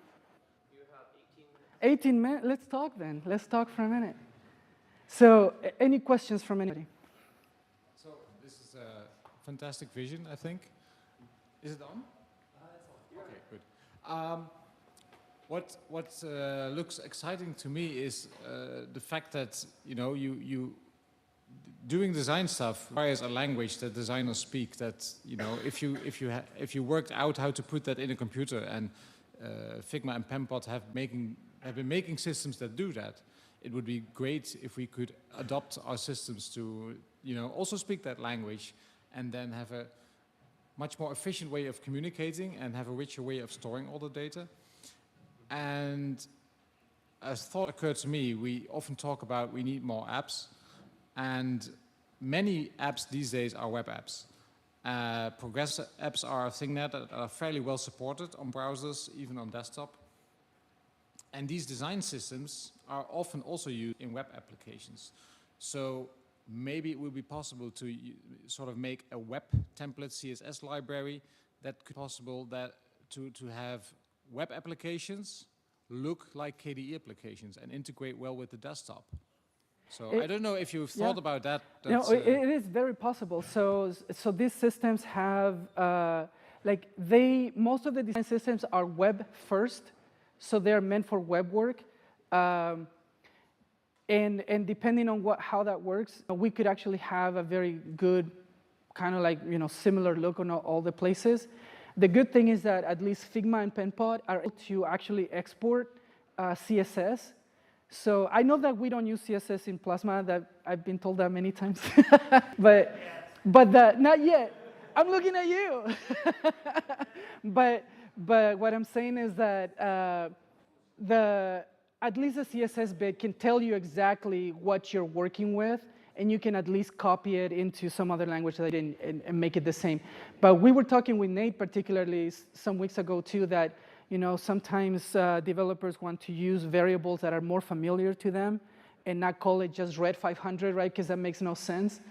But we would have to have good documentation around that and good translation tables that show these variables in Plasma or the web translate to this color in the system. so that we don't make bad changes either, right? And I'm saying this, you know, with a lot of hope that we can have more designers that can help us maintain the design system, because this is a tool that also needs a lot of care and keeping up to date. But I do see a future where there is like a desktop look and there's a web look that is almost the same. I have a question about the system, the design system. Does it have some designer's code approach when we can make changes and make kind of magic west and see that this designer changes these lines, that designer changes these lines, get back to the previous version, release version 1.1, 1.1, and so on. Does the current system support this approach? It's a little bit different. It's more like designer-oriented, so very artsy, but they have libraries. So you build, your design system outputs something called a library, and it's a library of assets. And it's all stored in the graphical system in Figma or PenPot, but you lock that up. You can, you know, say no one but these two people can work on that, so that everyone else is a beneficiary of that library and they can take the assets and start building whatever they want. But if you want to make changes, that designer can say, hey, I'm requesting that, you know, this button now is a square, right, rather than a rectangle. They make that change and they send it up to the library, and the library maintainer can say, yeah, I get that, let's make the change, you know, that'd be great, let's integrate it. Figma and PenPot also have history, and they have versioning. So there, I don't have it here, but like if you go into one of their menus, you can say, you know, who made the last change, and let's go back to that, let's go back to the previous one. It's more graphical, it's not like, you know, like Git, for example, but it's definitely possible. It's more design-oriented, it's like point and click, but you can have all those things. And you know, you can prevent a lot of problems and disasters that way. Yeah, something we didn't do before, actually. So not so much a question as more of a comment from my side. For those of you who are wondering how are we going to achieve this technically, this is precisely one of the things I want to enable with Union, which I talked about yesterday. I've already talked with Andy about this before, and basically the long-term vision here is what I want to enable technically. So if you're worried about the technical side of things, we are also working on that side. Yeah, so we've been working on this for a while. Like, I don't know if you know, but if I pop my Figma open right now, you would see that like Nate, a few people from the VDG, Manuel, everybody, is like, they have like hundreds of comments on our icons because we're trying to make them better. And that's another cool thing that you can do. Like for any asset in Figma, or sorry, PenPot, you can go in and once we have it, you can comment on everything and say, I don't like X, Y, and Z for this reason. We can quickly implement that. We're also doing some chats with Ben up here. Sorry to, I'm name calling, I'm so sorry. Not putting anyone on the spot, but to actually deploy PenPot at a project level so that all of us in the community can actually benefit from it and access it. It would take some time for us to bring the assets from Figma to PenPot, but as a designer, I don't think it's that hard. I think it might be easy. We will leave a lot of stuff that Untitled provided to us behind, and we'll create our own. But the idea is that right now, the Figma document is kind of a personal level. So we're not using it at for lack of a better word, at a community or enterprise level. And so if we use PenPot, if we migrate to PenPot, we'll be able to use it for the entire community. So that's coming soon, hopefully after Akademy. So anyway, there you go. And by the way, I have the icons. Pack, if you want to try it out, I can give you a tarball, and you can kind of make it look cool. Anyone else? Any questions up here? Yeah. Just to get it from a developer point of view, you have all the colors and they are made to fit each other. And so I still have, for example, a color highlight, and this will then map to one of those color names. Yeah. Is there enough time? Maybe I can show. Yeah? Like, how much time do I have? 9 minutes. Oh, okay. Well, let's open Figma. So, yeah, let me, this one. So,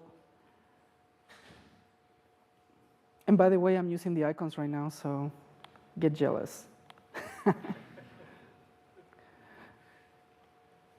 Okay, so this is stuff that, again, please don't feed the 4NX machine. This is not news. This is not changes. This is experimental. Okay, this is not official. So it's all released, right? We're ready. We're ready to go. Yeah, I love it. That's how we do it in Plasma. We go from proof of concept to delivery. So. Let me see. So let me go down to the foundations. So for colors, and forgive me if I'm doing this a little bit impromptu, but it's so. If you notice, the left-hand side is your classification. So these are primary colors. We have primary, error, warning, and success. Okay? And if you go down, we have our secondary colors. These are accent colors, right? They're not the ones that you use most of the times, but if you have a specialized app that, you know, hey, it's the app that sells lemonade, you know, you want to put the lime color there a lot. So maybe you want to use that. So we would have all these colors available, and like I said again, they're all correlated. So each of these is a variable that is, I don't know how we would call it, but it would be orange 25 something. So yeah, we definitely have like the use cases. Now, if Plasma has some other use cases that are not covered by this, we're happy to make it. We can just find another color that we need to work on. So for typography, again, I think most of the times we would be expanding the amount of UI variables that we have rather than shrinking it. So we would include larger fonts for various situations. And this is, someone mentioned, you know, using for web, display fonts are usually used in web, so that's why we have them. This is our shadows and our blurs right there. I mean, they don't look like much on this screen, but like, you know, once it's in the system, it'll look different. Our grids and spaces, again, same idea. And no, these are untitled icons. So if you go, this is the one where we have all of our icons. Again, you see these numbers here. These numbers are all comments. So we've been going through some iterations. And actually, just last week, I was working on the transportation icons. So I think I'm working on those with Volker. Yeah, at some point, he might be around somewhere. But yeah, so this is the before, and this is the after. And as you see, we have a few comments here that we need to address, right? Like I said before, there's versioning. I believe the versioning is down here. I'll find it one day, but it's present. I can promise you that. Anyway, so does that make sense? Does that answer your question? Yep. All right. Very cool. Anyone else? And we have 5 minutes. Hi. So I just had some small question. Since I'm more programmer, I don't understand design. So how can we programmers help designers to get things moving forward and stuff? Well, I can think of a few things, but the main one I think it matters is that, like I said before, we need to have a two-way communication loop. So right now, it seems to me that our designers are not as connected with our developer base. We could do better. But, it's a matter of saying, for example, let me give a quick example. Nate, you mentioned like a few days ago, there was someone who submitted an icon request, and Nate immediately told us in the design team, hey, now we have 2 new icons that you need to make. Because Breeze changed, now it expanded to 2 more icons, but that's not reflected on this system. So it's about doing that. It's about telling us, hey, now we're changing this. For example, I don't know, our toolbars now are green, so make sure that it's correlated. We have talked about maybe having some, I don't know if Figma or Pempo can do this, some kind of output file that contains all the stuff that is made there, and it can be correlated to the Plasma code somehow, and just basically say, note the differences, or like design system releases new things, therefore go change X, Y, and Z in Plasma. I don't know if that's possible, but I think the main thing is just having that, let us know, and we will let you know. Yeah. Me again. Going into the same kind of direction, communication. There is a really two-way communication channel currently. So maybe we could formalize this, because if I have if I need an icon in my application, I usually say, okay, what's there? And yeah, that looks about okay. But I guess it's more like translation, where I can go to the translation team and say, or they come to me even and say, well, that's not really clear. But in this, maybe some kind of way to say, okay, is it okay to use that icon for that purpose? Should I ask for another icon? Yeah. I think we don't have that at all currently. No, and actually in redesigning the apps, we've noticed some of this too, where the icon that we had in previous times was not as accurate as what it was being used for. And so we had to say, and not only that, when we designed the icons for this, we noticed that, hey, the icon is called, I don't know, apple, right? But what do we mean? A red apple, a green apple, a blue apple? Like, do we mean an apple with a, like, do we mean like Apple the company, or do we mean apple as the fruit? Like, you had to be more exact, and because of that, a lot of things changed. So, yeah, we need to formalize that. I mean, if there was a way that, for example, GitLab can like push some issues in the VDG channel automatically upon change, we can action those. That might be easy. Anyway, yeah, oh, sorry. All right, they're telling me to stop, so thank you, everyone.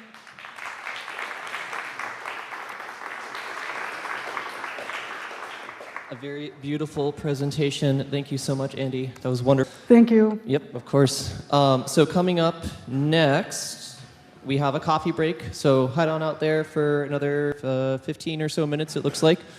And after that, in room 1 here, we'll have the road to KDE Neon Core. Gosh, we're surrounded. And in the other room, room 2, what even is color? And after that, we begin our closing for the weekend. See you in a bit.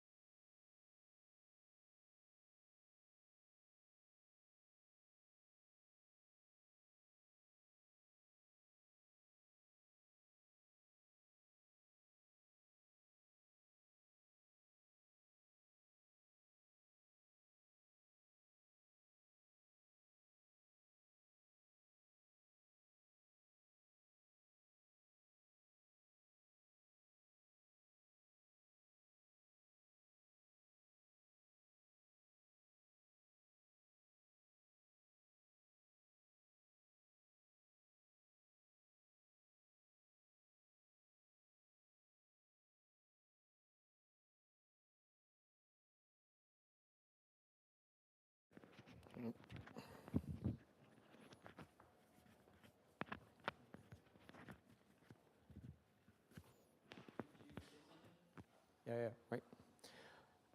1, 2, 1, 2, hello. Yay.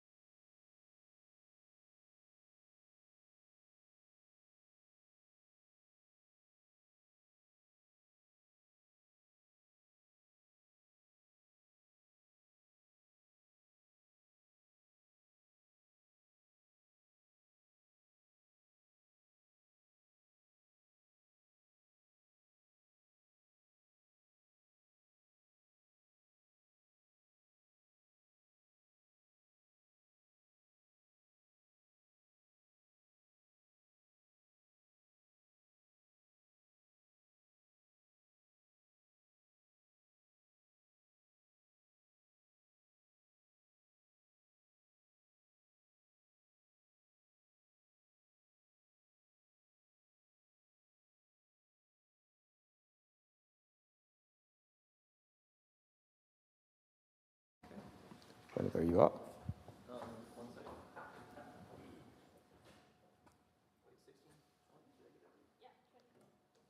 We're early, that's what you mean?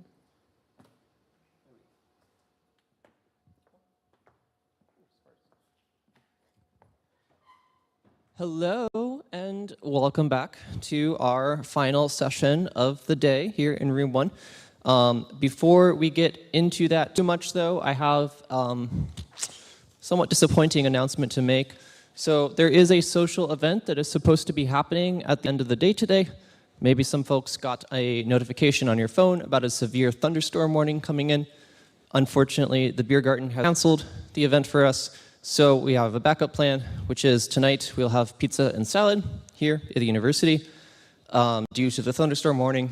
If you need other things for, I don't know, let's say inebriations, there's a little up the street from here, not far. 9 p.m. is bus o'clock, so make sure you get out of here unless you want to walk all the way. So that's the unfortunate news. But the good news is that we've got Kevin over here. And so we have now our next session, the road to KDE Neon Core. Gosh, we're surrounded by snaps everywhere. Thank you.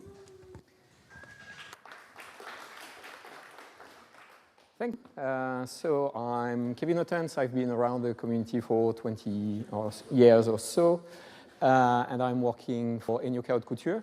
As part of my involvement with Enyoka Haute Couture, we ended up working with Canonical on what we are in KDE Neon Core, and that's what this is about. So you might have heard about Ubuntu Core. The definition they give is basically Ubuntu Core is a minimal, secure, and strictly confined operating system. It's been designed for embedded systems. Initially, it's basically the immutable version of Ubuntu, just like their equivalents on the Red Hat side, OpenShift side, and so on. Supposed to be secure by design. Everything is containerized in there, and all the components are in snaps. Interestingly, on that one, though, even the kernel or the snapd, which is what orchestrated the snaps, they're also inside of snaps, right? Everything is containerized. That makes it easier for the over-the-air updates, and there's automated rollback system if needed. Then I came up with the idea of let's extend that and go toward Ubuntu Core. So the idea is to have a fully containerized desktop this time, where each component is immutable and isolated. So it's been announced last year. and they made a full desktop session on top of Ubuntu Core. The idea is to have the same benefits that Ubuntu Core itself, but for user-facing GUIs, to make it harder for malicious software to get there or to spread, to have not have updates which leave you in an unstable state, to make it all easier to audit, verify, and also to avoid having inconsistencies from system to system. They are supposed to be all identical as long as they have the same components. That comes with extra challenge in that particular space, though, because the constraints are not exactly the same than for embedded systems. It's actually harder to draw the boundaries because all desktops are kind of like big block. So it's harder to draw the boundaries to actually containerize properly everything. And also with the rollback system and everything, since the desktops are big, we're generally using way more storage than for an embedded system. Next to that, there's been this idea floating around of KDE Neon Core. And the idea, in a nutshell, that's KDE Neon benefits, but on top of Ubuntu Core, we changed the base instead of a traditional Ubuntu. We're following a similar architecture to the Ubuntu Core desktop, except that this time that's a Plasma-based user experience. And we're trying to provide the greatest and latest of KDE software. It also provides, in that effort, we're also trying to build up and providing blocks to make it easier to snap the KDE applications, even for use outside of Ubuntu Core. All right, this will be kind of a technical talk, so I will get back a bit more into the basics of the confinement of snap, starting with how do you make a snap. That requires a build recipe, so that there's snapcraft.yaml. And then you have a tool, Snapcraft, build the package, end of story, basically, right? You still have to publish and so on. But in the recipe, you find metadata to declaration, the targeted base system, because you build on some, you expect some particular runtime to be able to run what you're building. And you declare all the apps which are provided by the package. You can have more than one app inside of a package, and that's valid. You also declare the interfaces which are used for all of those, so which can be on the plug side or the slot side, depending if you're consuming or providing. And then there's the actual build recipe, so you declare which packages you need to build. You declare how to actually build each of the parts which are in your snap. So that's this kind of YAML. So I'm too small, I cannot jump to point. So you find, so that's basic metadata, right? And the base system that you're targeting. And then we see the plugs here, we see some slots here, okay? So that this kind of very simple declaration I'm talking about. And in the case of KDE apps, we have this one, which is important for us. That's one of the things which makes it easier for KDE apps, because lots of our apps have similar expectations of what they need. So that's factored in what they call an extension, so that the KDE Neon 6 extension, which pre-wires some of what's needed. Pre-wired, that's mainly some environment variables. So we position the path properly, the xdg underscore yada yada are positioned, and so on. We also declare the build time, runtime dependencies on KDE frameworks and Qt. And some common plugs. We're providing a desktop application, so we need to be able to connect to the actual desktop. We're using OpenGL, so we need that, and so on. So a few of those. Once you have a package, how does it work actually when you run it? That's two steps when you run a snap. There's when an application is launched, there's first snap confine, which is executed, and this one we set up the environment, the execution environment. Sorry. This one will position environment variables like the home day of the user, some snap specific variables, and so on. Then it will start to do funky stuff like providing a private namespace for mount points, providing a private TMP. We have no way to actually see what's going on with the other ones. And then it will start setting up seccomp filters, AppArmor profiles to restrict what the application can do, and the kernel, which basically arbiters all of that. Once it did that, there's the actual execution environment you want for your app, and then it passes to snap exec. Snap exec, what it does is looking in the metadata file, which has been generated with the snap, find out what is the actual command for the application, and just run that. But at that point, you're inside a confined environment. Applications on Snapcraft, they can also be declared as daemons. If you do that, you also get extra files next to that, which are generated, which are basically systemd service files. Except that those ones don't run the command directly, they go through Snap to run the command. At that point, one has to wonder where are the filters for seccomp and the profiles for ARParmor coming from.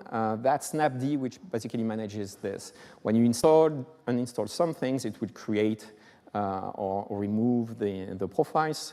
And then when you connect, disconnect some of the interfaces, it will update said profiles following some rules, which means that somewhere in snapd, that will be important later, there are code which basically maps from those nice desktop and OpenGL names that I showed before to actual templates. All right, the architecture for KDE Neon Core is the following currently. So everything which is blue, that's components that we've been working on for that project. Everything which is orange, that's stuff that we've been reusing as is, and which is on regular Ubuntu Core or Ubuntu Core desktop. There are several things here. So the easiest thing to spot, that's the applications we've been working on. So there's a few more, but we've been working on a few applications. All of those, they depend on what they call a content snap, which is the one providing the Qt and KDE Frameworks runtime. Okay? So all of those, they basically see files from that content snap to just be able to run. But they're running inside of a session, okay? And so they need to talk to something which provides the right interfaces. So I mentioned the desktop interface earlier. This desktop interface is provided by our Plasma desktop session snap, which interestingly, the way it's done currently in the architecture is 16 bytes or so, something very, very small, because there's just a tiny bunch of scripts which all point to what we have under here, which is the base snap. And that's where, in the base snap currently, we're basically putting all the binaries which are making your usual KDE session. There's some technicality with this which forces us to, I won't get into the details here because I won't have the time, but that's just to have a third snap. Otherwise, we cannot make a system which boots with that particular base snap, but I'm not getting into the details there.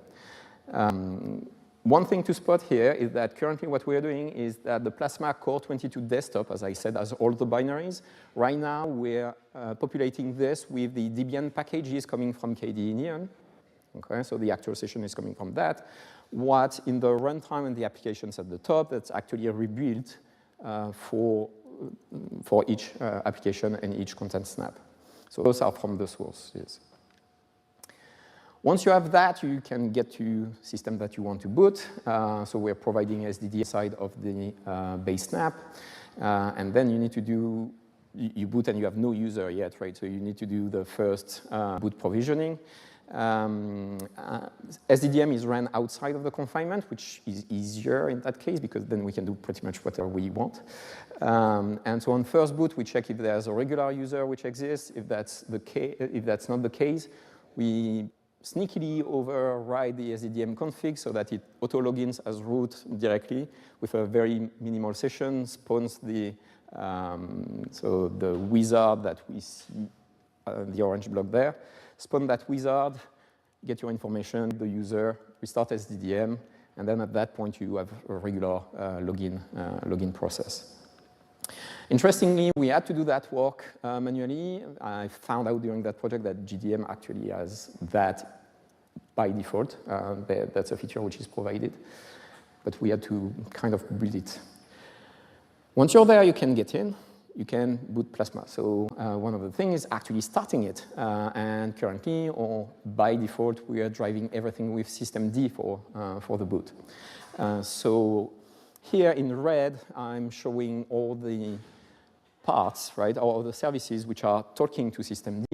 The green ones, that's basically a single line of calling to QDBus, but they are not doing much otherwise. They are just one shot and they don't stay. And the orange ones, that the ones not talking to systemd but staying around a bit longer. So the first one to kickstart that is Start Plasma, which is not really a systemd service, but it talks to systemd to say, okay, set up that target so that we can have a proper desktop. It also says things like, here is the environment I want you to give to every services which are started. Okay? So we are doing those calls to systemd for Start Plasma, and then that will kickstart the rest. Queen similarly will force some of the environment because you need to know where is the Wayland socket, for instance, this kind of stuff.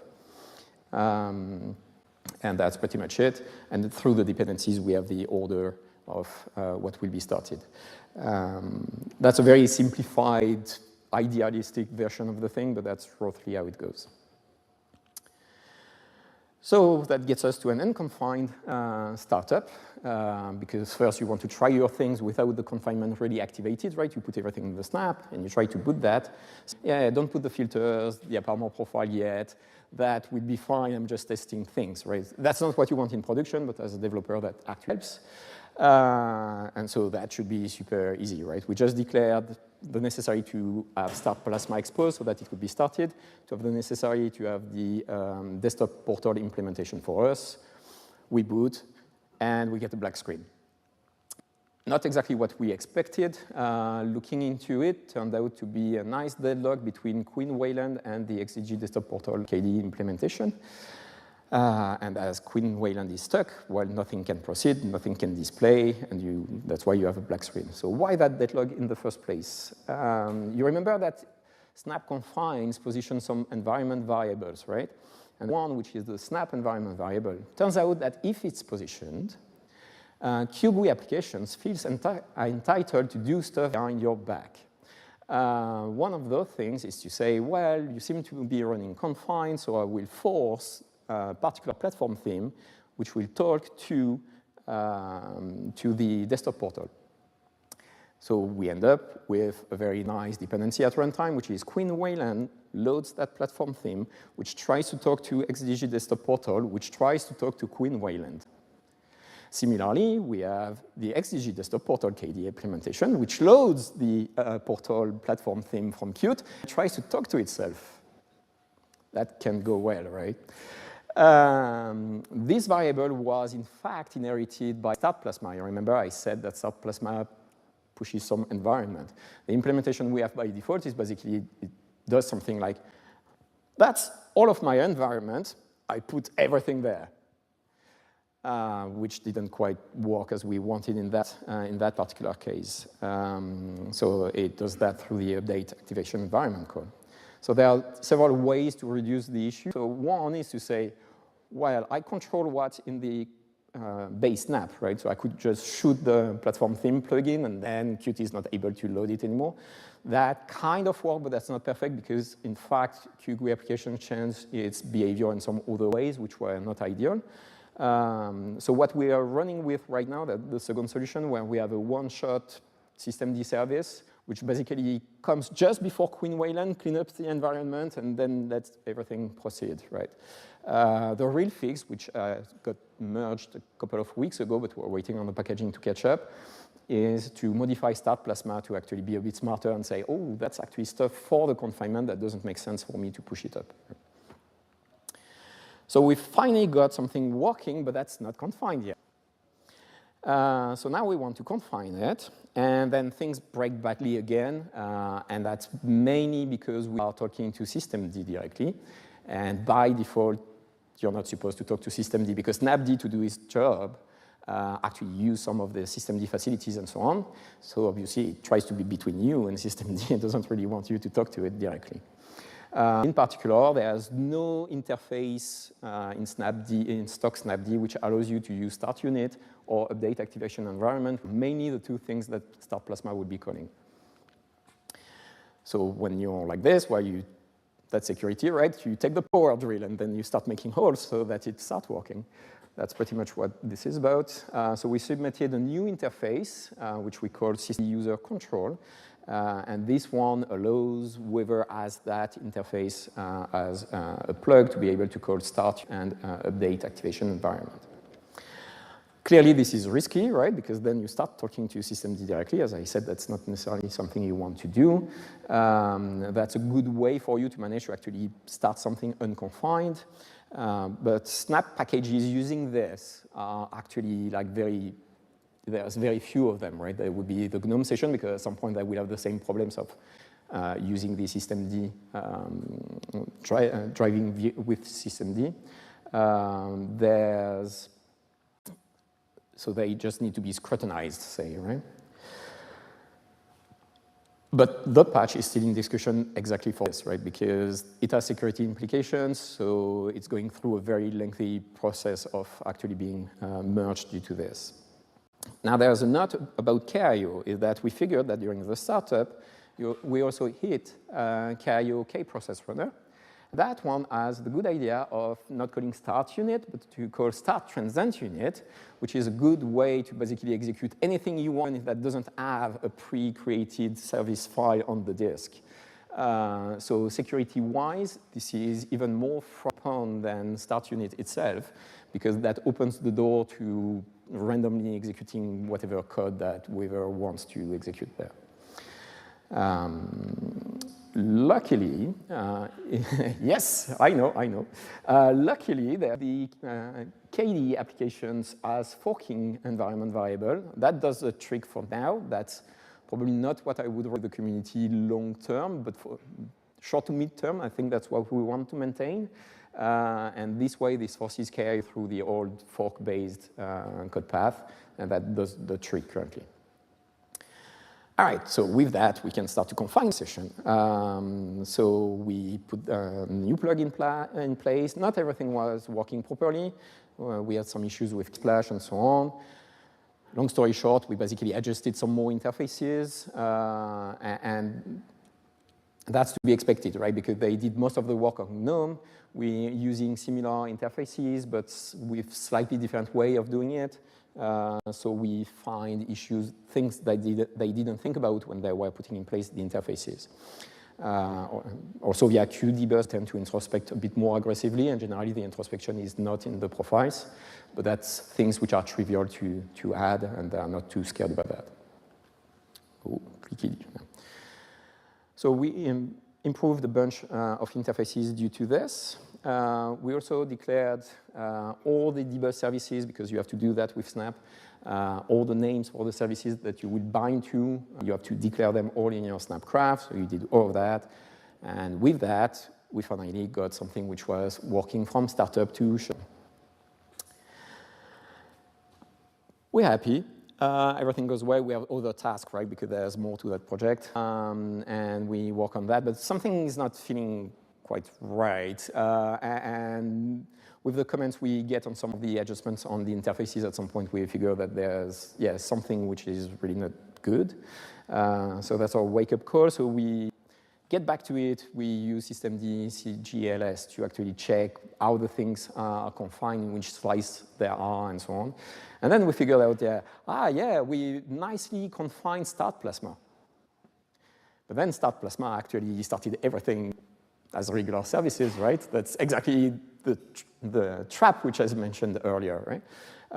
So most of it was bypassing snapd still. So we went back to the drawing board, added a bunch of aliases on the services so that we don't get the regular service files from KDE, but the ones generated by snapd because of the daemons we declared.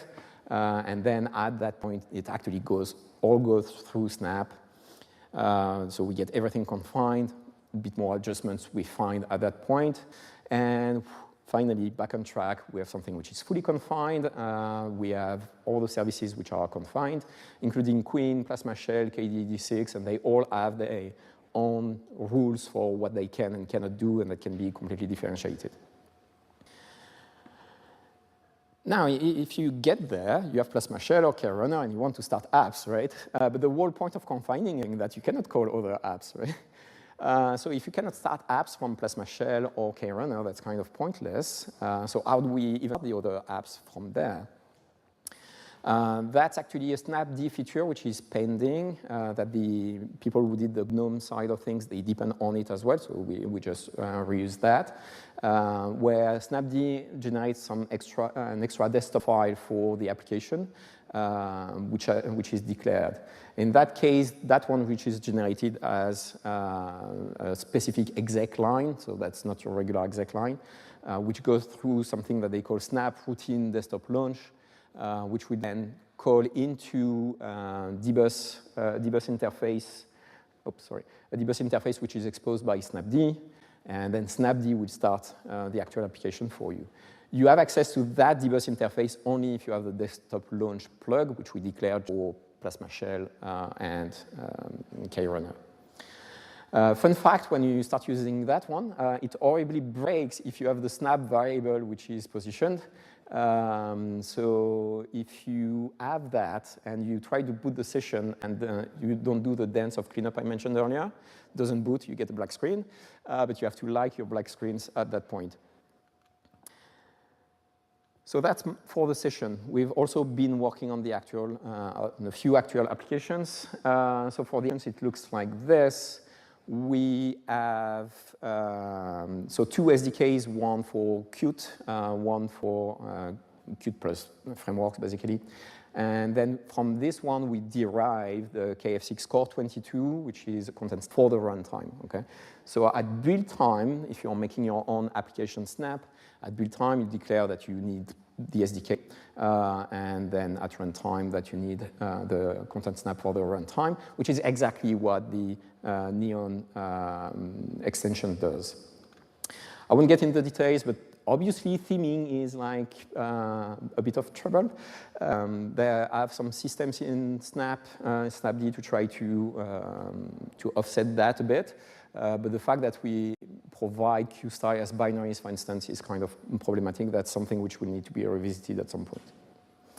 For the applications, as part of the project, we're covering only a few. That's you have like the main use cases you might need for an application, like seeing images, documents, editing something, saving. And we also have some sound, videos, and Discover to actually, because it's a bit peculiar there for, because it needs to, it interacts with snapd itself in a way. So we covered all of that. Those become then good blueprints for other applications to be snapped, right? That gives enough cases to inspire other people to snap more applications. The good news that, in our experience, most of them worked out of the box without any particular work. Once you declare exactly what it does, right, inside of the YAML, then pretty much work. The only exception to that has been discovered. We had to patch it a bit because obviously it has a strong proximity with snapd, so more things could go wrong. For instance, was assuming that the packages were auto-updated all the time, which can be disabled, so we modified that so that the assumption was not there anymore. And it was also going through SnapRun to launch the applications which were installed, which as soon as you put Discover itself in a snap, you cannot do anymore. For the apps, we want to have automated tests because we want the snaps to have functional tests run on them before we even push to the Snap Store. And so we are trying to have Appium tests for that. So far, not everything that we have snapped is actually covered. We are covering KWrite, Ocular, and Gwenview. This uncovered a couple of issues with the AT-SPY driver. And so we submitted a couple of simple patches. So problem of interface in the API, and also the API tests are, you declare the application you want to start, but we don't want to change the code of the test suite just because it's going through a snap instead of picking the one which is on your system. So we needed to adjust, make that a bit easier. One thing which is blocking to get more of those, that we are still seeing some flakiness from those tests on the CI, and that still needs to be investigated. Talking about CI, we are doing everything to build and publish the snaps, obviously. Naively, we expected that it would be there when we started the project. Turned out that one, I won't name, pulled the plugs out of what was existing before that, so we had to build something new. Snapcraft proved to be difficult to run inside of rootless containers, which is exactly what we use on our CI, of course. So we had to move everything for now on a VM, which is provided by the KDE sysadmins, and thanks for that.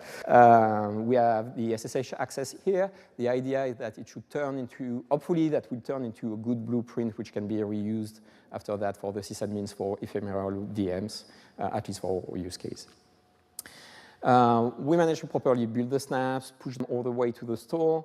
For now, we went simple, just pushes everything to latest edge because you can have several channels for all the applications. We plan to support that a bit later. And once the flakiness issues with the ACSpy WebDriver are solved, we will actually block if the tests don't pass.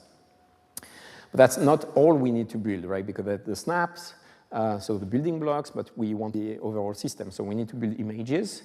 For that, we use Ubuntu Image, which makes you a system image. And that is, say, not easy to set up on the CI. The input files that they use need to be signed. And so we try to have the developers managing their keys locally and so on, but that's just annoying for everyone. And then we found out that later on, we would need to do things where it needs to be signed with the actual KDE keys. So we had to walk away from this. And so we couldn't rely on Ben as a service to sign the models for us every time we change them. So what we have now is that we have a manual CI job where we say, OK, I'm changing the model files. Please sign and generate for me. I still have to download them and so on, but we are fine. This makes it much easier. And then we also have to build ISOs, right? Because images, full images, that's nice if you want to spawn with QEMU. But then if you want to install into like something which is a real machine or so, you prefer, that's better to have an ISO. So for that, again, rootless containers, they don't really like this because you need to do, there are a lot of steps involved where you need to do some root level things. At least as we needed to move quickly, especially with the tools we're using, we need to do bind mounts, and that was a problem. And so obviously we cannot wait to have like the ephemeral VMs on the CI. All right, so for the challenges, as you can see, we encountered several problems on that project. So black screens of various provenance, with and without the confinements, applications which don't start. I glanced a bit over that, but that happened. Applications which are not doing what they should, and by not doing what they should, that goes from glitches to behaviors and so on. So how did we approach those?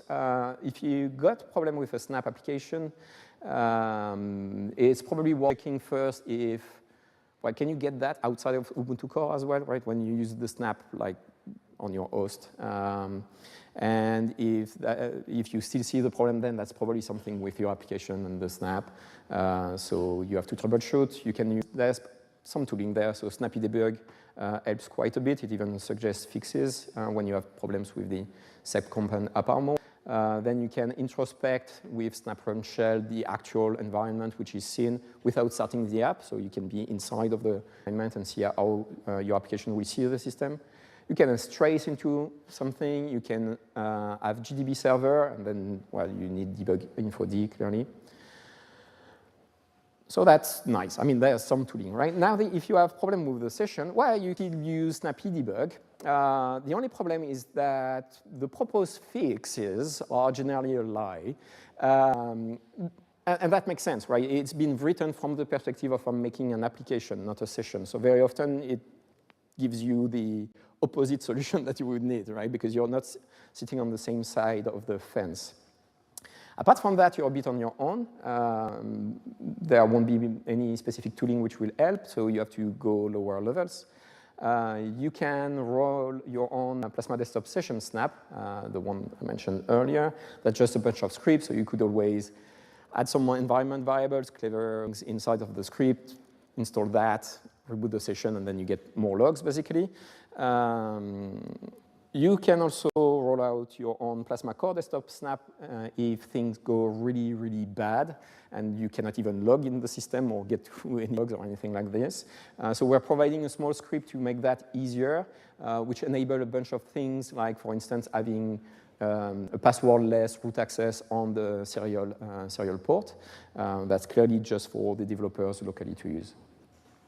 All of this is immutable, and you need to keep that in mind at every step. That means you have to be strategic in what you prioritize when you introspect. There are things you can iterate quickly on, like the applications, like the session snap, or even snapd itself that you can actually reinstall. At best, you restart the session with the session snap. That from time to time, you need a reboot with snapd, but not very often in my experience. But if you need to touch the base snap, well, then it takes a while, right? And you can go get a coffee and everything. This is a much slower feedback loop, so it's better to not do that often. There are current limitations with what we are doing, mainly because of the unmerged interface, which is still in discussion. Because it's unmerged, so the official snapd doesn't have it. So we have to ship like snapd, which has that on top. That's fine. We managed to get that in the store. We are collaborating with Canonical for that. That also means that you cannot have an assertion on the snap which says, yeah, I allow you to have that interface. So you cannot really publish on the store, which makes it very interesting for people to actually get their image. So even on the CI right now, we're injecting like a local build of what we did straight in the image, and that's far from ideal. And that's not the end of it, because then at runtime, nothing will auto-connect to Plasma Destination because of that. So you need to connect manually. This isn't great. We hope that's getting slowly resolved, and we hope that soon we will have a nicer experience due to this. There's some upcoming work. So one is currently, as you've seen, that was Core 22 everywhere. We do the switch to Core 24. And so we were a bit waiting for a snapshot of numbat for KDE Neon for that. So we have this, so we should be able to start soon.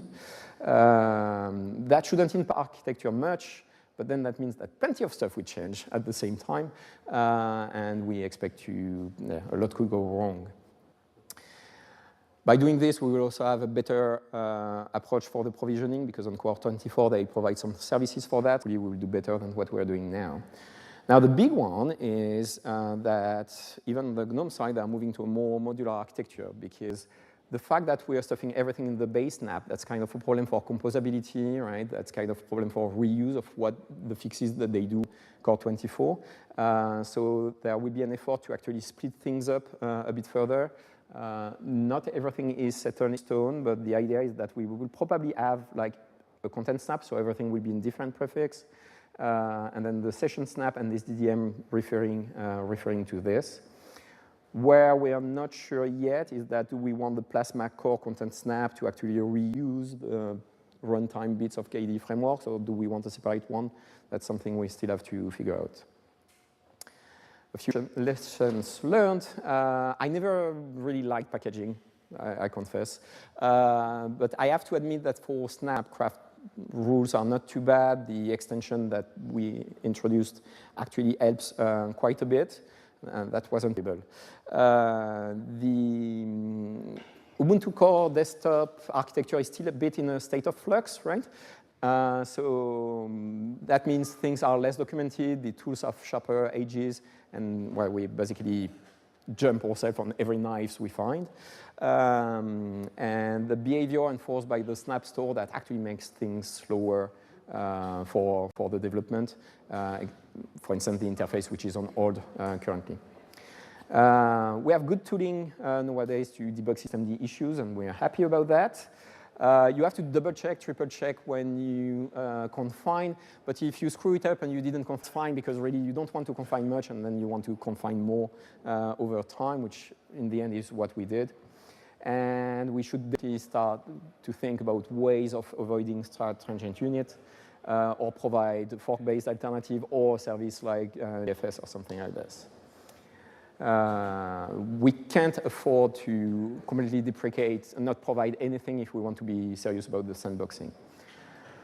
To contribute, that's all on Invent. So there's the Ubuntu core package project, the Snap packaging group. There's plenty there. We have some guidelines, how-tos, and there's KDE Neon core page.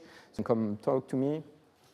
I'm just taking the time left to thank the team at New Cloud Couture, which helped with that. And also the contractors we've been working with, so Scarlett Moore, who is unfortunately not here this year, and Carlo the Main, who is probably somewhere around here. And I'd like also to thank some of the people who provided help on their spare time and bounced ideas, like Harald and David Edmondson, or Ben, which I annoyed a lot with the CI.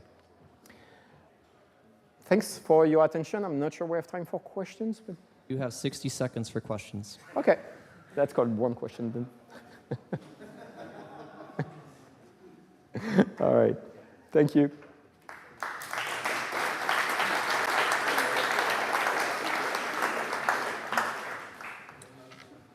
Well, there we go. So that was our last session of the day here in room 1. Thank you so much, Kevin, for that. If you have questions for them, of course, you can find them around Akademy. Hit them up, chase down, hunt them down, IRC, Matrix, wherever you live. We'll find you. So now the next session in this room is basically winding things down. So we've got coming up next now the sponsor lightning talks happening. People next door should be filtering in a bit. We'll give everybody about a 5-minute break, get situated, get started, and we'll be back then. So.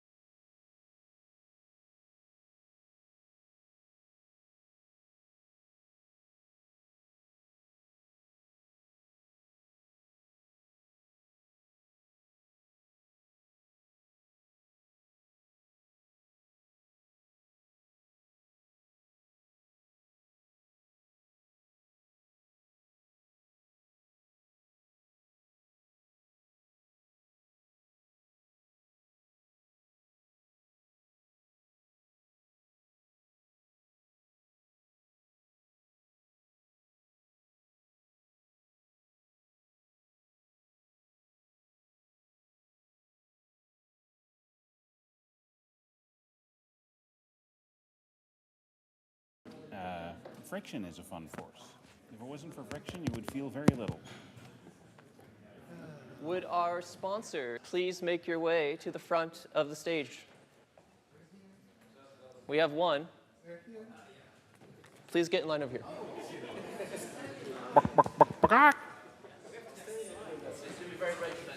Do we all right hand and go two by two? Whatever makes you feel good. So, cool. All right, let's get started. So, welcome to the sponsor lightning talks of Akademy.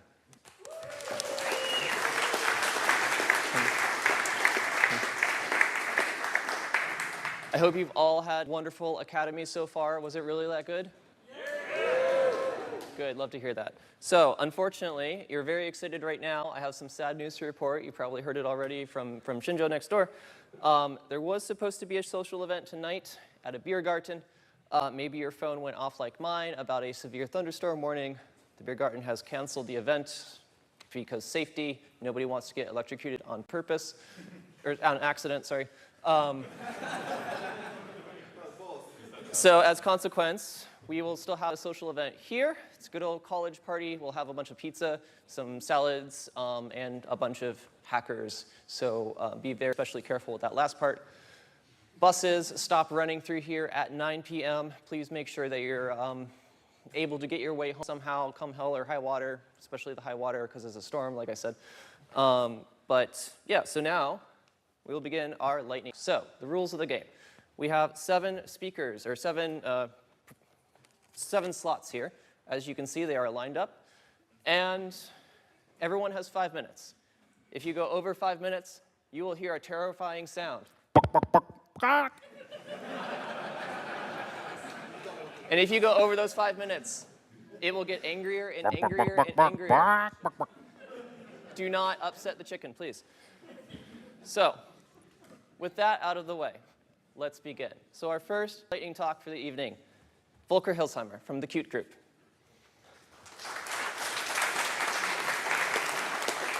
All right, thank you very much. It has been a fantastic event. It has been my second Akademy, and I was extremely thankful for being welcomed so heartwarmingly. And I'm even more happy that we have managed this time to bring a lot of people from the Qt company and from the Qt Group to the event, and that many of you joined our Contributor Summit as well before. So thank you very much for that. The Qt Group is 2 different things in terms of what we are doing. We are generally trying to build tools for software development and product creators, and we focus primarily on the Qt framework and the tools around it, like Qt Creator, like Qt Design Studio, and a couple of auxiliary things. And we have a couple of teams in Germany primarily that are working on the quality assurance tool. So Squish is a tool that you might have at least have heard of, and Axivian is a static analyzer. So that's something we have started to do a couple of years ago, growing deeper into the software development lifecycle, covering more aspects there as well. We are about 1,000 people these days in the Qt Group, so it's no longer a startup, I would say. Very international. We are similarly to the Flat Earth Society, we have people around the globe. Very international also in the different offices that we have. We have Qt development in Berlin, strong focus on the QML language, on Qt Creator, on many aspects of the core libraries. We have about 70 people in Oslo, where it all started, which is also where I am located, where we work to a large degree on the UI frameworks, some of the core aspects as well, network libraries, and the documentation infrastructure as examples. Much of the platform integration is happening well. And then in northern Finland, in Oulu, we have a lot of people working on the embedded side of the business, on our CI/CD infrastructure, on designer tooling, and a couple of other products and things that we are doing. So it's 3 big teams where we are developing Qt, and then, like mentioned, we have a couple of teams in Germany that are developing our QA tooling business. I think we have a second slide. There is the Qt World Summit event coming up next year with a big 30th of Qt celebration in Munich. We have extended the call for paper, so if you feel that you have something worth sharing with other users of Qt, even though it is maybe primarily KDE, but nevertheless, if it's something that's relevant for the rest of the Qt community, maybe that is something you want to propose as a talk. We would be very much happy to see more contributions there, also from the open source community. This year, no, the last year Qt World Summit event has already managed to bring back a bit more of the technical content, and I think we got very good feedback for that we have more developer-relevant material again. And of course, we are looking for people that want to build Qt with us together in the different sites. Yes, we are a company that is seeing still a lot of value in having people co-located in the office and working together physically. That is not everybody's cup of tea, but if it was too warm for you now in Germany, for instance, in the last couple of days, and you are somebody who likes the coolcation movement, then coming to Oslo or even to northern Finland might be an option for you. So if you feel that working on is something you would like to do for a living, we would be very happy to see you reaching out to us. Thanks again for having us. It has been a wonderful day, and it's going to be a wonderful evening as well. And then many of us will be here also for the next couple of days to join the BOFs. Thank you.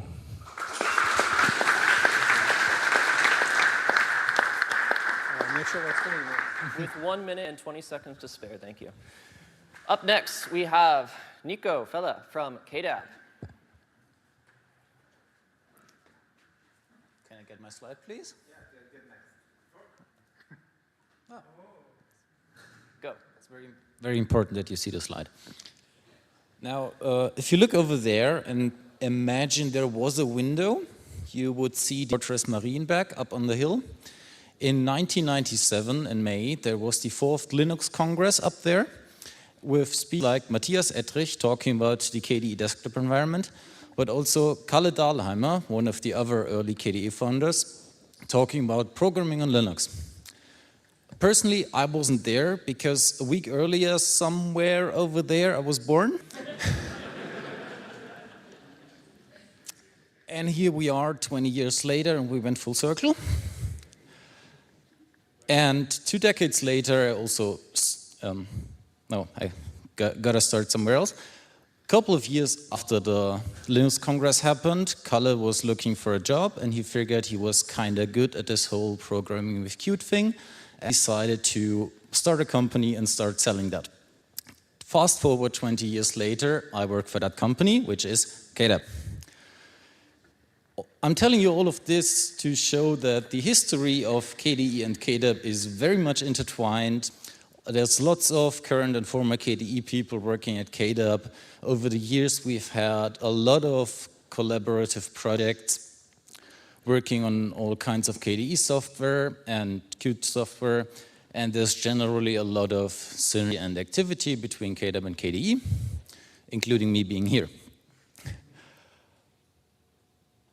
So yeah, if you look at the slide again, you see 2 QR codes. If you scan them with our KDE barcode scanning app that nobody knows how to pronounce properly, and if you're not Volker, who can read them by the naked eye, then you can find our YouTube channel where we have lots of educational contents about Qt, QML, and all sorts around that. And you can profit of some of the expertise that we accumulated in developing with Qt, QML, C++, and all sorts of related technologies like CMake, Yocto, Embedded, and so on and so forth. Thank you.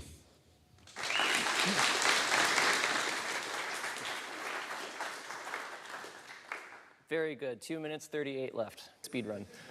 Up next, Mario Gaspari with Canonical.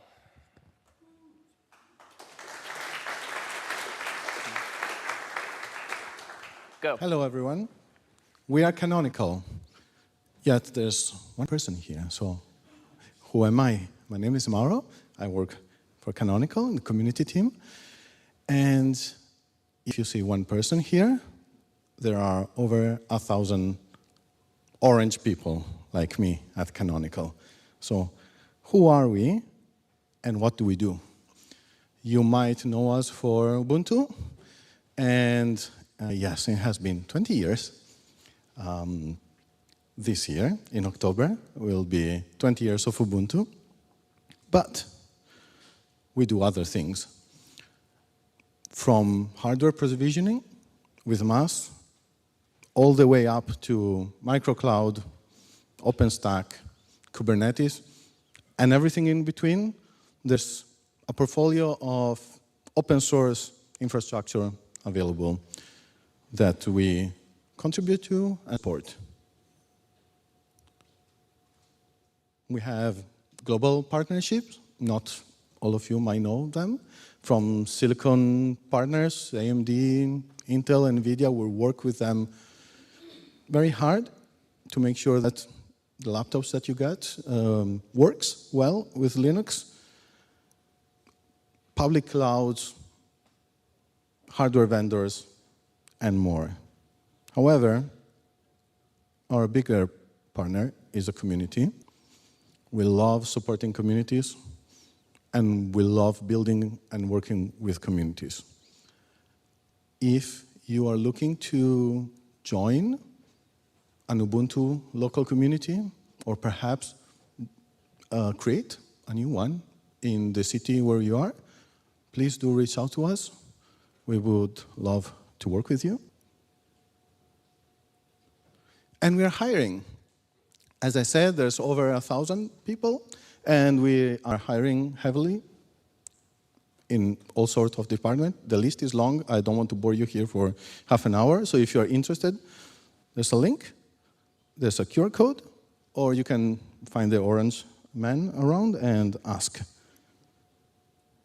Last but not all, Ubuntu Summit 2024 happens in The Hague, Netherlands, October 25 to 27. I want to mention that the Ubuntu word in the Ubuntu Summit doesn't mean the Ubuntu distribution. It means the philosophy behind Ubuntu. It's an open source conference.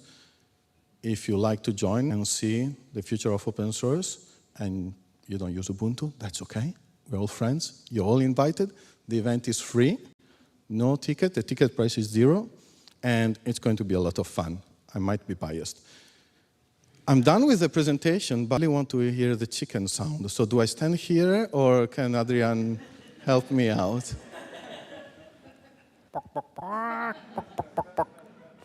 Thank you.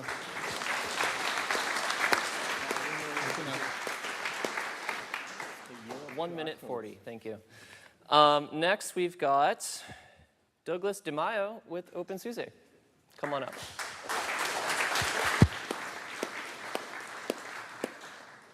All right, thank you, yeah. I'm here to talk a little bit about OpenSUSE and, as well as the Geeko Foundation. My name's Douglas DeMaio, and I'm part of the community as a board member. I also am a trustee for the Geeko Foundation. And the one thing that I do want to start off saying thank you from the OpenSUSE community to KDE and all the contributors out there. You really have been a key part to our project, and just want to express our gratitude. Going a little further into that, just want to provide an update from the OpenSUSE community, which is basically sponsored by SUSE and a few other companies. But Leap 16, which is planned for this, or not this fall, but next fall. Want to give a shout out to Antonio La Rosa and the team that helped get Leap 16 enabled. And so we're kind of getting to the point of alpha stage there. It's going to be based on the idea of ALP. If you've heard the discussion about ALP, I'm kind of here to at least give a little bit of information so that everyone has they're sort of on the same page. But anyway, you might have heard that ALP was going to be an immutable OS, meaning Leap 16 would be an immutable OS, and that is just not the case. So just want to make sure that that's very clear to everyone here. We have an immutable release called Kalpa, and that's just moving forward. So kind of the what Harold was talking about the other day is very similar. So take a look at it, see what you think. I mean, maybe it provides some insight on some of the different things you want to do within the Plasma. Tumbleweed, again, also rolling forward. And then there is some plans. We don't know how quickly it's going to happen or when it might happen, but to kind of like for the Geeko Foundation, which was established to support the community, the OpenSUSE community, as well as other efforts. we're looking to have some sort of cloud team where we can actually capture some funds there and put those funds to use for the community. You may have heard we might change our name. And that's very important. I want to pass that along to you. There is a discussion, and you'll probably see that over the next few months to a year. And there's nothing really changing about this, and it's not like SUSE doesn't have a desire as well as like that they're abandoning the project. That's just not the case. They're very supportive. Someone within the marketing of SUSE has asked for us as community to consider changing our name, and there's a discussion taking place within the OpenSUSE community about that. And we will try to make that as transparent as possible, and the community will resolve that issue and have a vote on a pathway forward. It's going to be tough, but these rebranding, I don't think, is ever anything fun. So please not try to do that if you can. And then,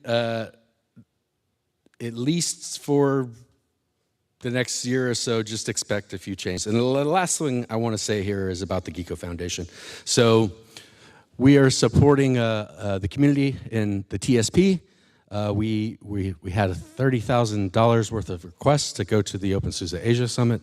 And there's a donation button as a welcome package within OpenSUSE releases. So if you're out there and you want to donate to the project and people that are contributing to OpenSUSE and also upstreams, please consider that. It's an ability for us as a community to address some of the problems. I think each project, they have their own unique aspects, but you know, a lot of us distribution tend to be in a very similar pattern, and so the Geeko Foundation allows for that. And yeah, one of the trustees is also Patrick up here at front, and then Neil is walking around here somewhere, so you'll have 3 OpenSUSE board members here right now. If you have any issues or anything you want to talk about, bring it up. I'll be back here for the next couple days here and there. And so that's it. I want to thank you again for a great academy.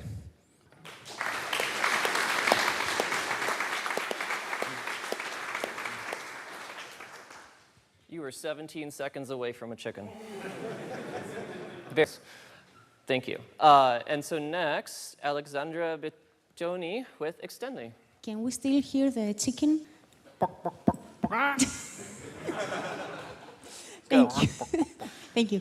So, I'm Alexandra from Extendly. I'm sure many of you have no idea what Extendly is, but it doesn't matter. That's why we're here. I'm the CEO of Extendly, but besides being CEO, I'm also a Qt developer myself. So since more than 10 years now, I have been contributing to projects like the Neptune UI, Neptune 3 UI, for if you know that, and also BlackBerry 10 OS and the famous MBUX, so the Mercedes-Benz UI software framework. That said, that's me. Like 8 years ago in California, Mercedes-Benz offices, they told me, you will be doing the UI from now on, so get yourself into the car and get familiar with that. And I was like, okay, that's why the face. Anyways, back to Extendly. So we're located in the south of Europe, not to say the sunny part of Europe, mainly in Cyprus and Greece, but we're working remotely, so location doesn't really matter. And we are UI software doctors. So among our services, healing people's projects. So we're using Qt for that and other open source goodies and not. And among our remedies is UI UX design, embedded UI developments, application development, prototype Qt development, and QML trainings. Okay. So in the recent days, several people asked me, why are you here? Why are you sponsoring Akademy? It's the second time we're actually sponsoring Akademy and looking forward to the next one. We believe that, we believe that contributing to an open source project is not only via code, so there are many ways of doing that, and we want you to continue doing what you're doing. So thanks for that. Networking is also another reason. That's it. Thank you. Feel free to reach out if you're looking for a job, looking for your next, or just want to chat. you know where to find us. Thank you.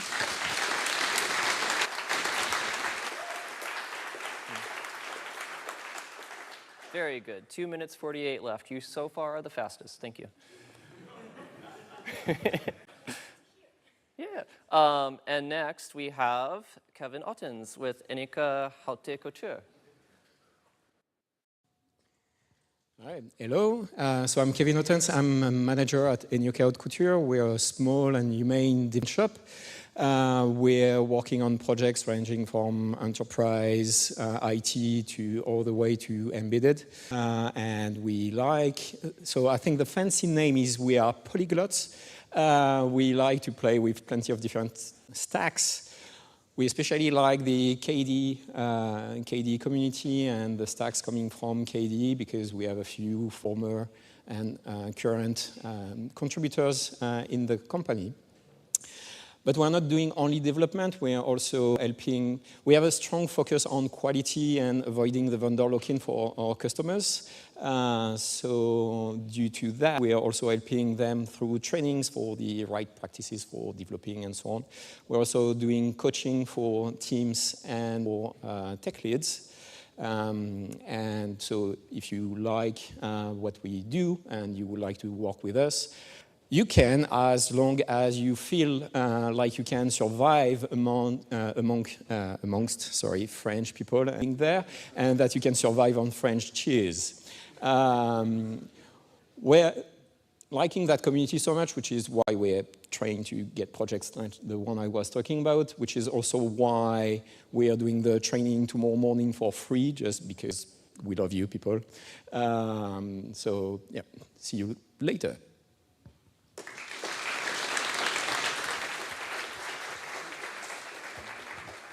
3 minutes 25 left. Thank you. So far, you are now the fastest. Now, like I said, people can chase you down. We'll find where you are. Okay. So finally, our last entrant in the speed race competition here is Vaja Benitize. Oh, I'm so sorry. With Slimbook. It's Vaja Benitze. That was close.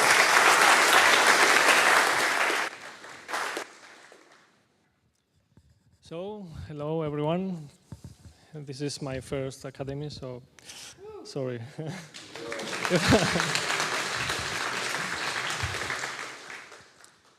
We are a computer manufacturing company. We make computers, as you could see before at our stand. Who are we? We are a small company that started in Spain in 2015. We make computers, and our mission is to provide a great Linux experience out of the box when it is the user receives the laptop for the first time. We collaborate with different partnerships with KDE, Fedora, Manjaro, and yeah, we are open to collaborate with other devices. So what do we make? We make desktop computers, laptops, mini PCs, servers, as you can see, hardware vendors. So the first KDE, for example, was born in 2017. It had these specs, very modest. And 7 years later, we have this one. It's quite a big upgrade to the first one. I know that a lot of people love percentage upgrades, so I put it this. So if you want to check it out. So thank you for coming, and if you want to check it out, more of the laptops, the specs are in the QR code if you want to know more. Here you have. So thank you.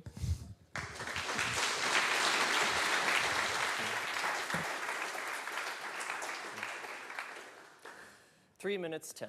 Thank you. So this concludes our talks. The chicken is satisfied. The chicken is satisfied.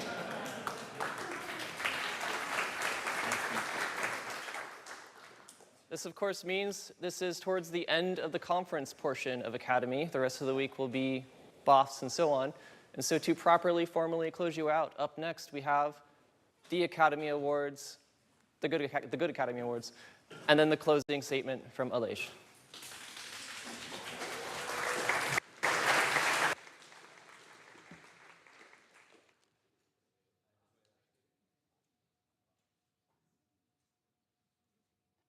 As traditional, it's the last year's, well, doesn't it work?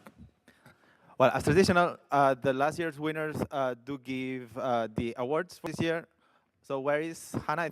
I believe it's, oh, the camera. Well, Hannah, are you among us? And have the awards.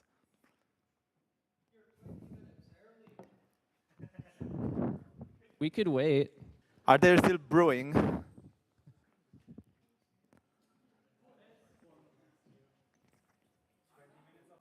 So yeah, we can have 20 minutes of the chicken. Chicken, chicken.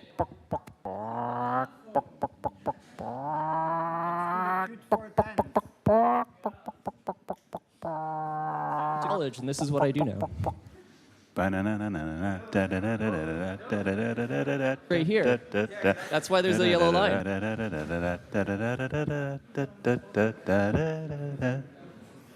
Come on, do the chicken dance.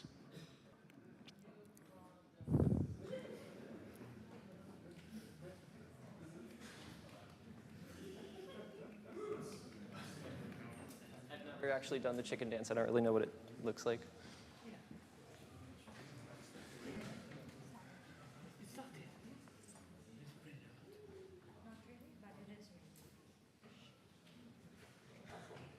I didn't actually expect that we get done so fast, despite the pressure of speed running and so on. But it looks like nope, those are not awards coming down. That's just a clipboard. Yeah, I guess. Victoria. Yeah. Was the thunderstorm warning about the lightning talks then? The thunderstorm warning was about the lightning talks. Yes, Okay. let's say. You're squeaking. I'm squeaking. Feedback. Well, I guess we can just like sit here and vibe for a bit while we wait for the awards to, I guess, ferment, bake, brew. I'm not sure what they are actually doing. Printing, maybe? Printing seems unplausible. This is a Linux conference. We don't print things. My time to do, I'm standing up just fine. I don't even need this mic. I don't know why I have this one, actually.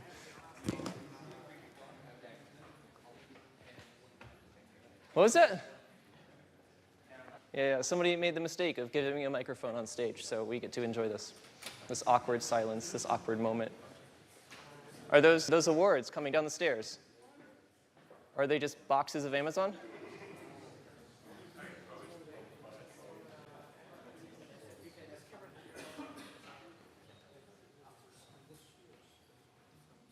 Are those actually awards?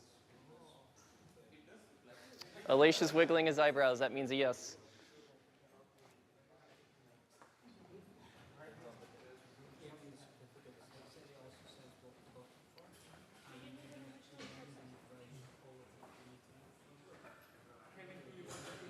That was a fun one. I remember that. That was Barcelona, isn't it? It's 2022. Yeah. So that was, yeah, well, yeah, it was really fun. I'm somewhere in there. Most people are in there. Do we have awards now? We have awards. We have picture frames, and there's stuff in the frames.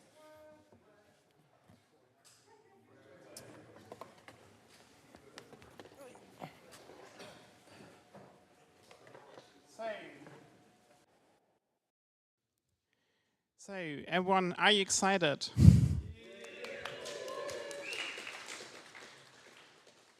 And the award for the Application Award September 2024 goes to Friedrich W. Kosselbau for the work on Octeta and many years of contribution to KDE.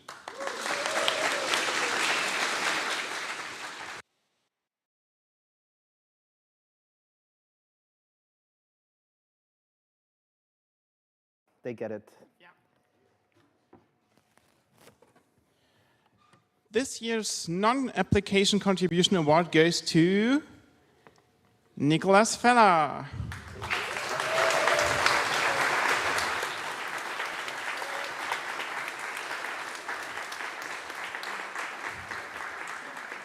for the work on KDE frameworks and Plasma.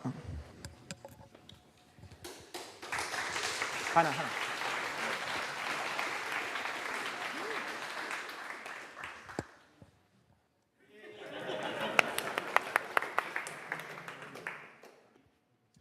All right, so earlier when I gave my sponsors lightning talk, I wanted to say that that was going to be the last thing you hear from me today. I forgot, which I'm glad I did now because it would have been a lie, but I'm into lying about that anyway. So thank you very much. It feels great for being honored for what I love to do. But I also want to mention that everything in there was just not just me. It was an effort of a lot of people, and I want to just mention some of them, which are Alex Lohnau, Volker Krause, and various Davids. I can make them. You can talk to him about 3D printing for a while now. He's super proud. Oh. So this award is the jury award, and this year it goes to Albert Astel-Seed for the work on the Qt patch collection, KDE Gears release, maintainership, A18N, and simply sticking to the project for so many years and as an active contributor.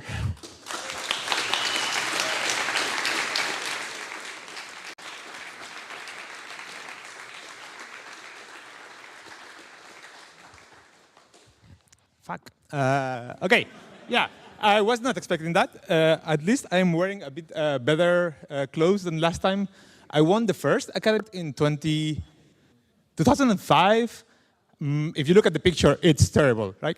Today, I mean, my jeans are broken, but back then, yeah, it was very bad. Okay, anyhow, thank you. You gave me an award for being old.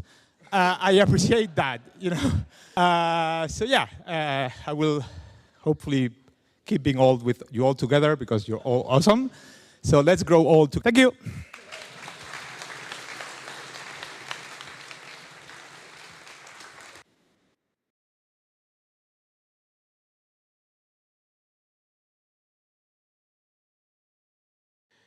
And now we come to the Organization Award, and it goes, as usually, to the Academy team for the work.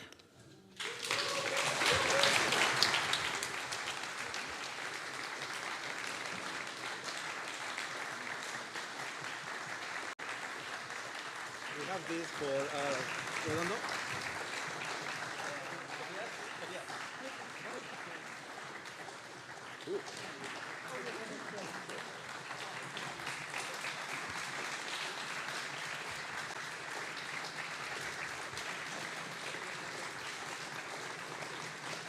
Can I put it in here?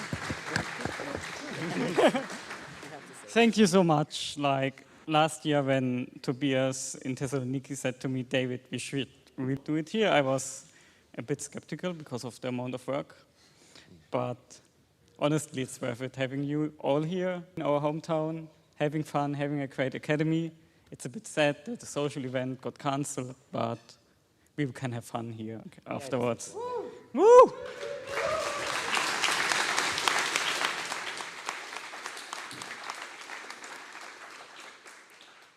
Also, organizing it turned out to be very easy. Someone should definitely do it next year. Somebody else? No? Nico? Hello again.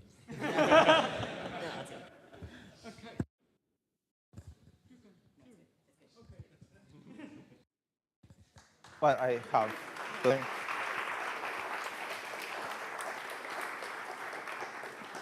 I imagine you can still hear me, right? Okay, so the fun things are over. Now I say boring things. Like we keep saying, and I'm sure you're aware, but just in case, there's not going to be a social event elsewhere. You're going to stay here, and food is going to appear, and it's going to be good enough.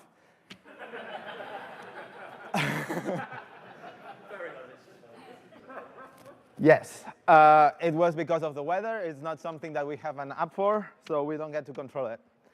Contributions are very welcome. Bhujan is going to do it. We just gave the Academy Awards. Remember to send them the paper part. It's nice for them to get home and remember that it's not just the jury that gave them the award, but the whole community. Do it. It's always nice. If you want to write a nice kissy thing, that's also something you can do. On Wednesday, we're going to have the trip. You can only come if you registered, and remember to bring your badge with you. Oh, yeah, the badge. Otherwise, I think Kenny won't let you come. I think you can come by train otherwise, so there's a plan B as always. Thank you very much to everybody who participated in Academy. Thank you, the team. Thank you, all the community who came. Thank you, all of the sponsors. Also, the University of Würzburg, the Chair of Robotics, Professor Andreas Nuchter, and the media partners. Thank you very much. I hope everybody had an amazing Academy. I certainly did. I'm sure that you wanted to see more talks, but now what is going to happen is that you get to work. We will be having tons of sessions, birds of feather sessions that, well, you will have to speak your mind and commit to doing lots of interesting things over the next year, or, well, before the next meeting that we have. But that said, and unless somebody tells me I'm really forgetting something important, see you right outside, which is where we're having this whole event.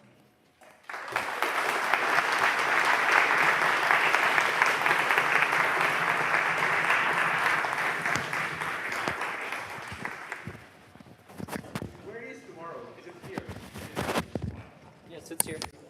Tomorrow is here. Get out of here.